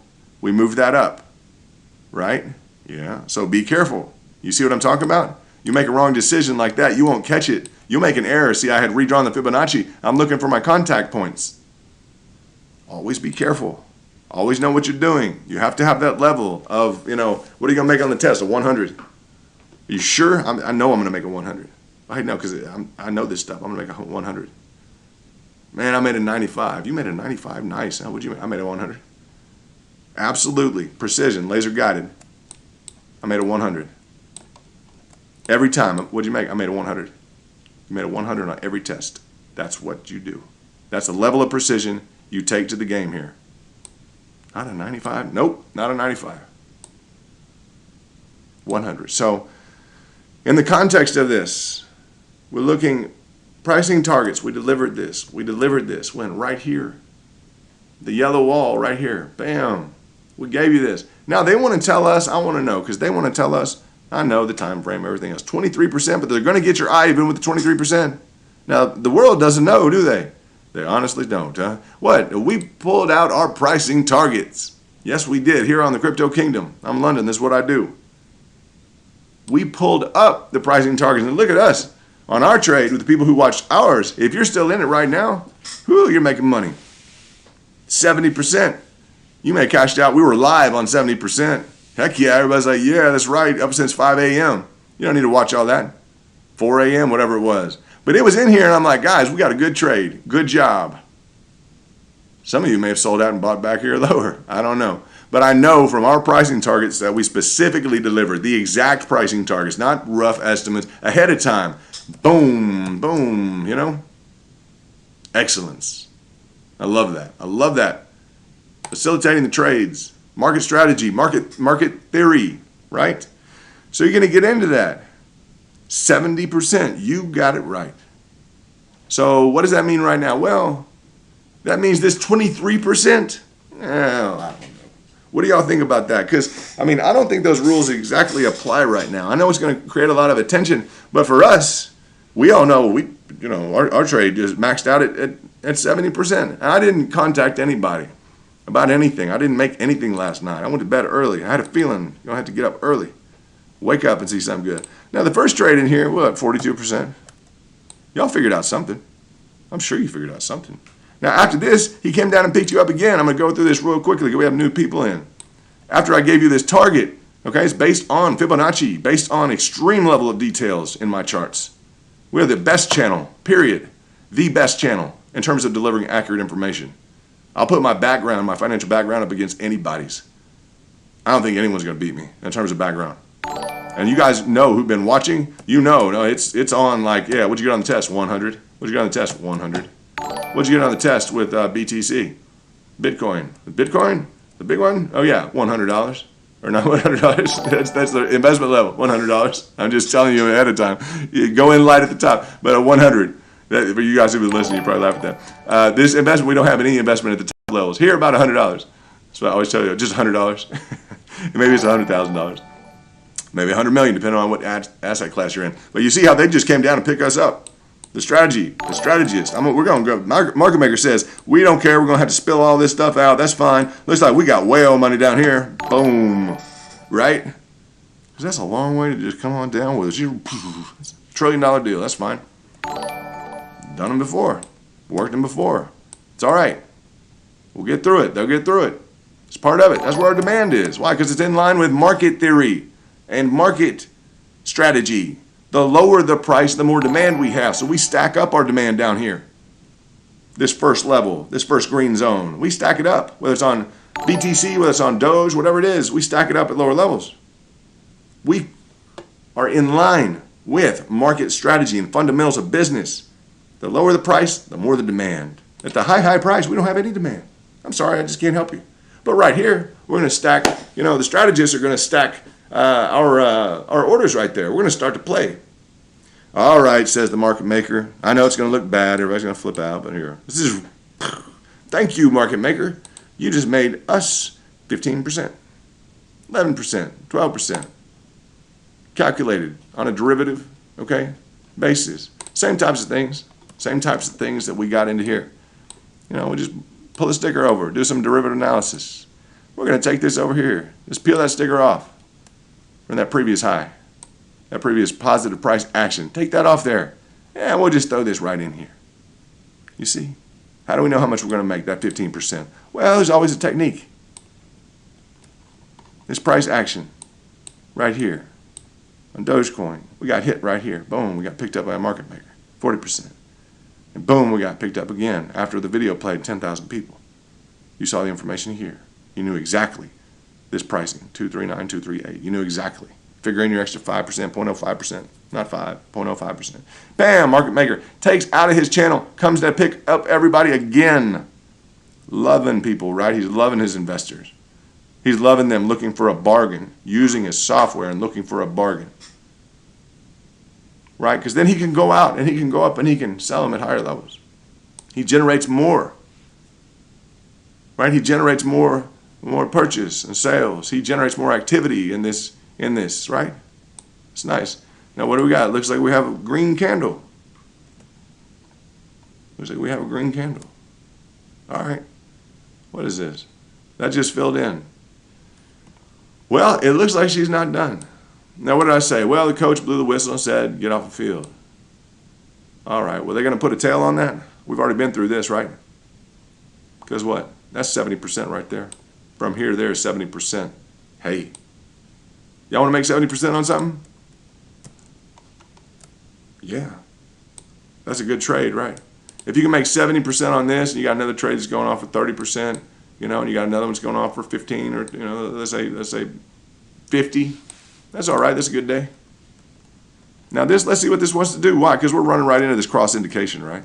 So let it tell us what it wants to do. Why don't we get something definitive out of this? Why don't we, you know, if it's going to get us into a guessing game, I don't want to be in a guessing game with it. I don't even know what pattern it's trying to tell us it may have at the top or not. If it wants to crank on up, good. If it wants to keep this entire formation here and do this for months, if this becomes a pattern and it wants to do this for months, for weeks, days, and it's just going to stay at that, that's fine. How long has it done it for now? It's done this for, you know, I'm just going to tell you before we establish a trend on this. How long has it been doing this? 2 days. 2 days and 3 hours. All right. All right. 2 days and 3 hours. All right. What is this? 2 days. Okay. Now, what happened last time? 2 days and, okay, this entire cycle. What happened? I'm going to bring your attention to something real quickly. Now, what happened the last time that this thing ran up real hard? Everything else dumped, right? Didn't it? Yeah. Everything else dumped into Dogecoin, right? So that happened. Everything dumped. And then what happened? Then Dogecoin dumped. And it doesn't seem like much now because you're up. It seems good, right? Yeah. But you guys know in this area what happened. Well, people went down like 50%. 50% on their money who were involved. Because that's a big move. You understand that, right? From 40 to 24, like, yeah, it's a, you know, yeah, that's a big move. Yeah, everyone's like, yes, it's a big move. You want to go to Candle, see exactly the full nature of it? Now, you went from 45, you went from 45 to 22. That's severe. That's an emotional shock. That's a lot to deal with for people who are holding this, to have their money taken down in half. That's a lot to expect of people who are young or getting into investing or anything else like that. That's a big issue. So I bring that up because we have a good community, and I want you guys to know that wherever this thing goes, to the upside or the downside, guys, it's a little bit of money. Oh, it's $1 million. Okay, guess what? That's a little bit of money. You want to go spend $1 million? You can go spend it in a weekend. Or it can set you up for life. I've seen more people get large amounts of money, and it's a large amount of money for a small amount of time. You may build it into something great. You'll be different. Everyone is, right? But it's just money. And if you made this, I guess you're good enough. You'll make more. That's a good thing. You guys believe in your projects and your abilities. You've held this long. You must believe. Well, you've done this year. Well, next year's gonna be more fun, right? And it has to be fun. It has to be something that you can kind of tolerate, and something that's healthy. I always say, eat well, sleep well, and be good to the people around you. Invest in those relationships that you have that are outside of the market. While people know that you're kind of going through something and the money's coming around, this is the perfect time to be nice to people in the community, whether it's online, okay? Whether it's online or whether it's in, what do we say? Just anywhere. Whether it's online or in the house or, with family or at the gym, whatever it is, this is the perfect time to be extra nice to people. Why? Because someone, like a market maker, is pointing things out to you. Like, look, this is where we have our orders. He's going to swoop down and help you make money. Someone's online like me right now saying, look, hey guys, check it out. Look, here's your pricing target. You just pick it up right here. 10,000 people watch it. Get the pricing targets, right? Yeah. So I'm online. Your market makers in the background saying, yeah, I'll come pick you up. Yeah, you guys watch the video again, I guess I'll come pick you up. I'll come pick you up at that pricing target. Okay, fine. There we go. How y'all doing? 70%, 80%? All right. That's good. Do y'all have to hold until $1? Do you have to hold until all that? You can. What'd this do last time?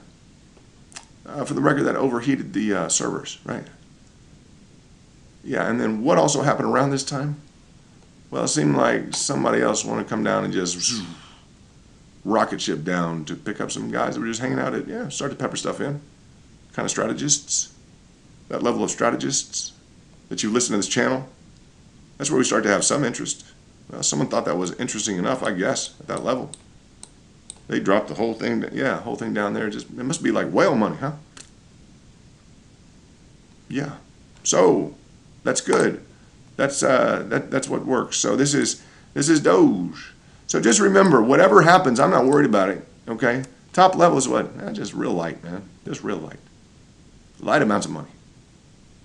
I have no interest in this top level. Does my story change? Not at all, man.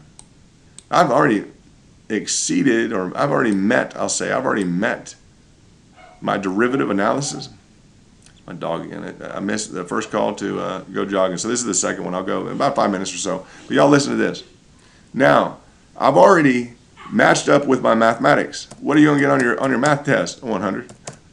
I'm going to do this variable derivative, the derivative, because I'm taking these gain functions, the gain functions from the previous pricing trajectories. No. Now they're going to fight. I got my girlfriend, little dogs. So anyway, beautiful girlfriend. She wants little yipper dogs. I'm like, I guess I'll get you yipper dogs.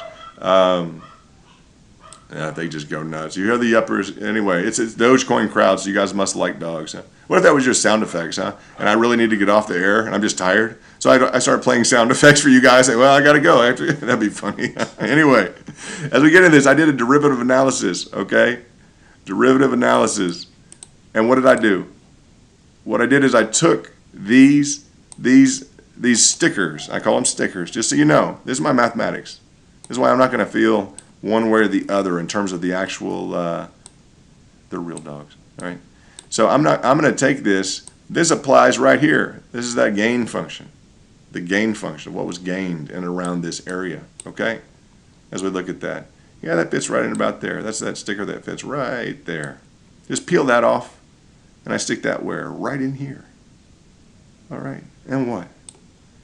Well, if I take that gain right there and I put it into right here, well, at our pricing targets, I mean, we've just had as good of a trade, literally, as, this area right in here. That was a really phenomenally good trade, wasn't it? I mean, everyone was like, wow, that's impressive, huh? And look how we did it, huh? Nice consolidation, just like I said I'd like to see, and feel like we're going to the upside. Very nice, huh? Very nice. Not so drastic, more planned out, something a little healthier, build a little infrastructure. So that's nice for Dogecoin. That's nice to know that can occur, right?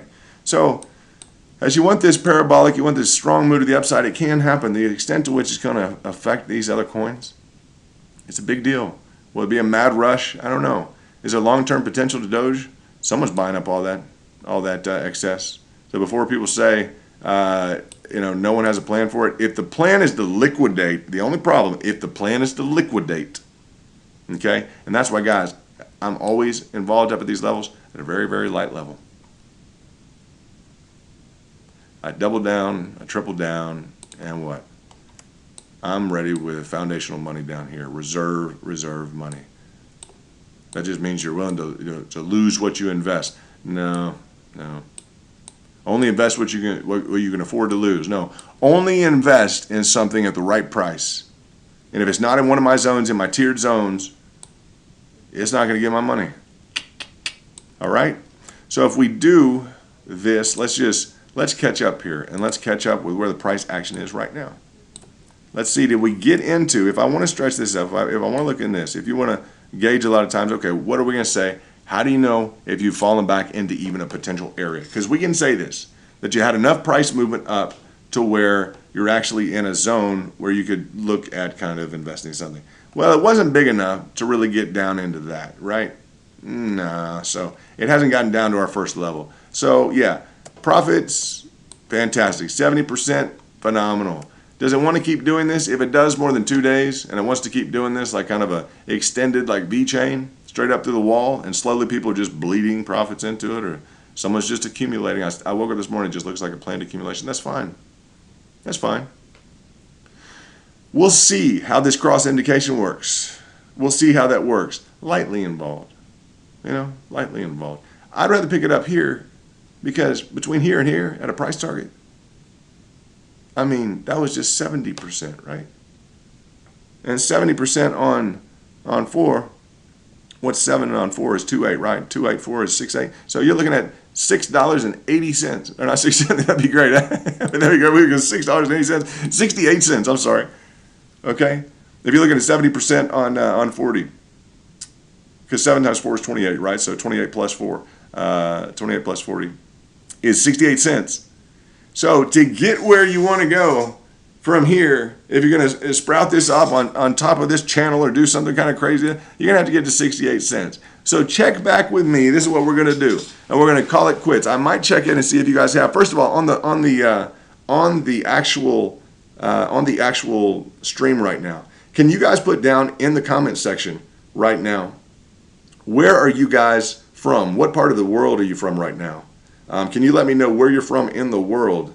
Where are you guys listening from so we can document that? We always document this, where you guys are listening from Australia, from Brazil, from Russia, from China, from Philippines. And I want you guys to see what's going on in this chat because this is a very sophisticated chat. This is a highly technical group of people who are dedicated towards really, some high level market strategy and trade analytics. Okay, so this is not just the average kind of chat room group here. So we appreciate that very much. Let's see how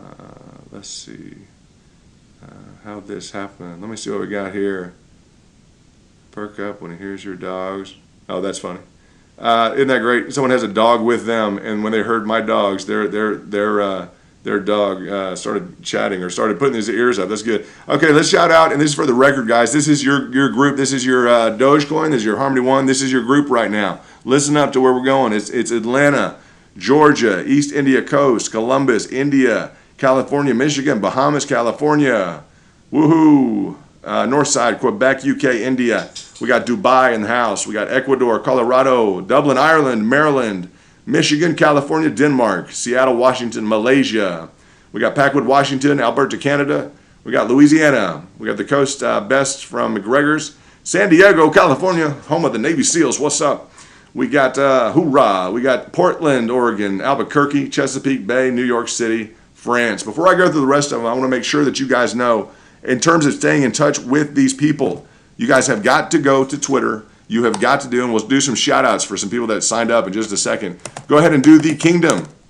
Big shout out to Yoski, to Infidel, to Kenny, and shout out to all our guys. Red Raider, all the good guys that are moderating and doing a great job. Under the Kingdom, you search for the Kingdom in Twitter, scroll to the bottom, go to the bottom of the search engine. It's not going to be one of the people's. Scroll to the bottom, click on Go to the Kingdom. Okay, it'll say Go to the Kingdom. That's us, just the Kingdom. We're the Crypto Kingdom. I'm London. Click on follow. All right, here we have our Discord link. It's a very professional group. That's it. It's very highly professional. Now, we circulated something. Who wants to do a, who would use a Dogecoin Visa? We're looking at some different options, guys. We're looking into some different ideas. So we have Jetterin is following us. Thank you very much. Yona, very, very nice. Appreciate you following us. Antony, very nice. Appreciate you following us. So that's nice. Let's go through we got from China, guys. We got China to Germany to Haiti. We got Grizzlies. But you guys join that. Go ahead and join that. We do also giveaways. We had a giveaway of 2,000 Harmony One, which was fantastic. From the Philippines to Salvador, guys, we got global interest here, all the way back to Texas. So you guys are doing a great job. And the last thing I'll do, and I'll ask you guys to do this, put your hand up in the chat session if you're holding Dogecoin. If you're holding Dogecoin, put your hand up in the chat session. Let's go ahead and put your hand up if you're holding Dogecoin. I would like to see that. And then if you're holding, we're going to do this a few different ways just to get through this so we can see, so you guys can see. If you're holding Harmony One, and we won't read through all these, but you'll start to see them fill up. If you're holding Harmony One, you can put a, what's a good one? Put a, what's a good emoji? What do you guys want to put in?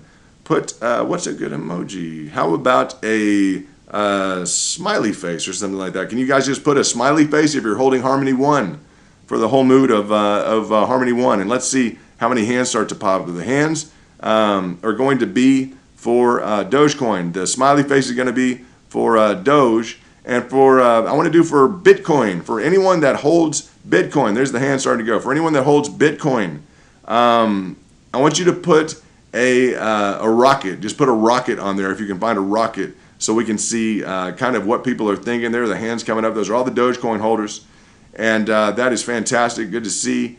And the other thing, let's go over, let me see if there's anything I'm missing in the charts while you guys just look at your company mount there, your people, and all the different hands that are popping up and the holders, the different people that are watching and are doing well on these pricing targets. Those are the people you communicate with in the Discord. There we go with, nice to see all those Harmony One holders. Harmony One holders, nice to see that. We love Harmony One. We love our community. We love Dogecoin. We love you guys. We're glad you're here. We're going to spread the love. We like that. You Bitcoin holders, got a lot of laser love for you, laser-eyed love for you. So that's real good. Nice to see that. Nice to see that. This is your chart here. I guess if I'm going to leave you guys with something, Yoski with the rockets in the house, Yoski. What I'll leave you guys is just that re-encouragement for you guys to get involved with and to continue to support the investments that make a difference. We will get in. I'll say I need to touch on Harmony One again.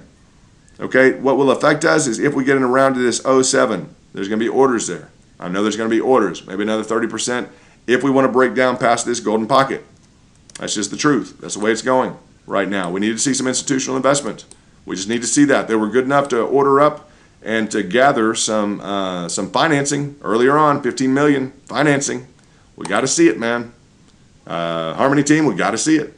We just got to see it. So we can, but no, just happy social time on Twitter. No, you got to see real business.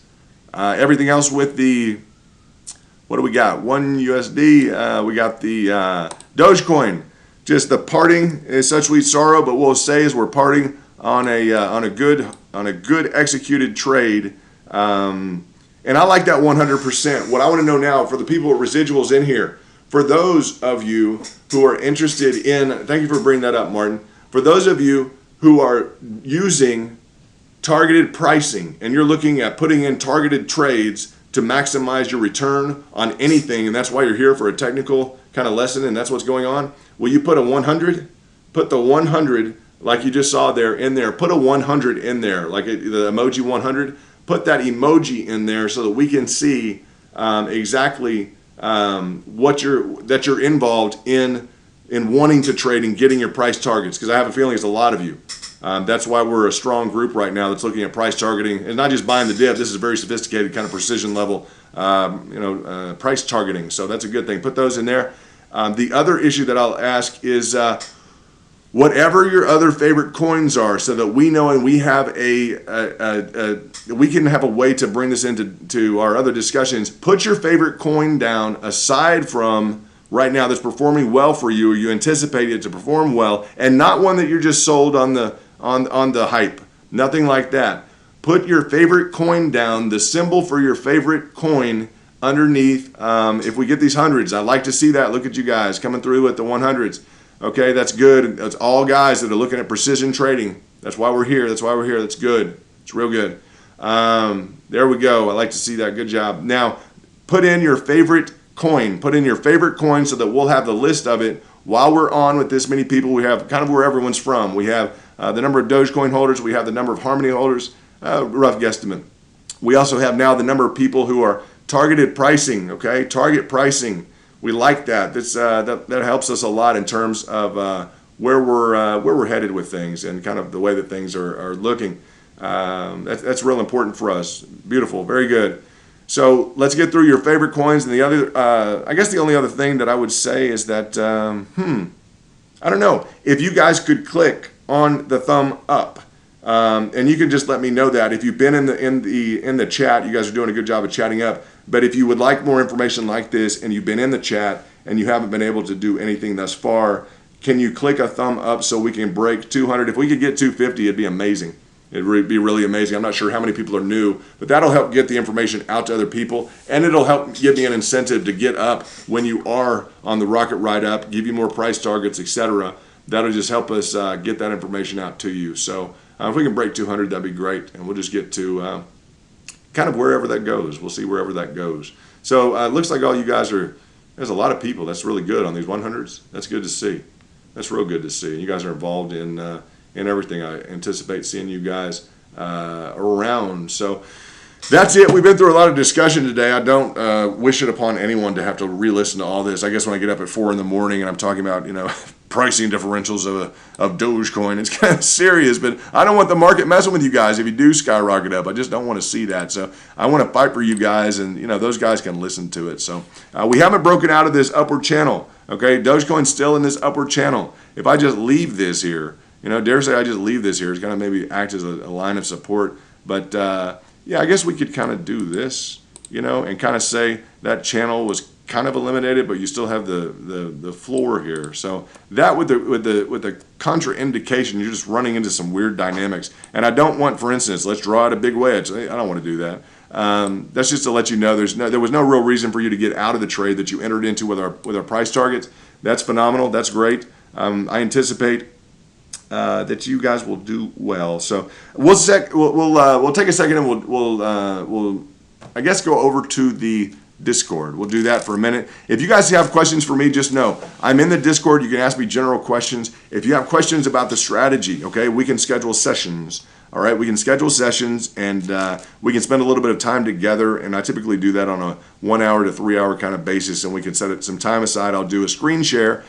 So contact me into the Ask London, and I also have a projection section in the Discord. So if you'd like that, some personal attention, we can make sure that you're taken care of. If you're in trouble in your portfolio or different things you don't understand, I'm happy to kind of educate you, and that's what the purpose of all of this is, just some good education. So I hope you guys have a great day. Thank you for tuning in. I know it was a long stream, but I wanted to make sure we got on this with the Doge crowd because I gave you the pricing target. So that's the level of commitment that you have. I don't think anyone else is giving you pricing targets for trading. So that's to our credit. That's everybody's credit. And it's it's great to have you guys here. I hope you have a great day. Shout out to Yoski. Shout out to Red Raider. All the other guys who are doing a great job